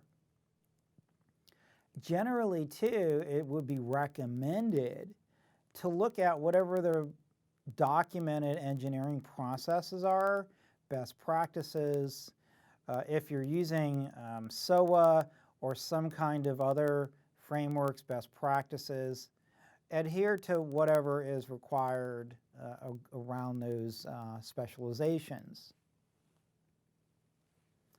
Determine proper leadership. One of the challenges with development and development team leadership is generally developers don't generally make good leaders.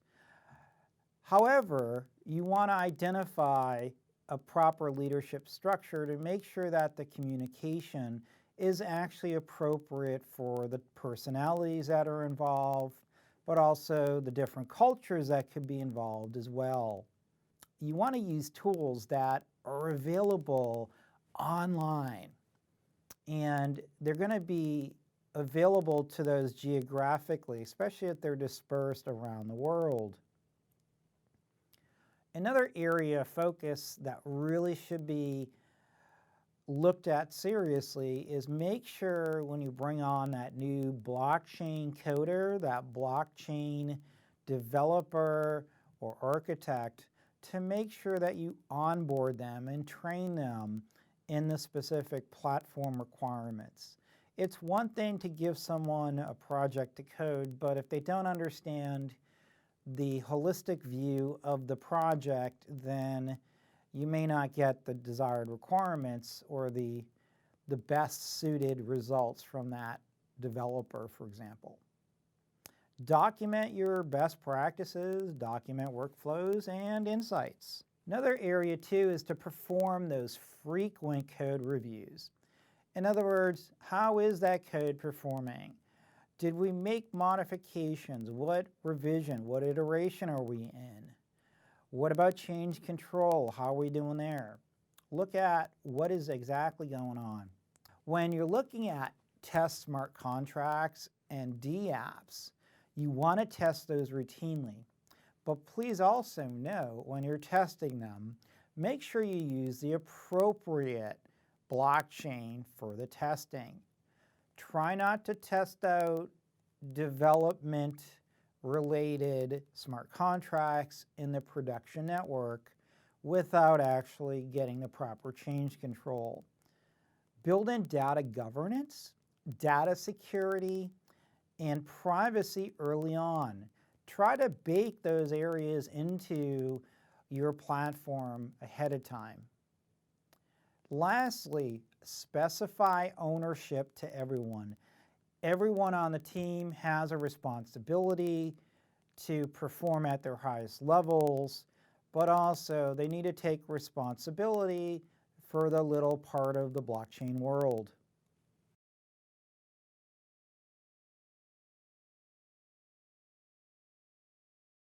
In this module here, let's go ahead and talk about frameworks when it comes to development frameworks. It's important to realize that the blockchain that you're looking at is a new technology, and there may or may not be a specific framework defined around it. One of the things you may want to look at is to look at the blockchain itself and try to correlate different development frameworks and determine if you can integrate into those or not. However, there's a few frameworks and communities that are certainly building a lot of best practices and frameworks around that specific blockchain. For example, Hyperledger, Ethereum, R3 Corda, OpenChain, Eris are good examples of widely accepted blockchains. Considering an enterprise blockchain, understand the following. The first is to understand that the enterprise acceptance of the platform could definitely be critical to the success of the development for that blockchain. Is there support when it comes to that specific blockchain? User development base. For example, some blockchains have a much more robust user base and development base than other blockchains. Ease of implementation. Some blockchains are much easier to implement than others. You ought to look at the blockchain and try to appreciate the differences between the blockchains. For example, a permission-based blockchain versus a permissionless blockchain could be significantly different when it comes to ease of implementation. Hiring skills.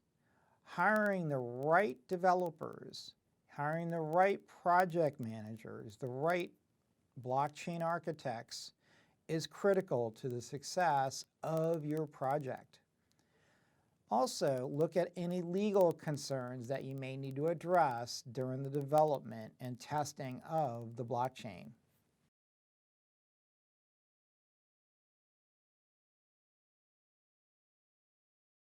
In this lesson, we will discuss the designing of blockchain solutions and the needed skill sets for development.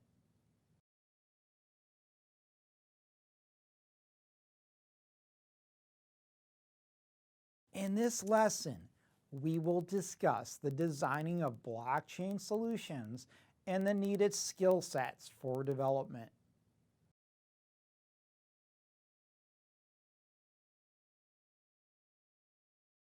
When it comes to design considerations, Making the right decision could certainly affect how the success of your project goes. When it comes to making decisions, some of the areas around the platform could certainly drive the decision towards a specific platform. Certainly could be understanding the design requirements, understanding consistency, as well as designing for trust, obtaining feedback as well from the stakeholders could also affect design decisions.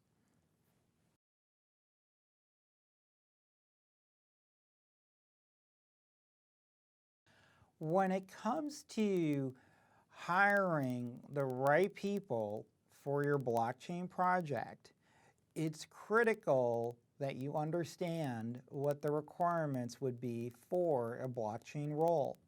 This is specifically focused around development of the blockchain. When you're trying to find expertise, there's some skill sets you really should consider. This is, of course, a starting point for you to review and consider for your specific blockchain project. However, some of the routine skill sets that you should expect to look for would be enterprise skills. The first is, does the developer have networking and security skills? Do they understand networking? Do they understand basic IT security? Agile, DevOps, Angular, Spring development skills could become a critical factor in the success of how that developer does. Compliance, legal and regulatory experience would also be extremely helpful, especially if you're in the financial sector or heavily regulated industry. Open source interoperability. One of the challenges that I've typically seen companies look for is trying to find the right developers that can really put it all together. Developers are really good at specific areas of focus, such as object-based development platforms or object-oriented platforms. However, it can be challenging for them to put it together when you have, for example, a web-based application or an application that needs to design for a higher level of security. So how does that developer actually interrupt everything? Another area that you may want to look at could be APIs, Node.js, Solidity, C++, Go, Python, and Java are all areas that you should consider around a development role. The languages that are commonly used, for example, in Ethereum would be Solidity. And if the developer knows JavaScript, that would be extremely helpful as well. Some of the desirable enterprise blockchain experience that would be helpful is if the developer had specific experience in a blockchain platform such as Hyperledger, Ethereum, R3 Corda, OpenChain, Eris, and Ripple. Of course, there's numerous others as well. However, these are generally the most common when I see development skill set requirements. When trying to find expertise, once again, consider these a starting point when it comes to development role. Remember, Ethereum, C++, Solidity. Ripple is based on Python. So if a developer is good in Python, they probably could do pretty well in Ripple. Hyperledger Fabric. If you're looking at Hyperledger Fabric, a Node.js developer, Java, as well as a chain coding developer could do pretty well with Hyperledger. Once again, take the blockchain of interest and understand the development languages it's built on and integrated with, And then find the right developer, because the chances of finding a developer that knows everything that you need may not be realistic, especially in most markets.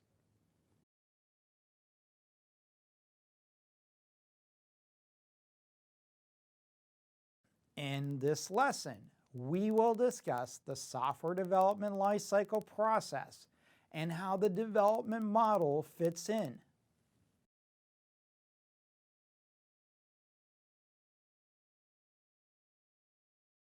In this lesson, we will discuss the software development lifecycle process and how the development model fits in.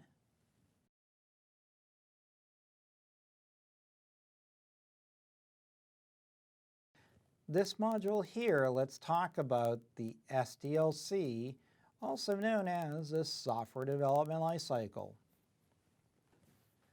When it comes to the software development lifecycle, it's generally a process that produces software within the highest quality and lowest cost in the shortest time. SDLC includes a detailed plan for how to develop, alter, maintain, and replace the software system. When you're going to a blockchain solution, clearly going to an SDLC should benefit your blockchain project. Some of the common models that I have seen integrated or actually performed along with the blockchain project could be Agile, Waterfall, and Spiral. Note, when you're building a DApp, you generally would like to use an SDLC.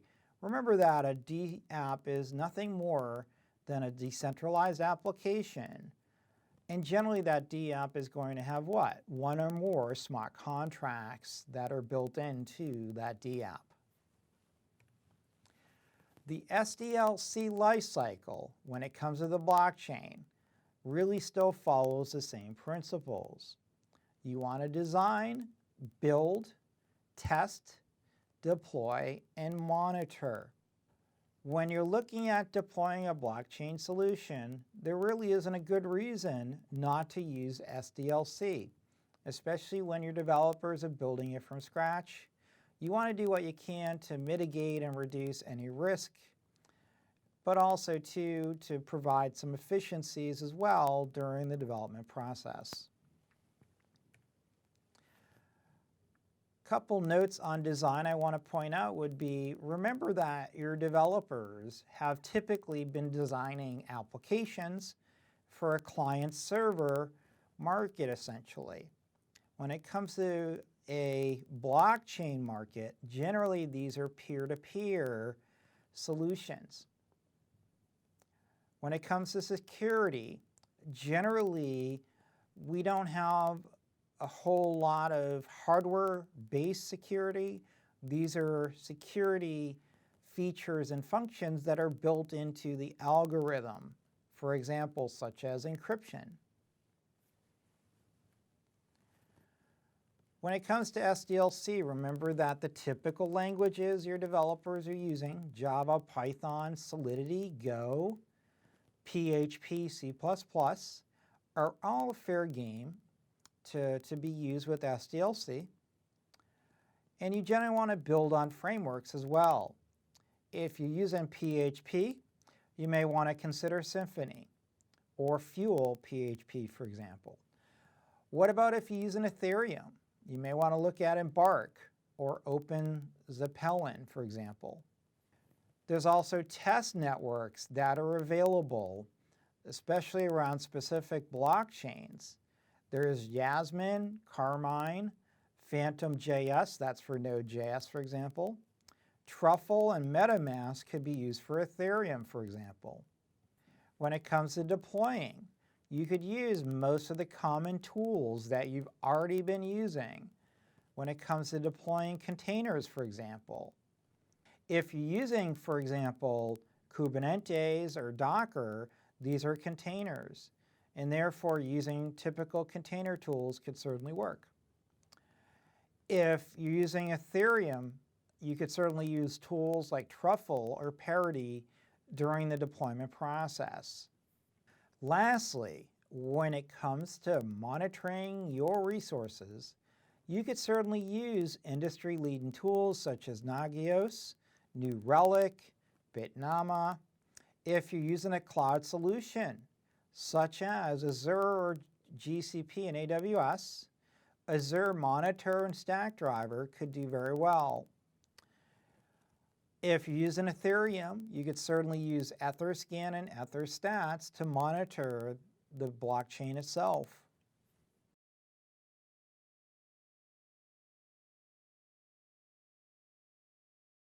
Let's go ahead and discuss typical development models that you may run into during your blockchain project. When it comes to common models, agile, waterfall, spiral, and iterative are all common. Remember that with agile, this is a model that generally separates the product into cycles and then delivers a working product more efficiently. Typically, we see this approach, this methodology, produce a succession of releases and is generally considered the favorite model in the software development realm. Testing of each release feeds back info that's incorporated into the next version. Basically, this is an approach that basically is adding on to the previous release, or in this case, the next version. Waterfall method. The waterfall SDLC model is perhaps the oldest, but also the most clear to understand as well. From a methodology perspective, essentially it's sequential. Basically, you have to finish one phase and then start the next phase after the previous phase is done. Each phase has its own mini plan, and each phase waterfalls into the next. Lastly, remember that this waterfall model is dependent on each phase completing. During this model, you can't skip from phase 1 to phase 3 without going through phase 2, essentially is what they are saying. The spiral model is considered the most flexible of the SDLC models. Spiral model is similar to an iterative model in its emphasis on repetition and development and improvement. Generally, this model as well, you're going to typically see this more in smaller development shops, at least from my experience.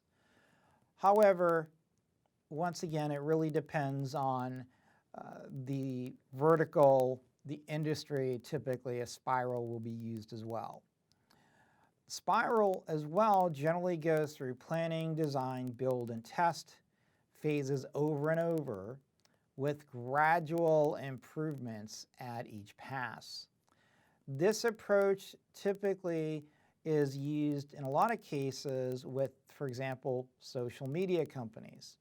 You'll see this, for example, similar to what they do at Twitter, where they keep on improvement. Let's go ahead and rephrase that. For example, you'll see that they'll deploy a new update, but they'll only make a really small change to the code during that upgrade. Iterative model. This model here is repetitive. Essentially, from a developer perspective, you're going to repeat what you have done and keep on doing it until the testing is done. It's generally considered too very inefficient. But the main goal of this is to be rapid and successive through versioning, essentially.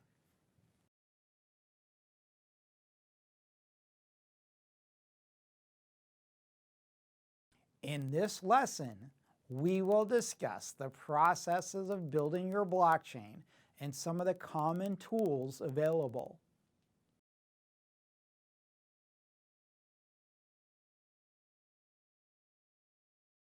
In this lesson, we will discuss the processes of building your blockchain and some of the common tools available.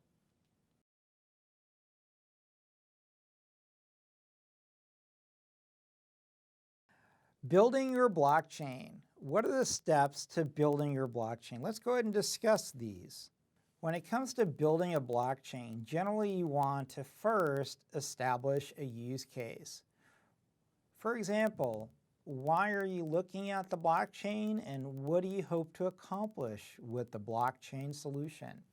Are you going to create efficiencies? Are you going to reduce costs? Increase security, whatever that use case is, you want to establish that. The platform, generally the blockchain is a consensus platform. In other words, the algorithm that you're using could certainly affect the blockchain that you're looking at. For example, a proof of work versus a proof of stake, or a Byzantine versus a proof of stake could be a big decision and could certainly affect the use case that you're looking at. Design the nodes. For example, each blockchain has specific requirements around nodes that you should use for performing mining, for example. Design the services. For example, a DApp, when a DApp is being developed, that DApp is going to have what? Numerous smart contracts, and each of those smart contracts will perform a specific function that's part of a service. If the service is to deliver funds after someone pays for transferring those funds, then that service will deliver that based on how that blockchain is configured and what platform that blockchain is built off of. Determine APIs. The application programming interfaces could certainly be a big deal. For example, JSON related or Java related. Look at the APIs that are required. What's the front end and what's the back end requirements? Determining testing.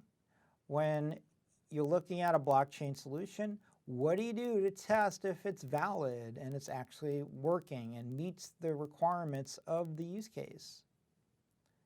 And then you want to release it to production. Once it's in production, the stakeholders should take over, and hopefully your job as the pre-sales engineer, implementation engineer, whatever your role may be, will be over and your customer will be happy with the blockchain service.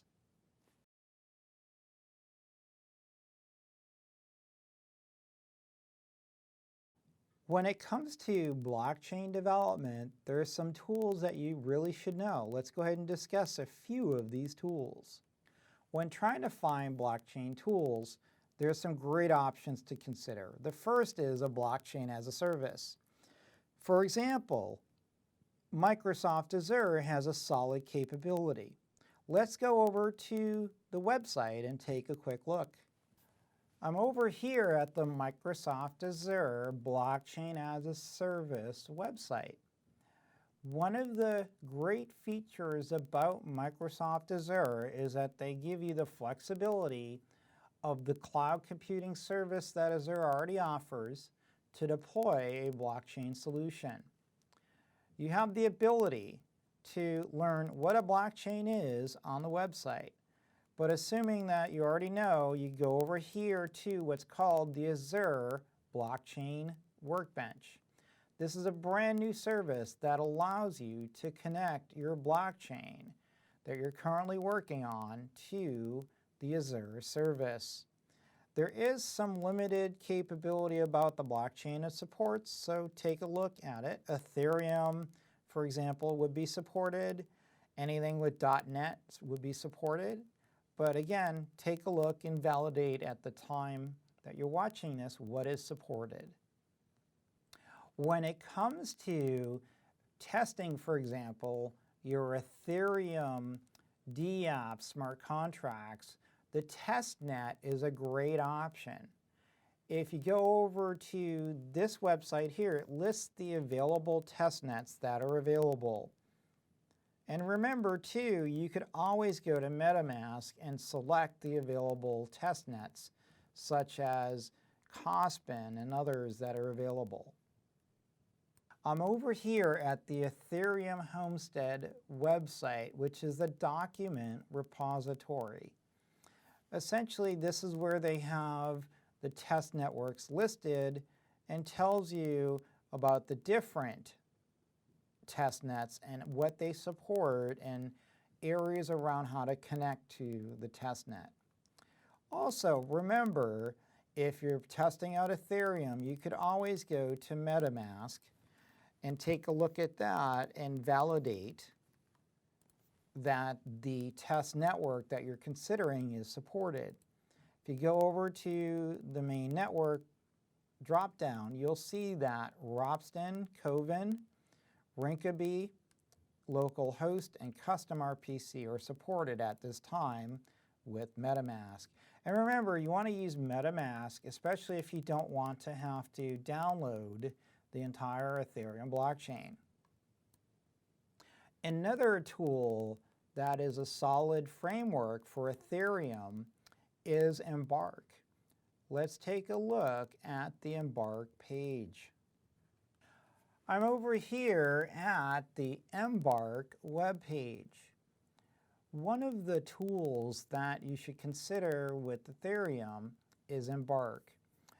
When it comes to testing and validating your Ethereum apps, Embark could be very useful, especially if you want to test this between different test nets, for example. If you go down, you'll see that this is a framework that you would use typically for deploying dApps. Remember what a dApp is? A collection of smart contracts. The dApp is, again, typically an HTML5 application and will use any one of the decentralized technologies. Now remember, this is going to integrate with the EVM, which is the Ethereum Virtual Machines. With Embark, you could also take a look at deploying your contracts to different test nets. But one of the conditions that you'll want to look at is make sure that your developers are using JavaScript. It also integrates with decentralized storage, but also with a suite of web technologies, such as React, Foundation, for example. The website is npmjs.com, which is the Embark framework that you may want to use with Ethereum. If you're using Hyperledger, Composer allows you to quickly build and test blockchain applications. Let's go take a look at the Hyperledger GitHub. I'm over here at the Hyperledger Composer website. One of the facets around Hyperledger is that it has an excellent user community and GitHub of really great tools to use. If you're going to develop on Hyperledger, Hyperledger Composer is a programming model that essentially contains a modeling language. What is that? Well, basically it's a set of APIs that's going to help you define your business networks, applications, and also be able to send transactions. It's all fully integrated. I encourage you to take a look at some of the details around the Hyperledger Composer. It tells you what's included, what it supports, where you could get additional help as well. Another tool, if you're using Ethereum as well, is Mist. Mist is an application that you could use to develop dApps as well on the Ethereum blockchain. You could also do this as well on a testnet. The GitHub for that is listed here. Let's go take a look. I'm over here at the Mist GitHub. And as you can see, there's different zip files of different versions of the Mist code, the Mist wallet, the installer, and the source code. Once again, when you're developing with Mist, it allows you to develop locally, and you would of course download the blockchain to be able to use it.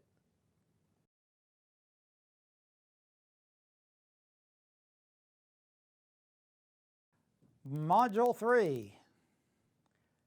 In this module, we cover the important considerations and aspects of blockchain development.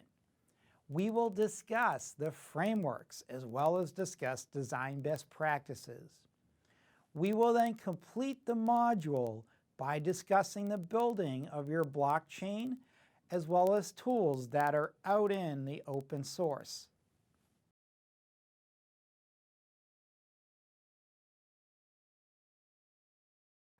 Module 3. In this module, we cover the important considerations and aspects of blockchain development. We will discuss the frameworks as well as discuss design best practices. We will then complete the module by discussing the building of your blockchain as well as tools that are out in the open source.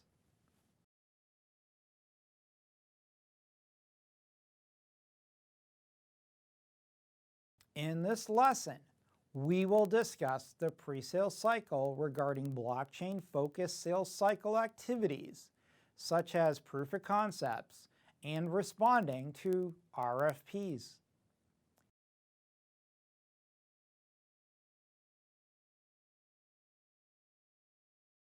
In this lesson, we will discuss the pre-sale cycle regarding blockchain-focused sales cycle activities, such as proof of concepts and responding to RFPs.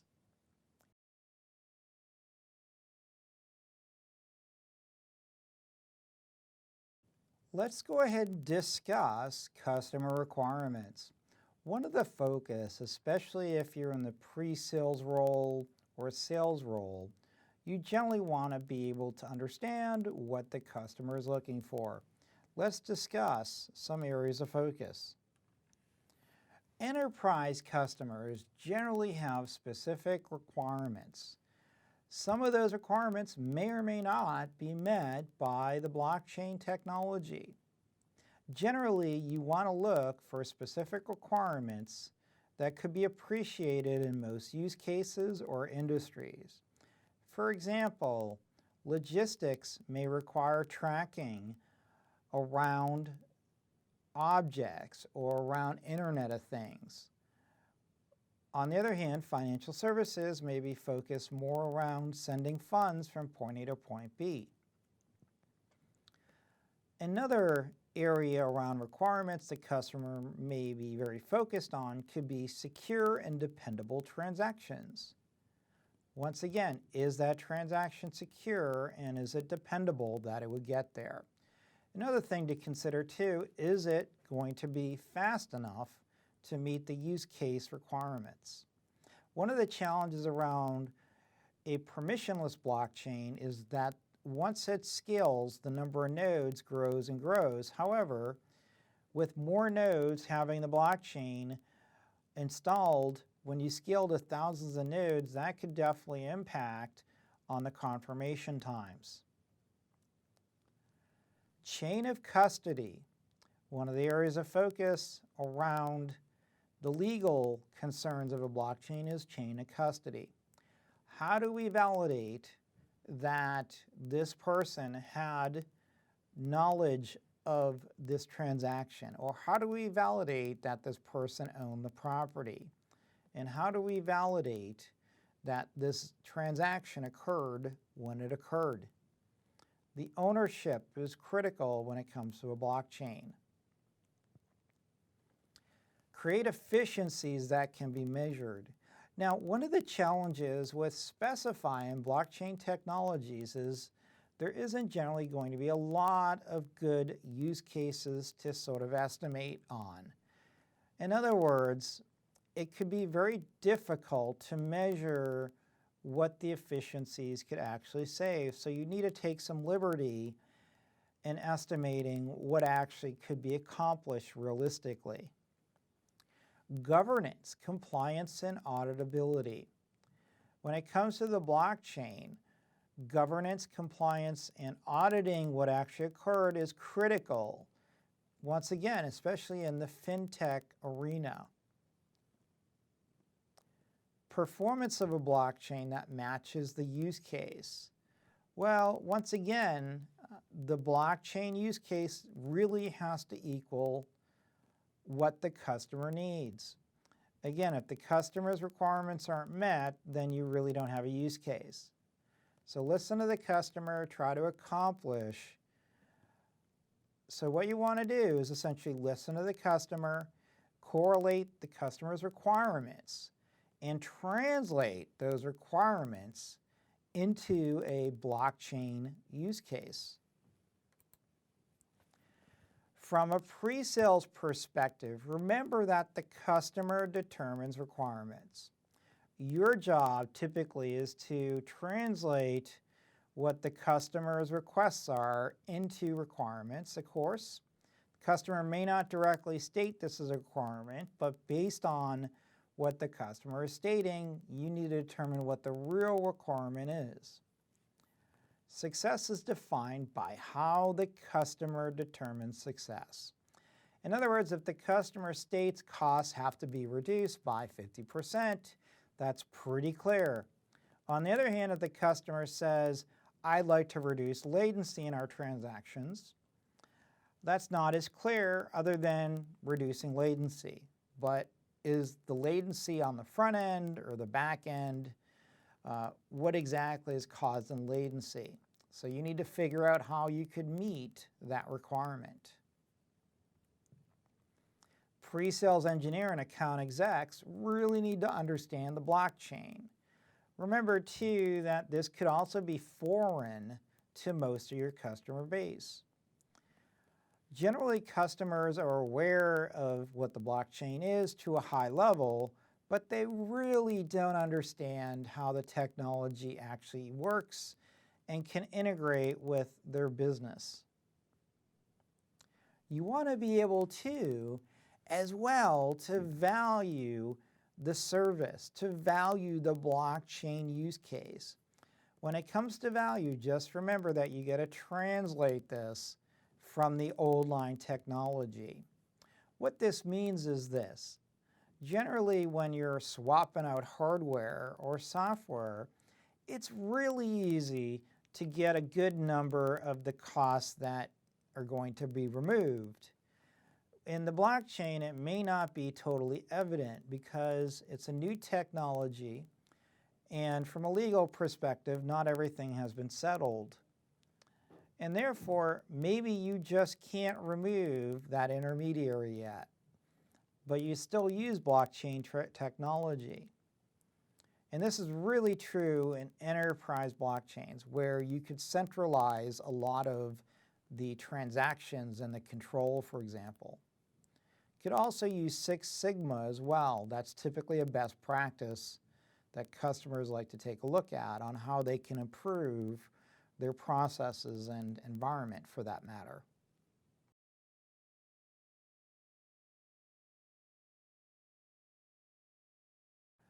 Understanding use cases. Let's go ahead and discuss some common use cases that you'll want to be aware of from a pre-sales focus. There are many use cases for the blockchain, even though the technology adoption has really just started. Blockchain has been one of the more dominant and more promising technologies of the past few years. It is also considered a disruptive technology. This is really important for you to understand before looking at use cases. When it comes to use cases, these are just some of the use cases that you could run into. Financials are typically going to be an area that you'll run into, especially in fintech. Audit trails could also be an area of focus, for example, when it comes to chain of custody. Retail logistics, government programs, real estate title transfers, for example. Supply chain. For example, earlier I was talking about how companies could use the blockchain to track and locate, but also validate where supplies are, but also where tool sets are, or construction equipment. Tokenization. This is a way that you could monetize the blockchain and pay for the use of that blockchain. Digital identity.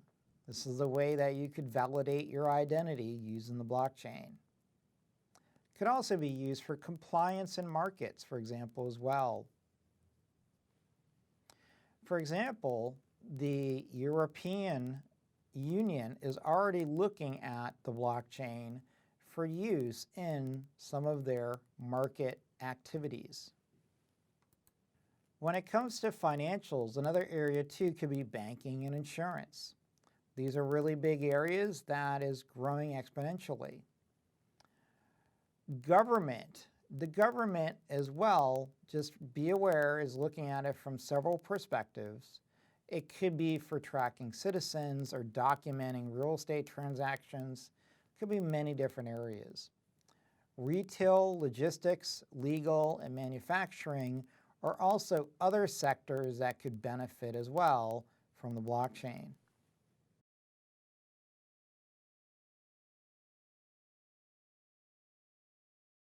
Requests for proposals. When it comes to being a pre-sales engineer or a sales exec or in some kind of leadership role, understanding what RFPs are is going to be critical, especially in the blockchain space. An RFP is essentially a document that is generally released by an agency or a large enterprise to elicit a response around a specific technology or requirement that they're looking for. Generally, this solicitation is going to be released to the public, and you'll have specifics around what they're looking for, and then you as an organization, you need to respond to that if you're interested in proposing a solution to the customer. This is part of the sales cycle, and generally most pre-sales engineers are going to be pretty good at this. When it comes to RFPs, understand what the customer is actually requesting. One of the biggest mistakes that I have seen a lot of organizations make when responding to an RFP, and this could also be true for an RFI or an RFQ as well. Just be aware that if you don't read what the customer requests, then you could be ruled out from participating in that RFP. Customers may be very specific, but they may not, so you may need to ask questions during the required period.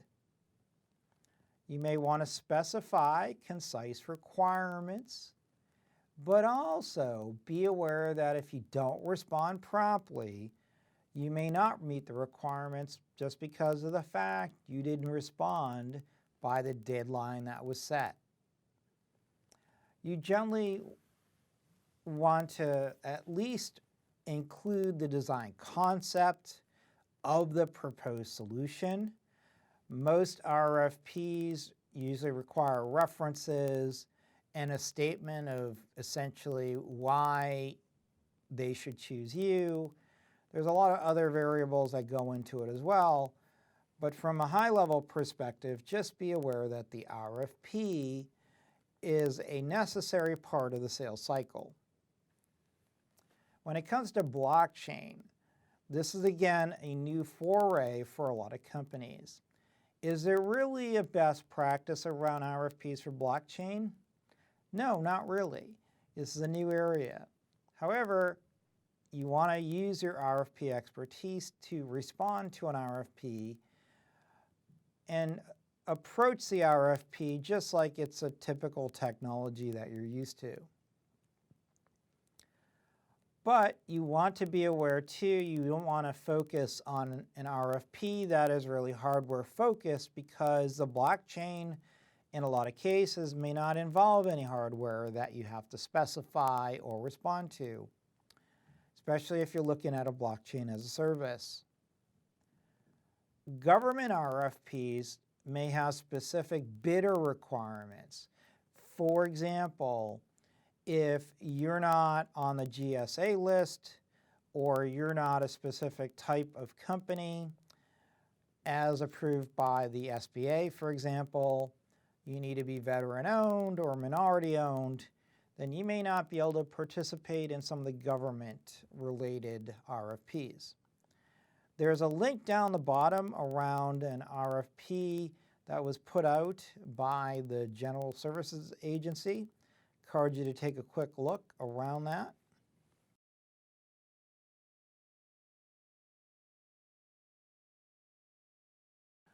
When it comes to the financial industry, you may want to look at RFPs for fintech a little bit differently. Let's go ahead and take a look at RFPs when it comes to fintech. The financial sector is the most interested sector in the blockchain. When it comes to RFPs with the financial sector, some areas that I have seen and you may want to be aware of would be around streamlining payments, shared and secured access, strong encryption, create efficiencies, increase distributed trust. Also, the blockchain requirements may also specify a specific blockchain such as Ripple or R3 Corda.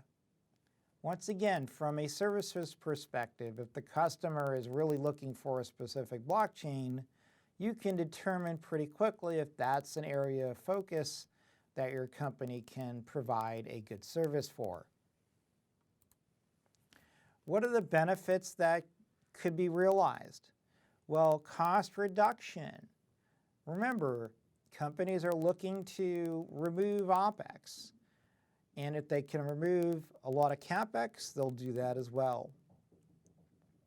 When it comes to increased efficiencies, the areas around fintech is experienced quite a bit around efficiencies in resources, such as human resources. What I mean is when you have an intermediary, for example, that is finding a reduced interest in their service, this translates into layoffs, for example. And these efficiencies can certainly reduce costs for the provider, but also when they do go to a blockchain solution, those staff reductions that they reduce may not be needed when they grow. Once again, this could certainly affect the cost per transaction as well. Immutable records that can't be modified. One of the areas too that is really a big deal around the financial sector is compliance. Also trust as well. For example, these records on the blockchain cannot be modified. Remember, the blockchain can only be appended to. It can't be modified. Lastly, another area that the fintech industry could really benefit from is the legal chain of custody as well. Some challenges or barriers to adoption are essentially the industry technology adoption. Now remember, with fintech, this is probably the industry that has the highest adoption rate, but there's still pockets of the industry that is reluctant to look at blockchain technology. Organizational technology adoption. For example, you may have specific companies that believe in the blockchain, but there may be organizations that are still holdouts in that organization or in that company. Regulatory concerns. There may be concerns that can't be addressed with the blockchain, especially when you have specific areas that are based on international standards perhaps, or other focuses that may address specific levels of audits or compliance. Transition of services and implementation. One of the biggest barriers that I've run into is that companies know they need to change, they want to change, but They just can't bring the current system or architecture down because it's production, and that poses challenges. The risk of income loss is too great. Skill set challenges. Companies are definitely having a challenge retaining good people, not to mention trying to find good people.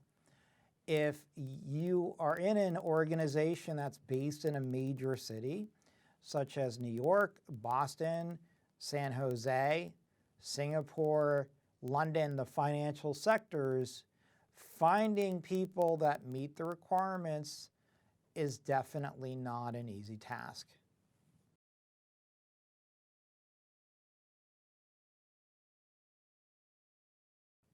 Let's go ahead and discuss proof of concepts and why they're important to the blockchain solution. First, let's go ahead and discuss what a POC is.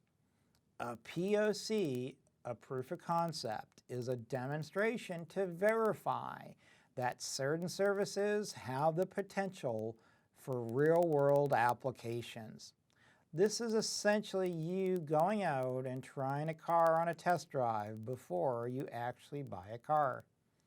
This is good practice and wise practice for companies looking to make a major purchase. It's technical, but also business. Generally, a proof of concept is really based more on technical merits. In other words, that the solution will work and that all the parts and interoperability work together. Generally done during the sales cycle. A POC is done generally during the sales cycle after the customer has been engaged. Generally, as part of the proof of concept, the customer may need to sign a non-disclosure agreement, and for that matter, you as the vendor, the integrator, the sales engineer, whatever the status is, may need to also sign an NDA with the customer as well. Generally, this is going to be done pretty efficiently with typical stakeholder buy-in as well. For example, if it's a blockchain project and it's financial focused, you're probably going to have the CIO, but also the CFO involved as well.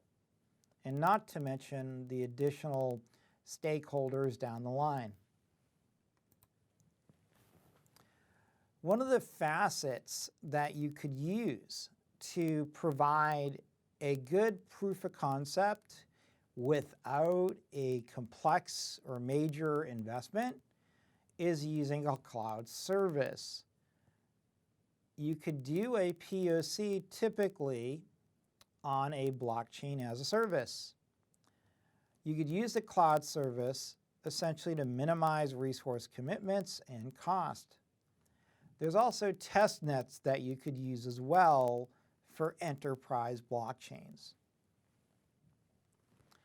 Typically, when it comes to a framework with POCs, you want to be able to look at the appropriate blockchain and determine how that blockchain actually works, how it deploys, any kind of development tests that need to be done, and any kind of outcomes that are really requested by the customer. So for example, if you have a strict framework like Corda, Ethereum, Hyperledger Fabric, you want to take that into consideration as well. With Microsoft Azure, you could run a POC with their framework that has been built. As part of that framework, when deploying a proof of concept with Microsoft Azure, they have a blockchain network that is deployed, a gateway API.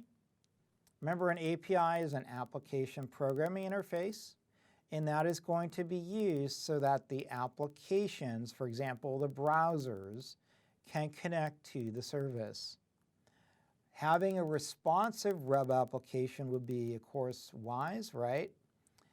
Also, too, it's going to integrate with the Azure services such as Active Directory and Key Vault, SQL databases, and there's also a hashing service as well that has been integrated. Without a proof of concept framework, the economics of a blockchain POC could be challenging.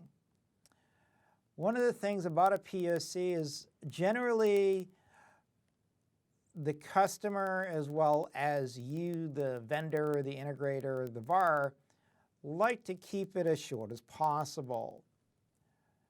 If it's over 8 weeks, it's probably going to be too long. But again, your use case could be very different. So try to minimize the amount of time, minimize the services and the number of smart contracts, as well as DApps that are going to be tested if you can. You want to at least prove that the solution works. That doesn't mean you have to test out every bell and whistle.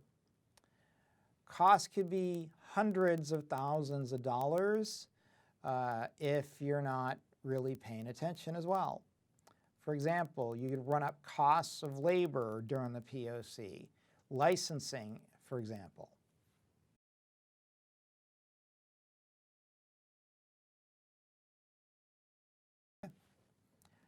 Let's go ahead and proceed and talk about some numbers and why these are really important to establish while you're scoping a blockchain project.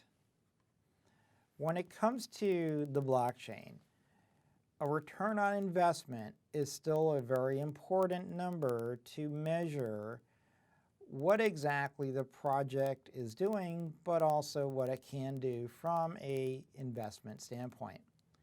A return on investment is a widely used measurement to compare the effectiveness of IT system investments.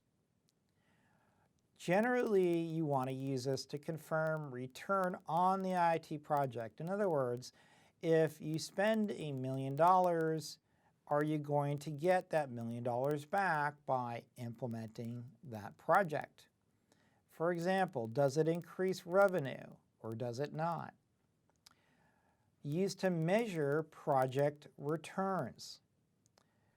Evaluate project team performance, but also to help facilitate technology adoption as well. Return on investment formulas help determine cost expenditure, cost avoidance, but also cost enhancements. In other words, does that ROI, does it actually validate that you spent this, but it also, does it validate, did you not have to spend that? But also, does it validate that if you did this, you could also save this? That's essentially expenditure, avoidance, and enhancements. Formulas are below. There's typically a couple different formulas. Generally, what I've seen is if you're in the IT industry, you're going to generally want to use an ROI that really shows the granularity of that investment. For example, if that investment is going to have a net gain and a net cost, you want to be able to show that appropriately. On the other hand, if you're really with the financial sector, you really want to look at income, investment, and try to determine that appropriately as well. Whatever the right formula is, based on the industry vertical and organization that you may be working with, you want to determine the approach to find out the right return on investment. This, of course, will help you communicate effectively with your customer. When it comes to cost of ownership, TCO is another measure that you really have to consider. This is a comprehensive assessment of IT technology or other costs with deploying that enterprise solution. A lot of costs could go into this, and this is done over time. Startup costs, operational costs, and retirement costs. When it comes to startup costs, this is everything from procurement to getting licenses, to having power installed, to getting consultants, to migrate, so on and so on. When we talk about the blockchain, though, generally some of the startup costs you're going to run into will be to retain the right development team, the right consultants, the legal costs, the legal team to review specific aspects. So there's a lot of costs there. There may be additional licensing depending on the blockchain you use. Operational costs could be to host the blockchain solution, or if you're going to the cloud, then perhaps those costs as well would be operational. And then retirement costs are costs that you incur after you shut down or turn off a service. That could be everything from removing cables to reclaiming real estate. I've seen a lot of different retirement costs, and it could be pretty far and wide. When it comes to TCO, again, assess what you need to really understand for the blockchain. Now, depending on how you're deploying the blockchain, you may need to look at data center concerns, hardware and software requirements, environmentals, management costs of the platform, but also people and support of the platform.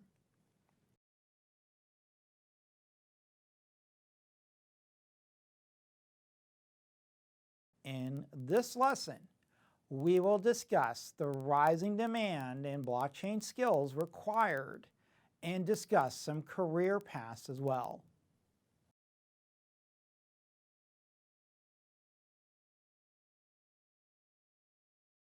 In this lesson, we will discuss the rising demand and blockchain skills required and discuss some career paths as well.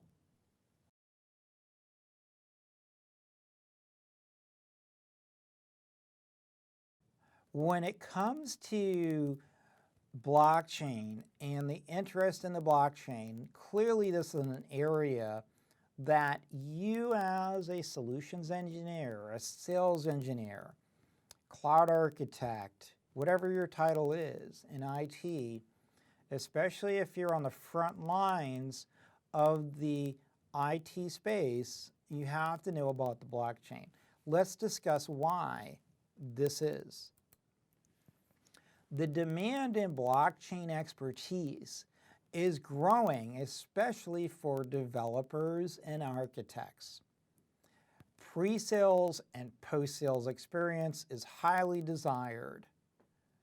There's multiple stages of blockchain adoption that is driving demand. For example, right now at any given time, I was reading in a blog post a couple weeks ago, interestingly enough, that there's over 1,200 jobs just in New York City for blockchain developers. This is a huge requirement, and when you look at blockchain requirements around the world, this number gets bigger. And when you look at the year-over-year gain, it's well over 80 to 90% in some markets. There's also going to be specific industries where the real demand is being driven. This will be finance, retail, supply chain, and healthcare. For example, LinkedIn has over 2,200 roles listed in the US and over 750 just in the United Kingdom. Dice has over 200 roles. Crypto Jobs List, for example, has over 100 roles listed worldwide. Numerous other websites to look at, such as Glassdoor, Monster, Indeed, etc.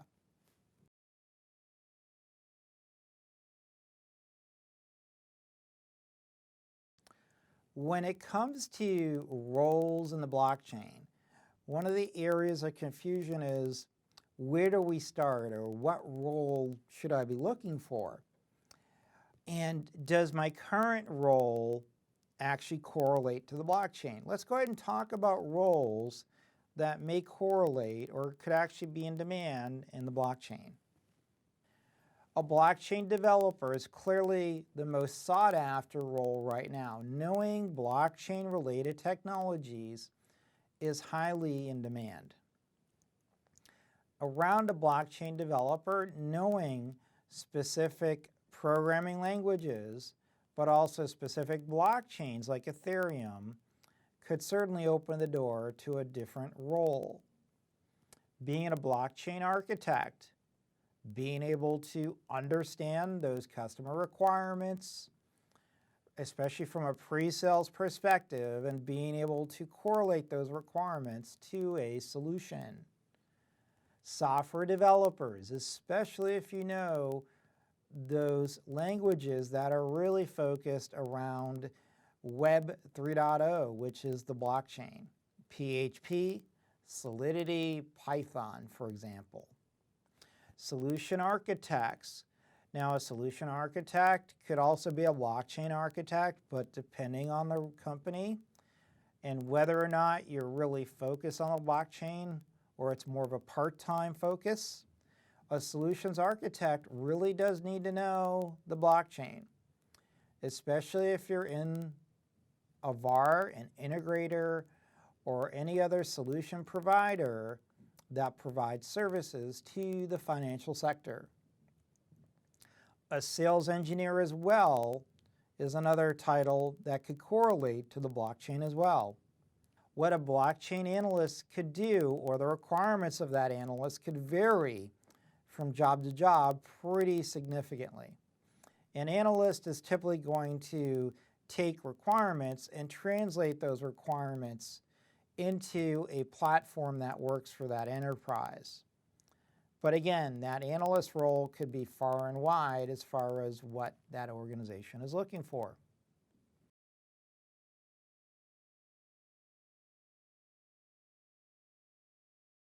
Module 4.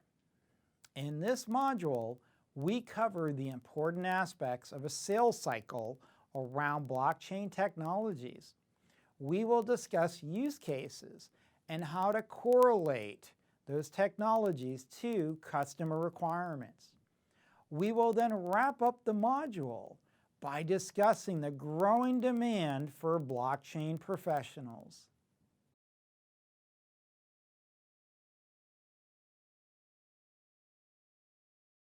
Module 4.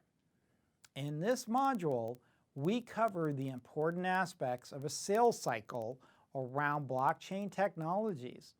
We will discuss use cases and how to correlate those technologies to customer requirements.